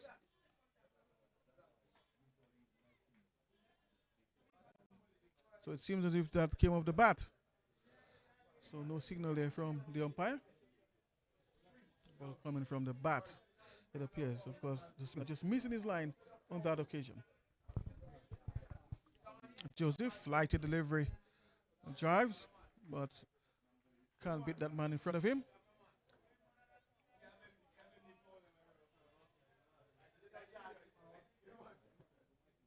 Extra cover, that is. Joseph, short, delayed after pitching, of course, and wide as well. So the ball went away from him. It was short, delayed, it was wide. So he just allowed it to go by. Of course, I'm still getting that extra there, as the umpire indicated that it was wide. Joseph, this time closer to him and well up, driving, and can't beat the bowler. 63 it is now for the loss of 4 after 14 overs. Of course, they are chasing 181. Remember, the match has been reduced to 35 overs as a result of the conditions here. First, they were not able to start the match on time. Games usually start at 9:30 in the morning. But of course, at that time, the field was not in a state that could sustain cricket. And of course, the groundsmen, the staff had to do some work, as well as they had to wait on the weather, of course, to dry up the park. It wasn't until 12 o'clock, I believe, was it? At midday, the match started. Attempting the shot there, just looking to go towards mid-wicket, a slog sweep, but not making contact. So just looking to get the ball away. So another spinner is into the attack, and that is Charles driving towards the offside, but the ball will hold up. Batters will only get 2. So the spinners, both spinners are now in operation from both ends.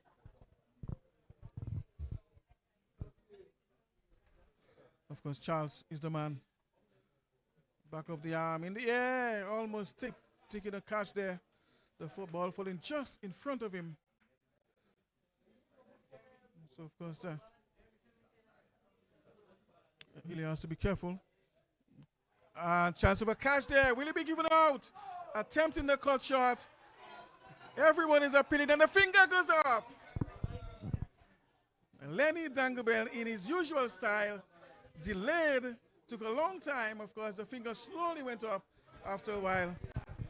You could see the fielders, of course, all very convinced, appealing, of course, jumping.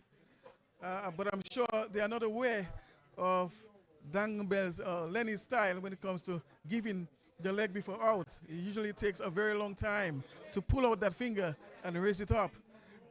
But you could see that they were all convinced that he was out. And of course, the finger finally confirmed what they already knew.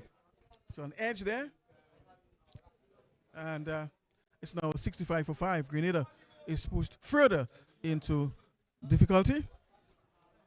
Yeah. So Bishop, Ravinda Bishop, is the replacement of the outgone Healy. So Grenada is in a bit of a bother now. at 65 for 5. As Charles, of course, picks up his first in his first over, fourth ball of his first over, back of the arm. So he's bowling some nice little leg break there. That's Charles.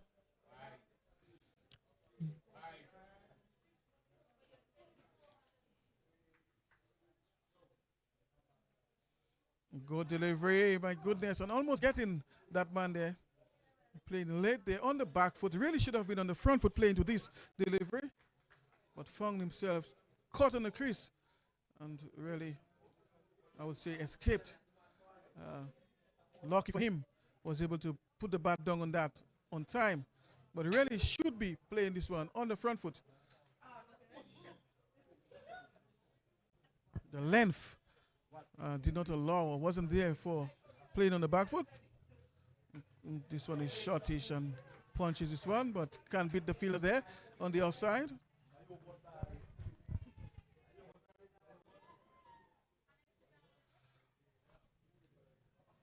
$67 now for 5 after 15. So Grenada is in a bit of a bother, chasing 181 made by St. Vincent and the Grenadines. They still need 115 more runs to win of 120 deliveries rather. And it doesn't look very good right now for Grenada, having lost 5 wickets already. They are under some pressure right now, immense pressure,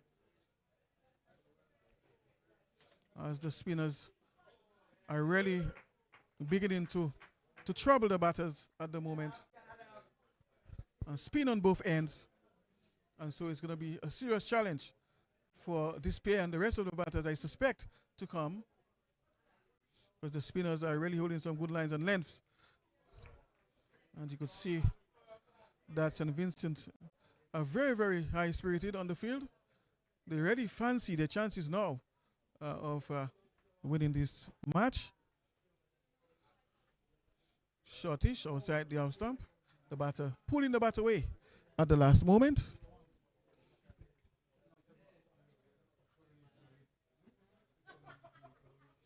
Of course, Bishop, Ravinda Bishop is the man facing.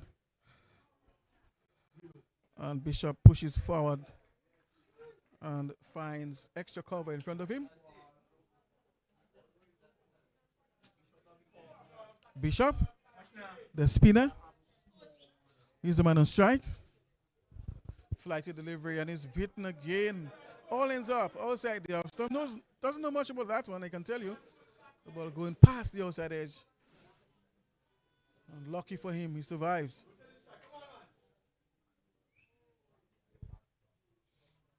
And again, beaten outside the off stump. So Bishop is having some difficulty.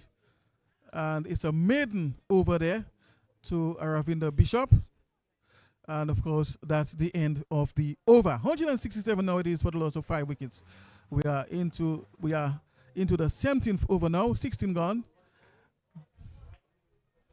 So although Grenada is going at 4.2 runs and over, the loss of wicket, of course, has made it difficult for them.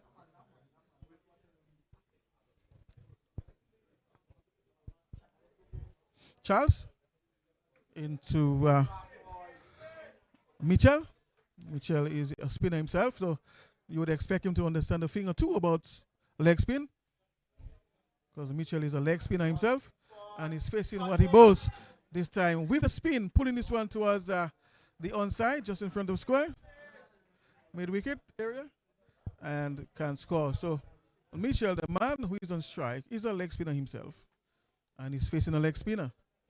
So you would expect him to be able to read the leg spinner from the hand, that is. So he should be more comfortable there, facing the leg spinner.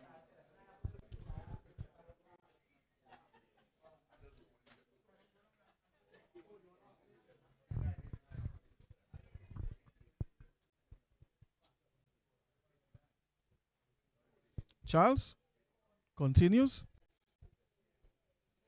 Good length ball, and Mitchell punches on the back foot, but on the ground, but can't score. So Mitchell appears to be reading, of course, the leg spin. And this time looking to hit with the turn, drifting down the leg side, so it's wide. Signals umpire. So, of course, Mitchell picking up the line of that delivery very early and attempting, of course, to help it away in that area, in that direction.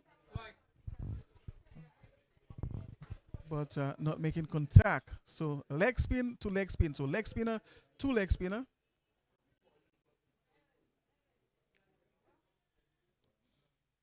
On the back foot, looking to caught. Has to be careful here that he doesn't get caught behind or caught at first slip. So he has to be more decisive.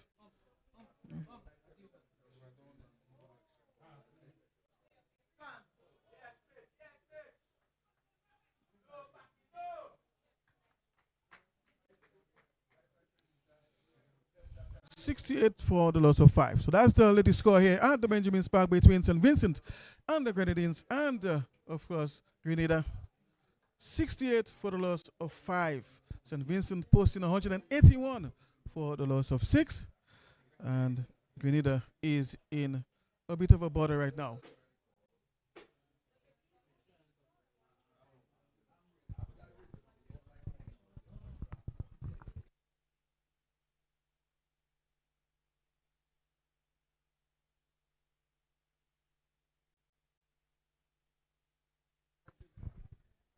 The off spinner.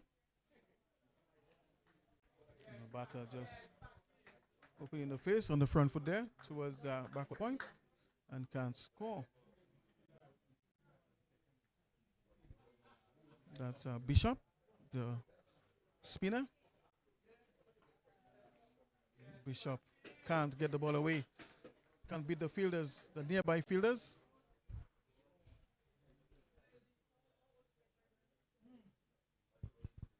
So it's very quiet now, very slow going for Grenada at the moment.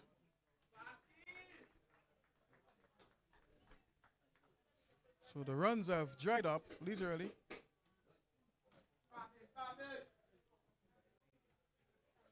Because Mitchell only is on 2 of 18 deliveries. Full toss, and still Bishop is not able to get it away.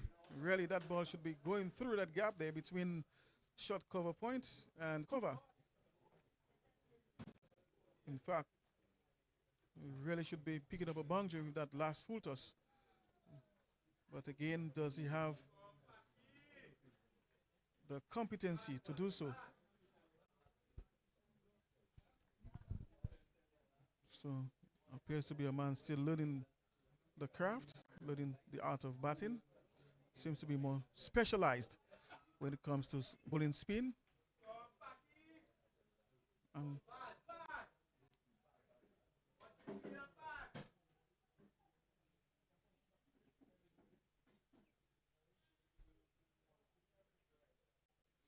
Spin, driving, not really making proper contact. And of course, that brings us to the end of the over. 69 it is for the loss of 5. So the game just boiling down towards the end here. Grenada not being in a very good situation right now, having lost 5 wickets already. Having to chase 181 set by St. Vincent and the Grenadines. Only losing 6 wickets to do so. So Grenada is under immense pressure, tremendous pressure right now. And it doesn't seem likely that they will get to that target. And because the batters that are at the crease now do not appear to have the competency, so to speak. They don't appear to be competent enough to get to that target. They really look like genuine tail enders, I can tell you. Just looking to survive more than anything else. In the air for a short moment, but in the gap. So, and we'll get 2.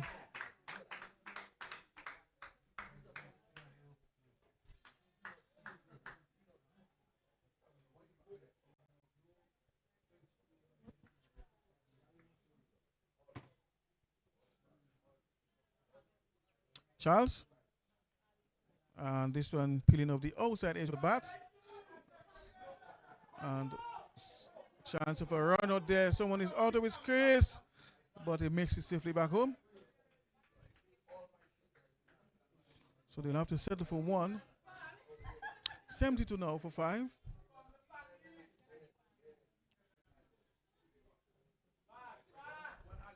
Bishop is only on 1 of 13 deliveries. And Bishop defends. Strike rate of just 7. Very, very low strike rate. And his partner has a strike rate of 23.8, having faced 21 deliveries already and only producing 5 runs. So these two, this pair at the crease right now, I'm not sure if they can rely on them to push the score forward and make it somewhat possible, or give them some hope that they can get to 181, because at the rate they are going right now, it doesn't seem likely at all. 72 for 5, the score after 19 overs. Yes, very cool afternoon here. Not very hot at all. Very cool. Of course, there's still some sunlight streaming in from the western sky. Not very bright, but you could still feel and see the rays of the sun, the light photons streaming down.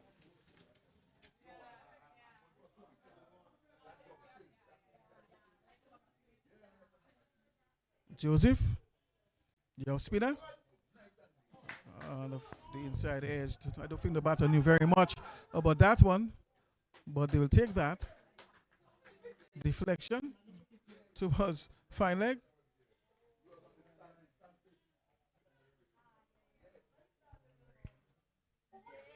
And this brings Bishop into strike, the right-hander. This one was pushed through a bit faster, back of a length. And of course, Bishop quite easily negotiated that one.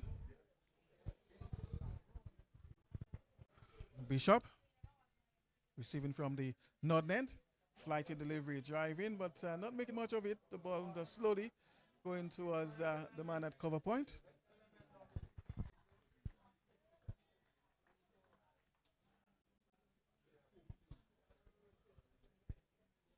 Joseph, back of a length and guiding this one there behind the bat, just showing some finesse, but can't beat the fielder coming from the pointish area, having to cover some grounds to his left, moving towards the gully. Joseph, and again, this time dabbing this one, they pass for slip, and of course, they are attempting the second. Will they get it? The throw is already in, and yes, they've made it safely home.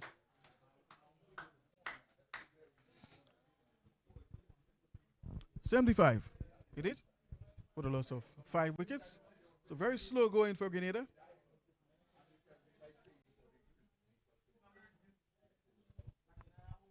And it appears just a matter of time before they lose this match. Just a matter of time. Seems to be dying a very natural death, as you would say. Very slow going, and the batters only seem to be surviving at the moment.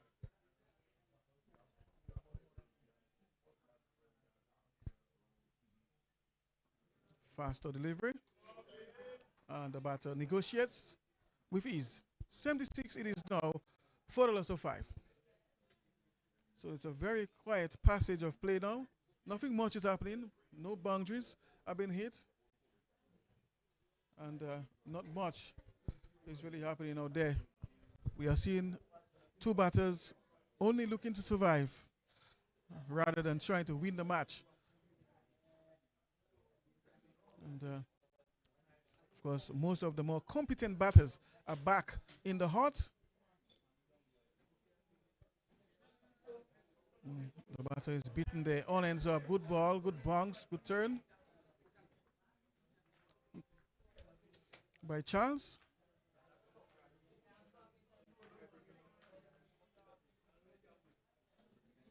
Charles again looking to sweep this time, but not making contact.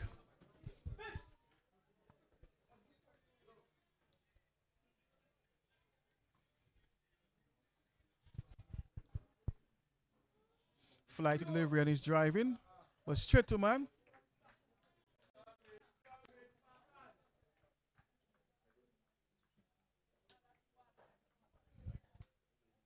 Mitchell is the man on strike. Shot is down the leg side. And the batters will attempt the quick single and they will get it. So, of course, this one is a leg by there. Nobody involved.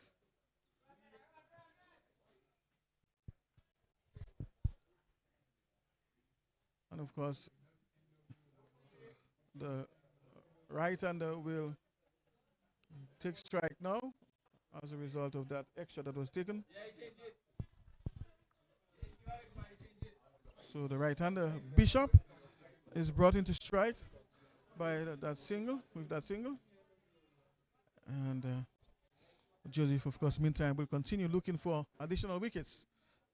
Back of the hand, outside the half stump. Bishop can't make contact. Seems as if he needs a much larger bat. Bishop driving, not making proper contact. The two end of the bat. And it's the end of the over. 77 now for the loss of 5.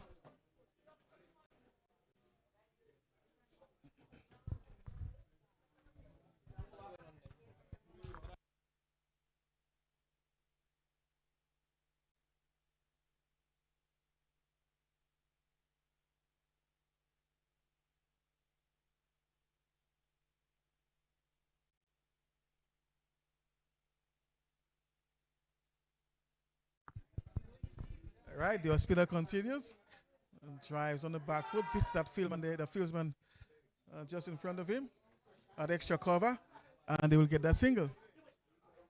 So it appears to be Mitchell.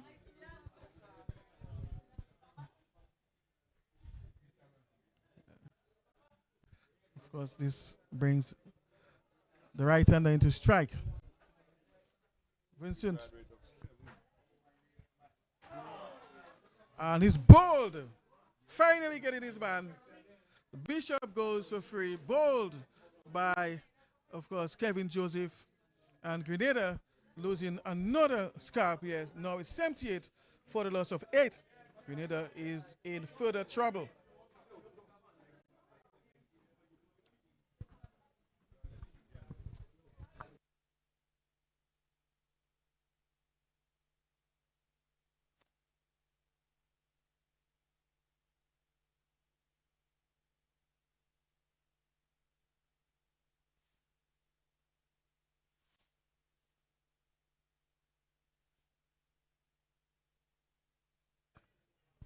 So 6 wickets down for Grenada now, 78 for the loss of 6.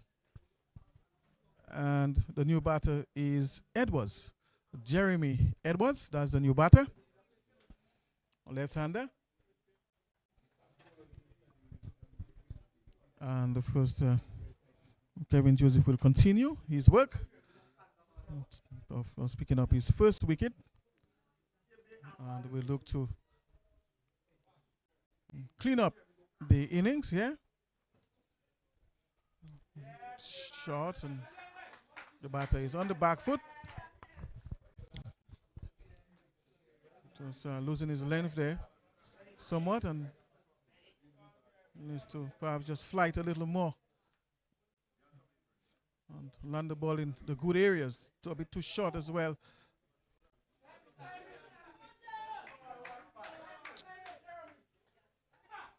The batter, of course, has just arrived at the crease. So perhaps he's not one of those batters who from ball one can get things going. Perhaps he needs a few deliveries to get his eye in. And beaten there altogether. Appeal by the fielders.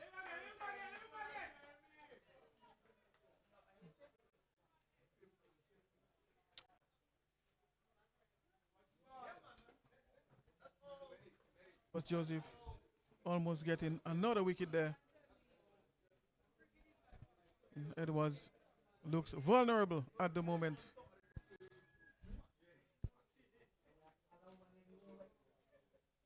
Like a delivery, and this time he drives towards the mid-wicket area, and that might just go to the fence, but it seems as if it has held up, and they'll only get 2. So just flighting this one, they over-flighting this one, I would say, and just giving him a dolly, so to speak, and the batter was able to make something out of it.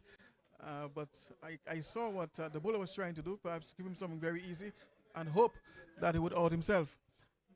80 for 6 the score.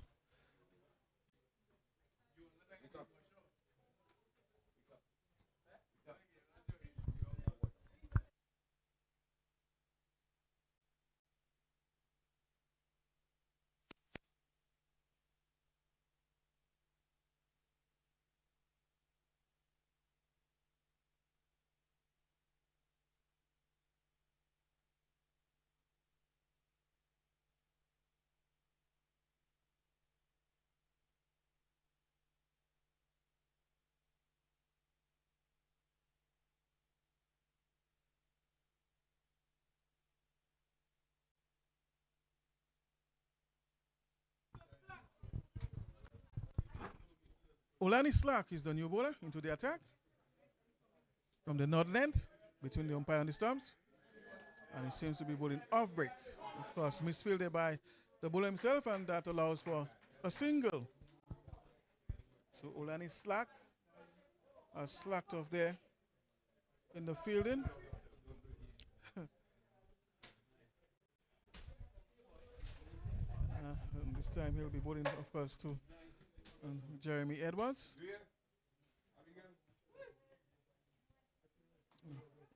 And this one is caught aerial, but in the gap, and the batters can only get 1.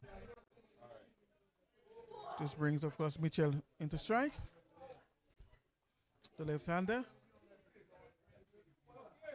Mitchell is on 9 at the moment of 28 deliveries down the leg side, and an extra again as the umpire signals wide.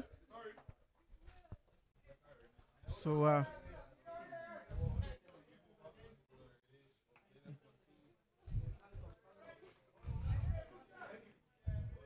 Olani Slack really needs to tighten up things a bit now.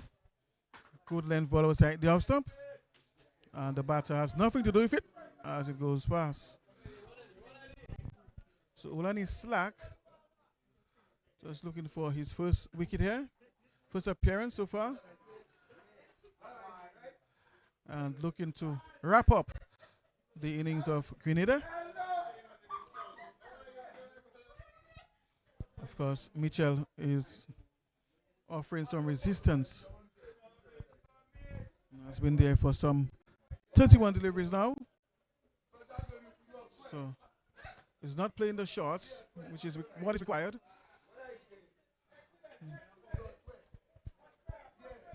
And of course, the rains are threatening right now. There's a drizzle.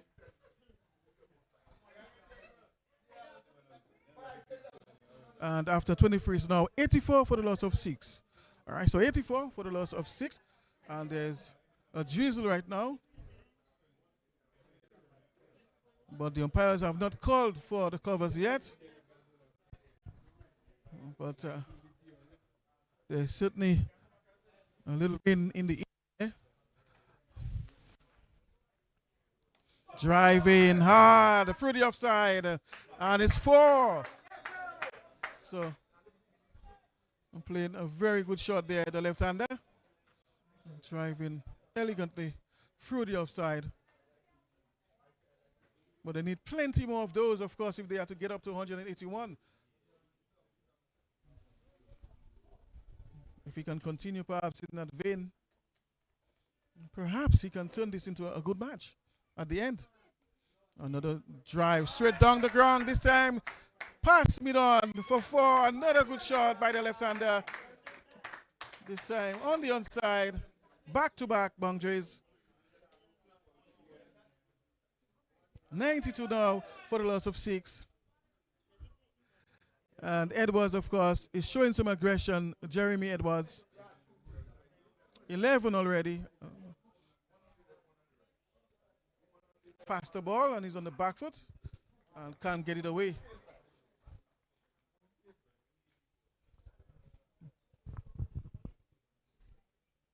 So Edwards, of course, just showing some aggression and looking to push the score. And rightfully so. Short and wide outside the off stump.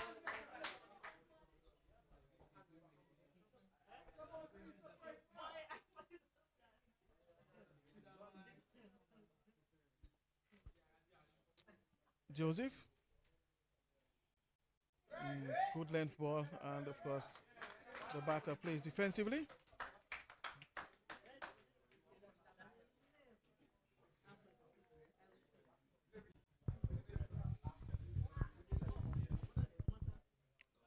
Joseph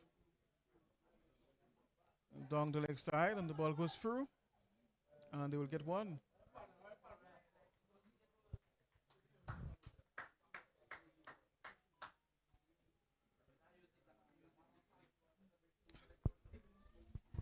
We just saw a couple of good shots there by Edwards. Mitchell is on strike now, full toss, and he's driving down the ground. But there's a man down there in the deep at wideish long on, and we'll only get one.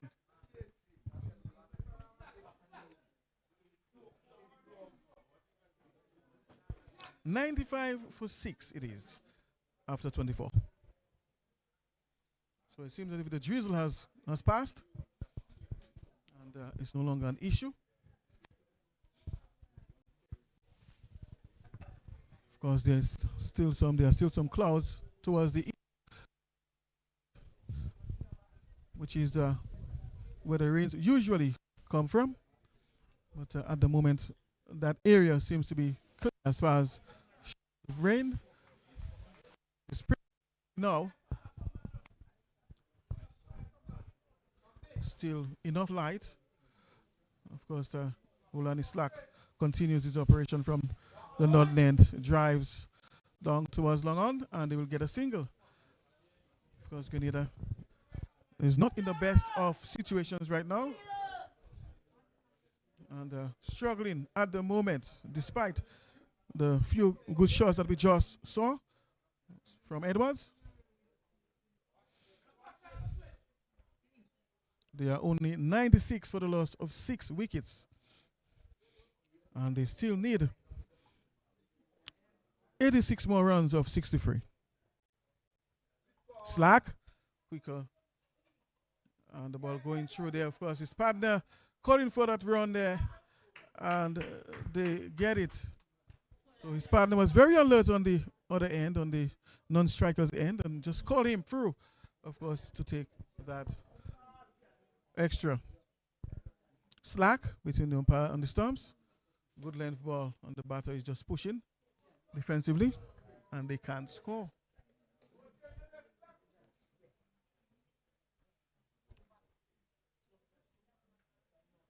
Mitchell, the man on strike. This one is outside the off stump, and that, of course, brings us to the end of the over. 97 for 6 after 25.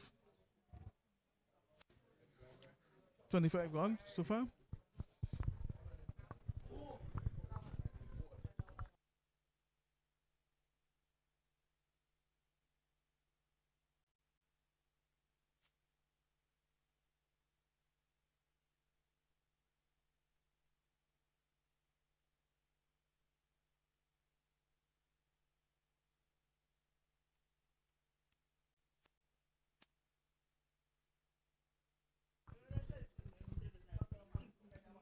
Off spin outside the off stump. Of course, Edwards is the man on strike. He's on 11 of 12.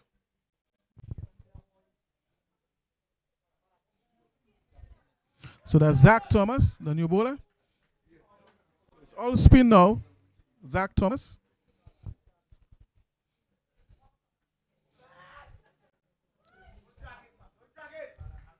And of course, Edwards looking to drive, dragging this one from outside the off stump towards the onside.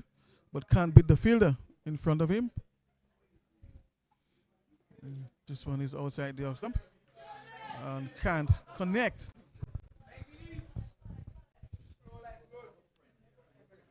Zach Thomas. And of course, this one is closer to the batter. Plays on the back foot and can score.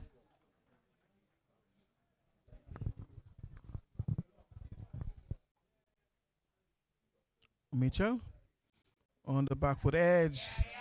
Ball just going past for slip. Well, attempts to stop it. And of course, someone is hit with that ball there. And hopefully, it's nothing too grave. Of course, a throw there by one of the fielders to the non-striker's end. And one of the fielders, of course, was struck with that ball. Heflin White is running towards the player now on the field, of course, to assess the situation and provide some medical attention.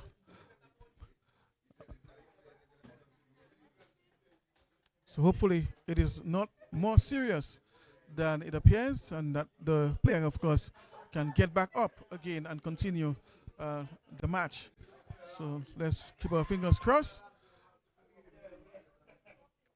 as of course the player down is being attended to at the moment. Of course, we'll take a short break and we'll be right back.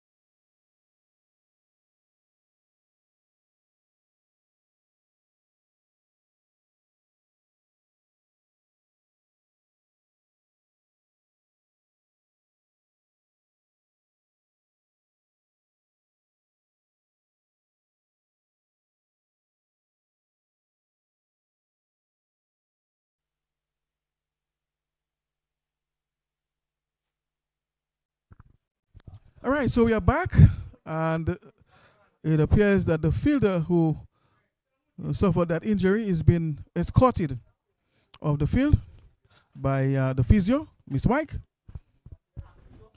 Of course. So that's the latest here at the Benjamin's Park. Meantime, Alani Zach, or Slack rather, will continue. In the air, chance of a catch, and out court in the deep at long off, attempting the drive.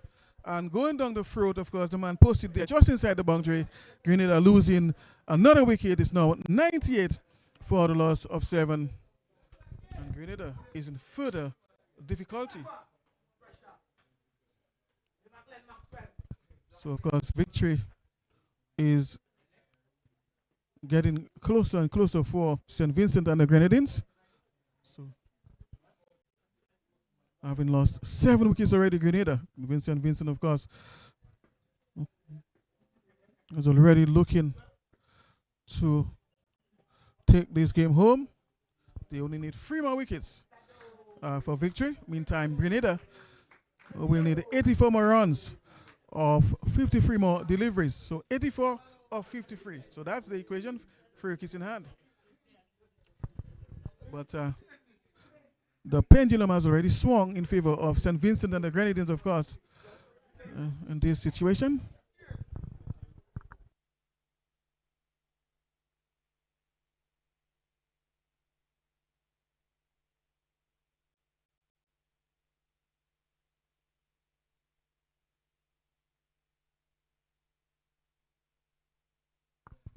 Slack. Back over length in the air on the back foot, straight to the man at mid-off, and it's caught! Out caught! Another wicket goes.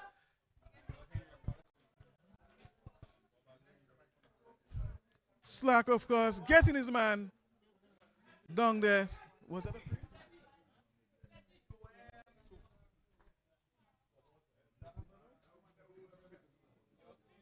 Of course, Grenada losing another scalp here. And the woes, of course, the batting woes continues. Woe continues for Grenada.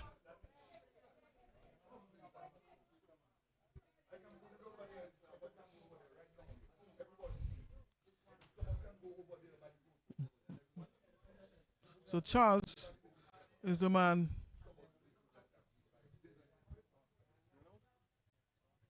Ron Charles is the replacement for Grenada. So 2 more wickets in hand for Grenada. They still need 84 more runs, of course, to get 52 deliveries. It's not looking very good for Grenada at the moment. Very dismal for them. And, of course, they'll need something very special to take them out of this situation right now in which they are.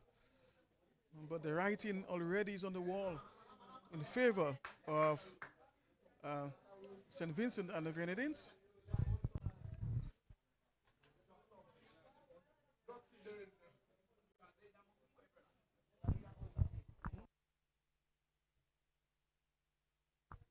And Slack is on a hat-trick.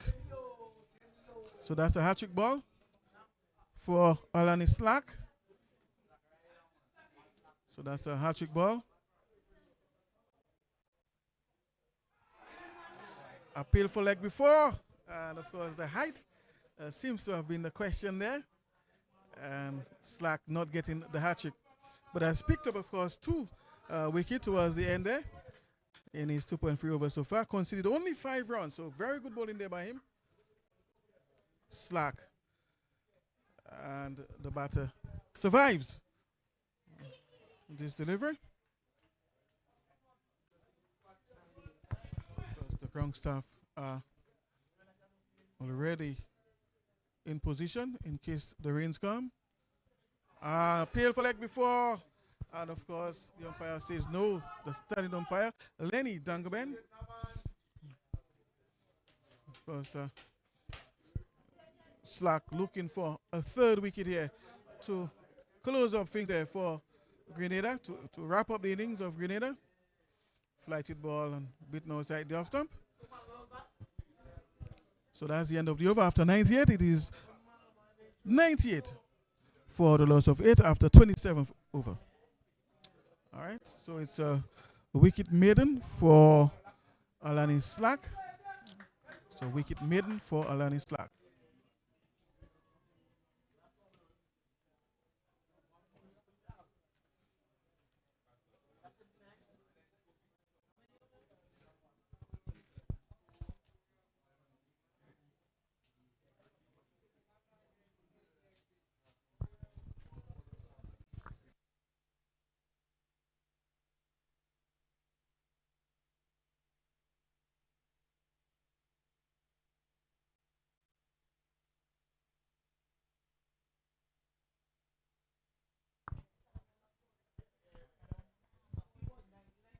Casado Henry is back into the attack.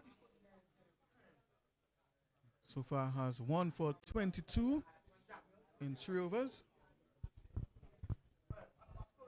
Slower delivery outside the off stump.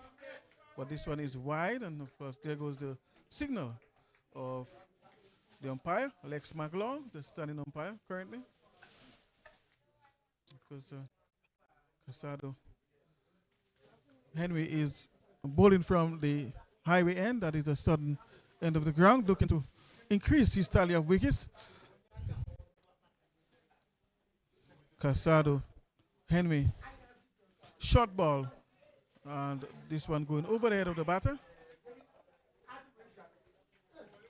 So that was a genuine bounce. The ball delayed a little bit of the bounce, but it is a bouncer. Of course, the umpire indicating this to the bowler on his way back to his mark. Grenada Seems to be is dying a slow death here at the Benjamin Park against St. Vincent and the Grenadines. Henry in the air, and the ball will go down towards third man. That wasn't his intention originally. He was looking to play this one towards the onside, and the ball going the other way on towards the other side.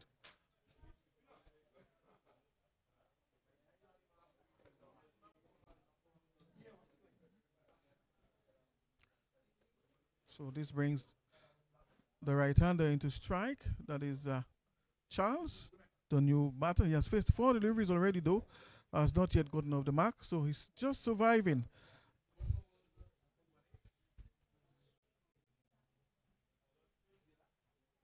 Casado Henry from over the wicket. And, of course, Charles just defends. So he's not looking to score. His only concern is just to survive. Of course, 100 is up now for Grenada. And the required run rate is near 11, just a tad below 11, 10.9. Casado Henry. In the air. Who's going to take the catch? And it's dropped.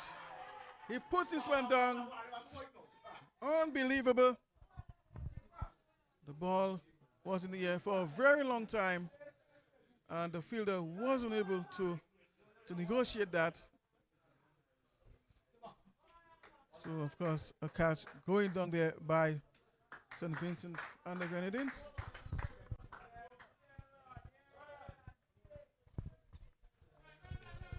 We'll find out, of course, which of the players did that, and he's been replaced, or he's been swapped. So he's been swapped right now. So a stronger fielder there has been placed. Hopefully a catch doesn't come his way. Huh? So Dugan is the man who dropped that catch, short ball, and over the bowler's head it goes. Wide signals umpire. So Dugan is at fine leg now instead of mid wicket or wideish mid on.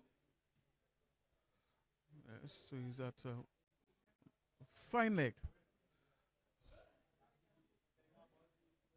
Slower ball, wrapped in the pass, chance of a leg before, but no, says Lex McDowell. Of course, the batter playing across the line on that occasion there.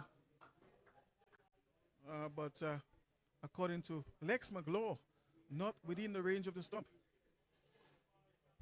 So Charles survives, lives to see another day. Casado Henry looking for his second wicket. 103 for 8 the score. Shortish looking to pull, and of course the ball hitting him on the body. But he seems to be okay. End of the over. 103 it is for the loss of 8.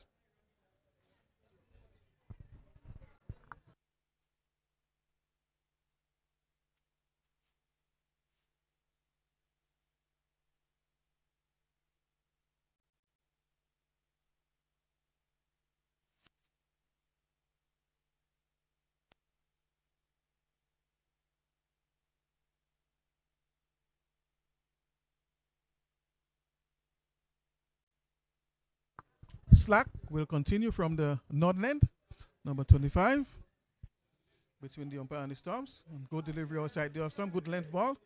Just drifting away from the left-hander. Of course, they're just looking to wrap up the innings there of Grenada. 2 more wickets to get for victory. Of course, Grenada chasing 181, but that is very unlikely at the moment. Meantime, St. Vincent and the Grenadines need 2 wickets for victory. They still need, at this stage, 78 runs of 40 deliveries. So only 40 more deliveries left, and they need another 78 runs for victory. but that seems very unlikely at the moment, especially given the batters that are there, the level of competency by the batters there currently at the crease. And of course, they'll take a single on this drive down the ground towards the offside. Long off, of course, having to move in towards the just outside the 30-yard circle. So this brings the left-hander now on strike. Ulani Slack has picked up 2 wickets already. Back of a length. The batter punches down the ground towards long off, and they will get 1.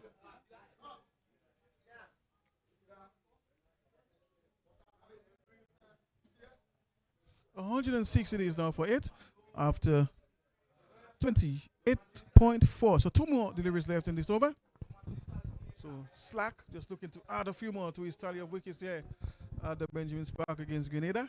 Ulani Slack, that is going between the umpire and the stumps. And this time it's coming from over the wicket. So to the right hander, he seems to be bowling over the wicket. So that's his approach, that's his method. And this one is hit hard, straight back in the air. And this one goes all the way for 6. So that's 6 more to Mitchell, or rather Ron Charles. So Charles moves to 9 with this maximum. And now it is 112 now for the loss of 8. And of course, it's the end of the over. So after 29, it is 112 for the loss of 8.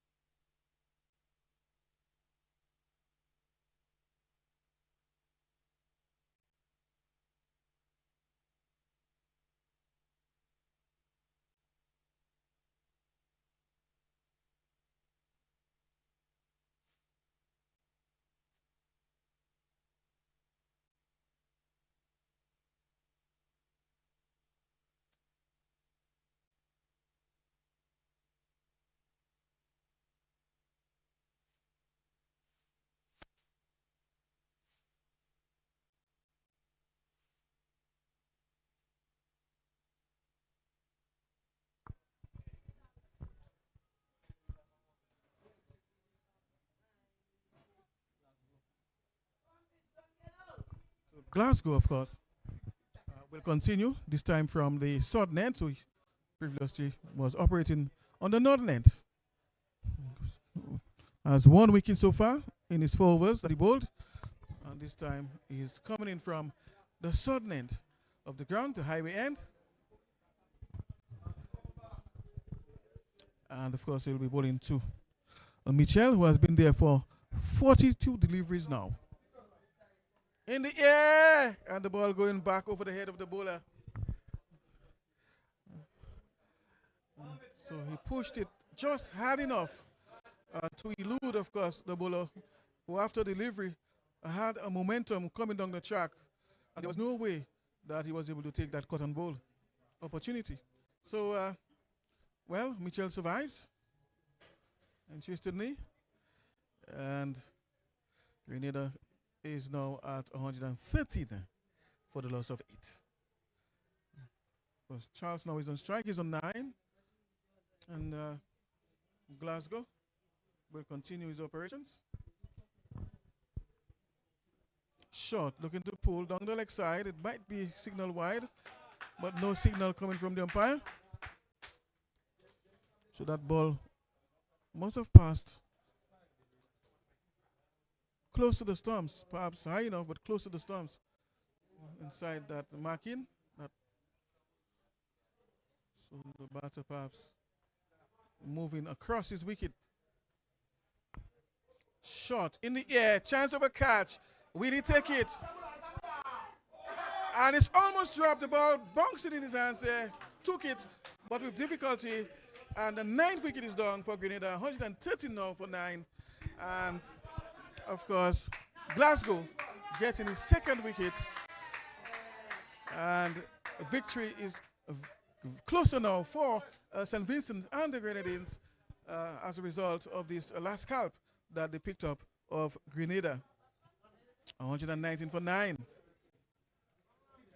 113 rather for 9. Pardon me.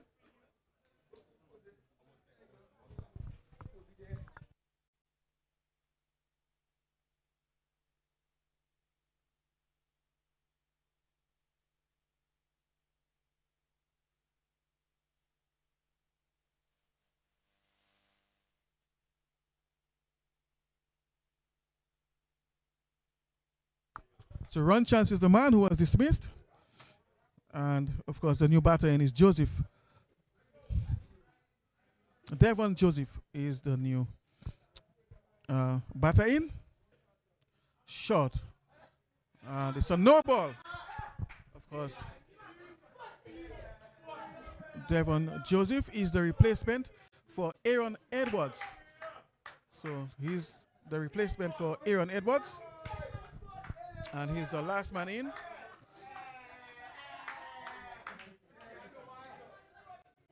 Aaron Edwards wasn't able to play this match for Grenada and was replaced, of course, with the man on strike now. Glasgow.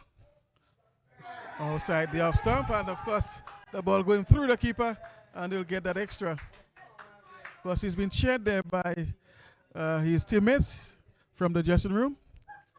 That's Joseph. Despite the losing situation, still giving support. And that's the spirit, of course, of team. And that's very good team spirit. 115 for 9, the score. Just one more wicket required for victory by St. Vincent and the Grenadines. Glasgow. And of course the batter making contact. Ball going towards the onside and they can't score. Mitchell, he's on 15 of 44 deliveries. So Mitchell has had a long knock so far, despite the troubles, of course, of Grenada in terms of the batting. Mitchell has been there. Glasgow. Over the weekend, he's driving straight down the ground. And of course, he gets one more to his score. He moves to 16. And of course, that's the end of the over. 116 it is now for the loss of 5 after 30 overs.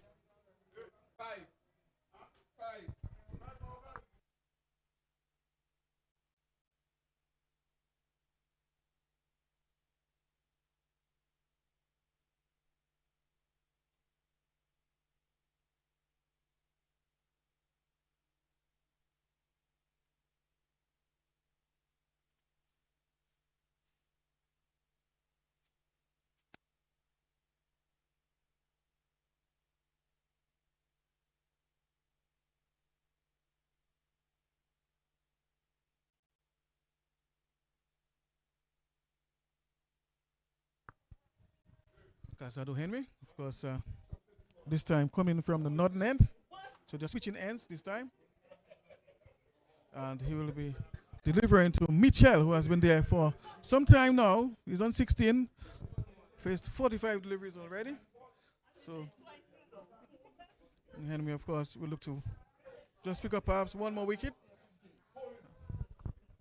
Slower ball and he's driving, but we'll find the man at long on. Just dragging this one slightly from outside the off stump, just outside the off stick. And this brings, of course, his partner, Joseph, into strike.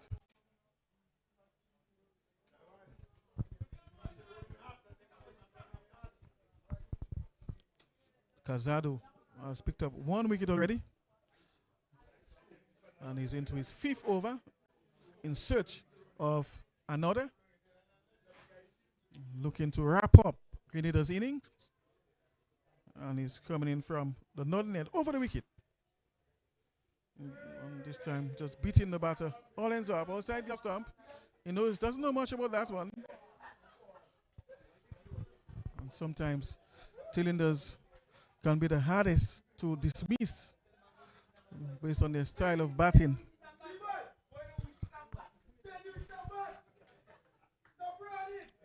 Perhaps you might need to bowl a few Yorkers.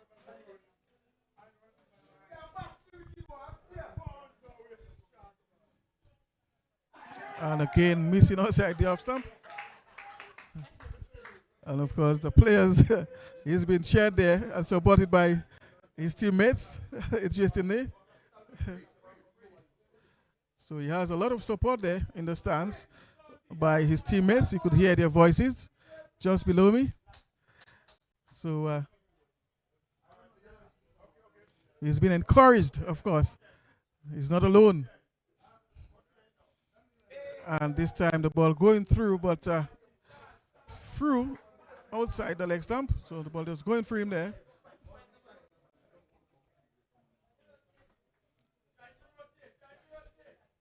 So that was a good ball there by Casado Henry. Of course, delivering the Yorker.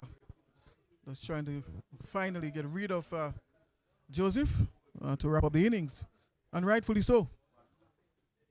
Another Yorker. But Joseph is equal to the task.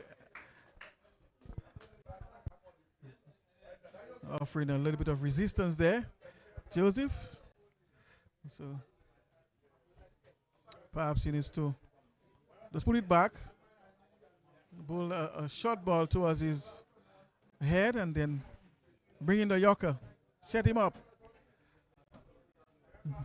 But he only has one more delivery left. So slower ball. And this, oh my goodness, I really thought that ball had taken the stumps out. So it's the end of the over.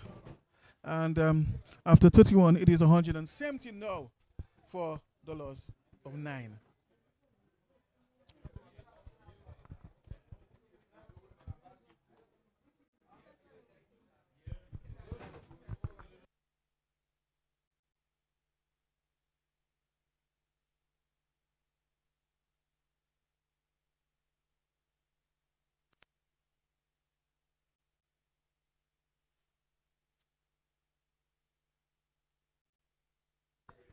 Glasgow.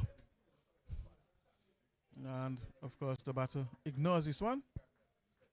And it's a wide, of course. Mitchell. Seems as if he has settled quite nicely. He doesn't have the best strike rate, just a strike rate of 37. But he has been there for quite some time. He has faced 46 deliveries so far. And he's on 17 runs. Of course, just looking to wrap it up. On the edge, down towards Tidman.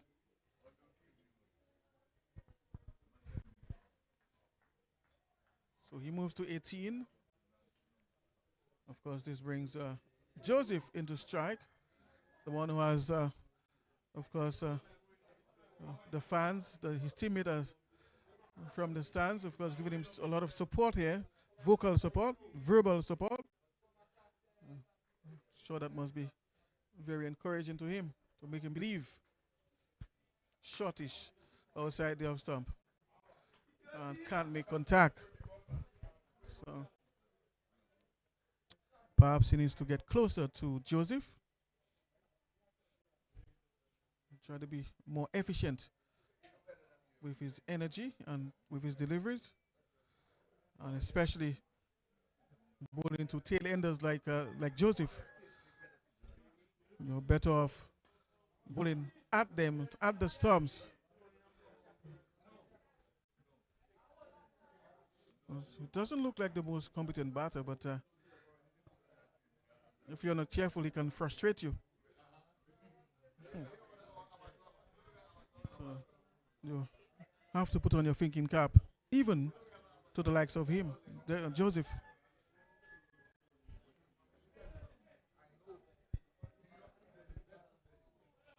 And Glasgow, of course, has to abort his run there on this occasion.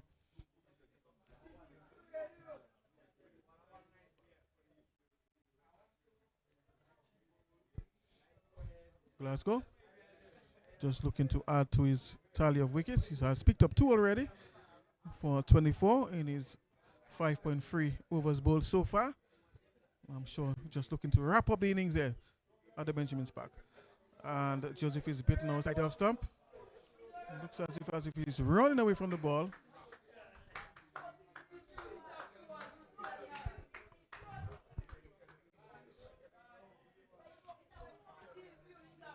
So Joseph seems to be evading the ball while trying to play it at the same time. And that's why sometimes you wonder why they survive so long. And this time he's driving, ball peeling off the edge and going down towards the backward point. Of course, third man having to move to his right to cover up. It's like I was saying earlier, you wonder sometimes why they last so long at the crease. It can be very frustrating for bowlers when they find it so difficult to dismiss such tail-enders. 120 for 9. And he's driving Mitchell. It looks good so far, Mitchell. Doesn't have the best strike rate, but he has certainly settled at the crease. He's on 19 now. And it's the end of the over now. It's now 121 for 9 after 32 overs. So 3 more overs left. And of course, still 61 to get of 18 deliveries. So that's a very tall ask. That's a very big mountain to climb, of course, given that they only have 1 more wicket left. Not the most competent batters right now at the crease. And so, of course, it's just easy sailing now for St. Vincent and the Grenadines. Casado, Henry now. And, of course, looking to caught, not making contact. The ball going past the outside edge and into the gloves of the man standing behind the stumps.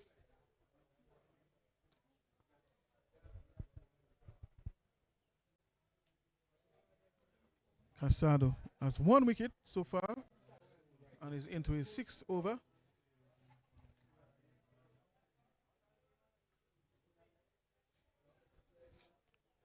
Henry driving, makes contact, going down, straight to the man, out in the deep, at a long off, and that's it. Of course, the wicket has been taken, the final wicket, of course, that St. Vincent was looking for. Finally, they get it. So that's the match. St. Vincent and the Grenadines have won the match. And, of course, Grenada is all out for 121. So St. Vincent coming out on top in this game. It took time. Of course, the bowlers had to be patient. But finally, of course, bringing the game home for St. Vincent and the Grenadines. So, of course, they will table 2 more points in the points table. And now will occupy, of course,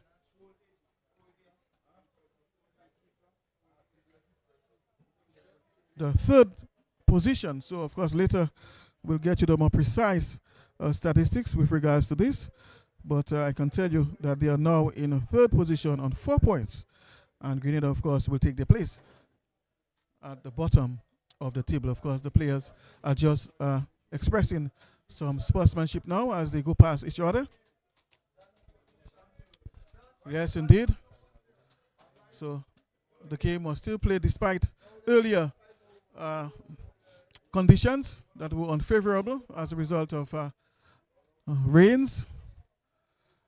Meantime, the match down there in the south was abandoned, so a lot of rain, of course, came down.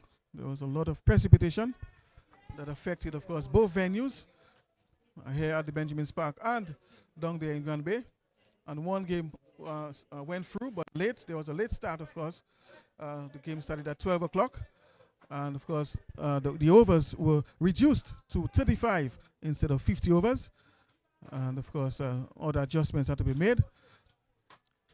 And, of course, at last, the match has come to an end. And there is a complete match with a result where St. Vincent, of course, coming out are the winners of this game here at the Benjamin Park. Of course, in a few moments from now, we'll just head down to the park and have a chat with the boys. Stay with us, and we'll be back with you shortly for more.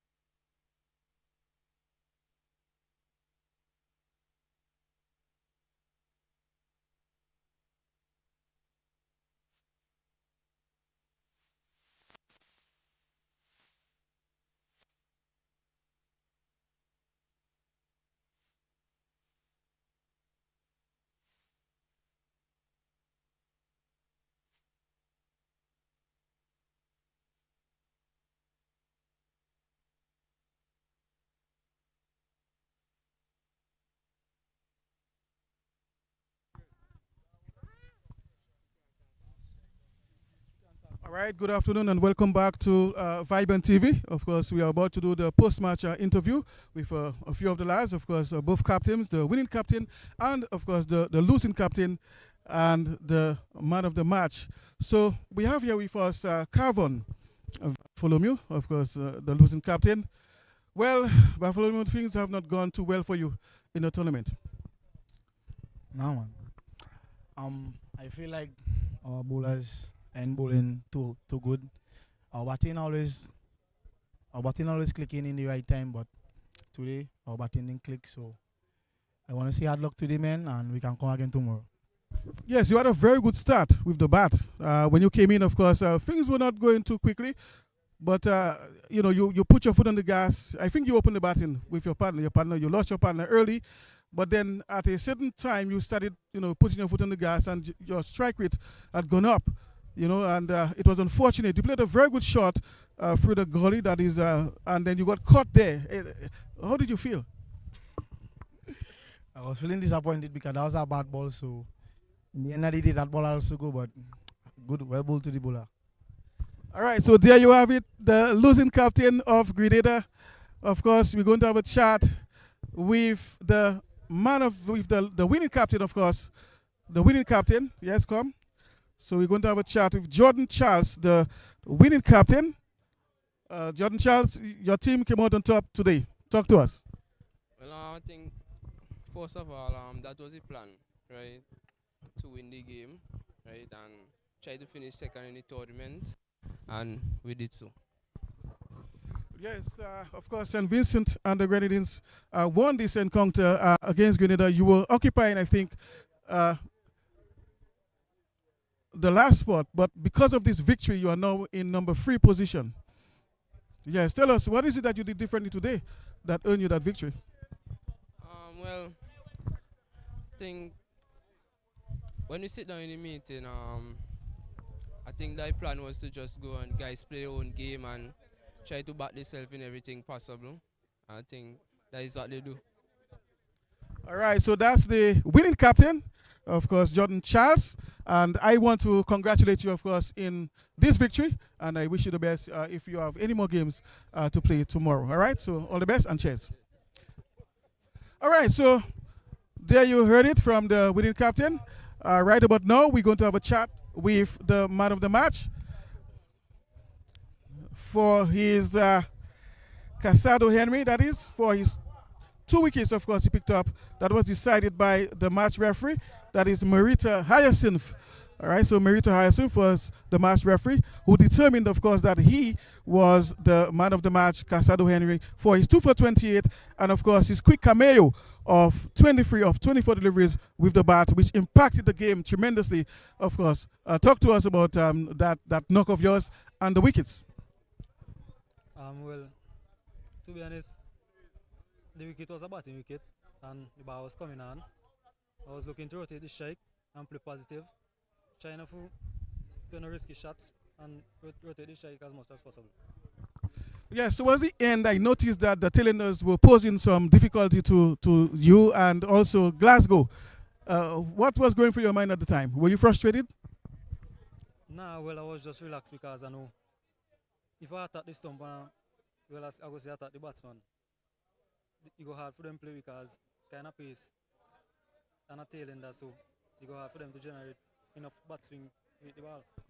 Yes, of course. So there you have it, of course, the man of the match, Casado Henry, for his 2 for 28 and his quick cameo of 23 runs of just 24 deliveries. Cheers. That's the end of today's proceedings. Of course, there are more games tomorrow, Saturday. Hopefully, the weather can be much better. Of course, there were rains earlier today and last evening, which, of course, makes play almost impossible here at the Benjamin's Park. We heard that the match was abandoned in the south at Grand Bay, but hopefully tomorrow the weather can be much better and we can get, of course, some good matches both here and at Geneva Playing Field.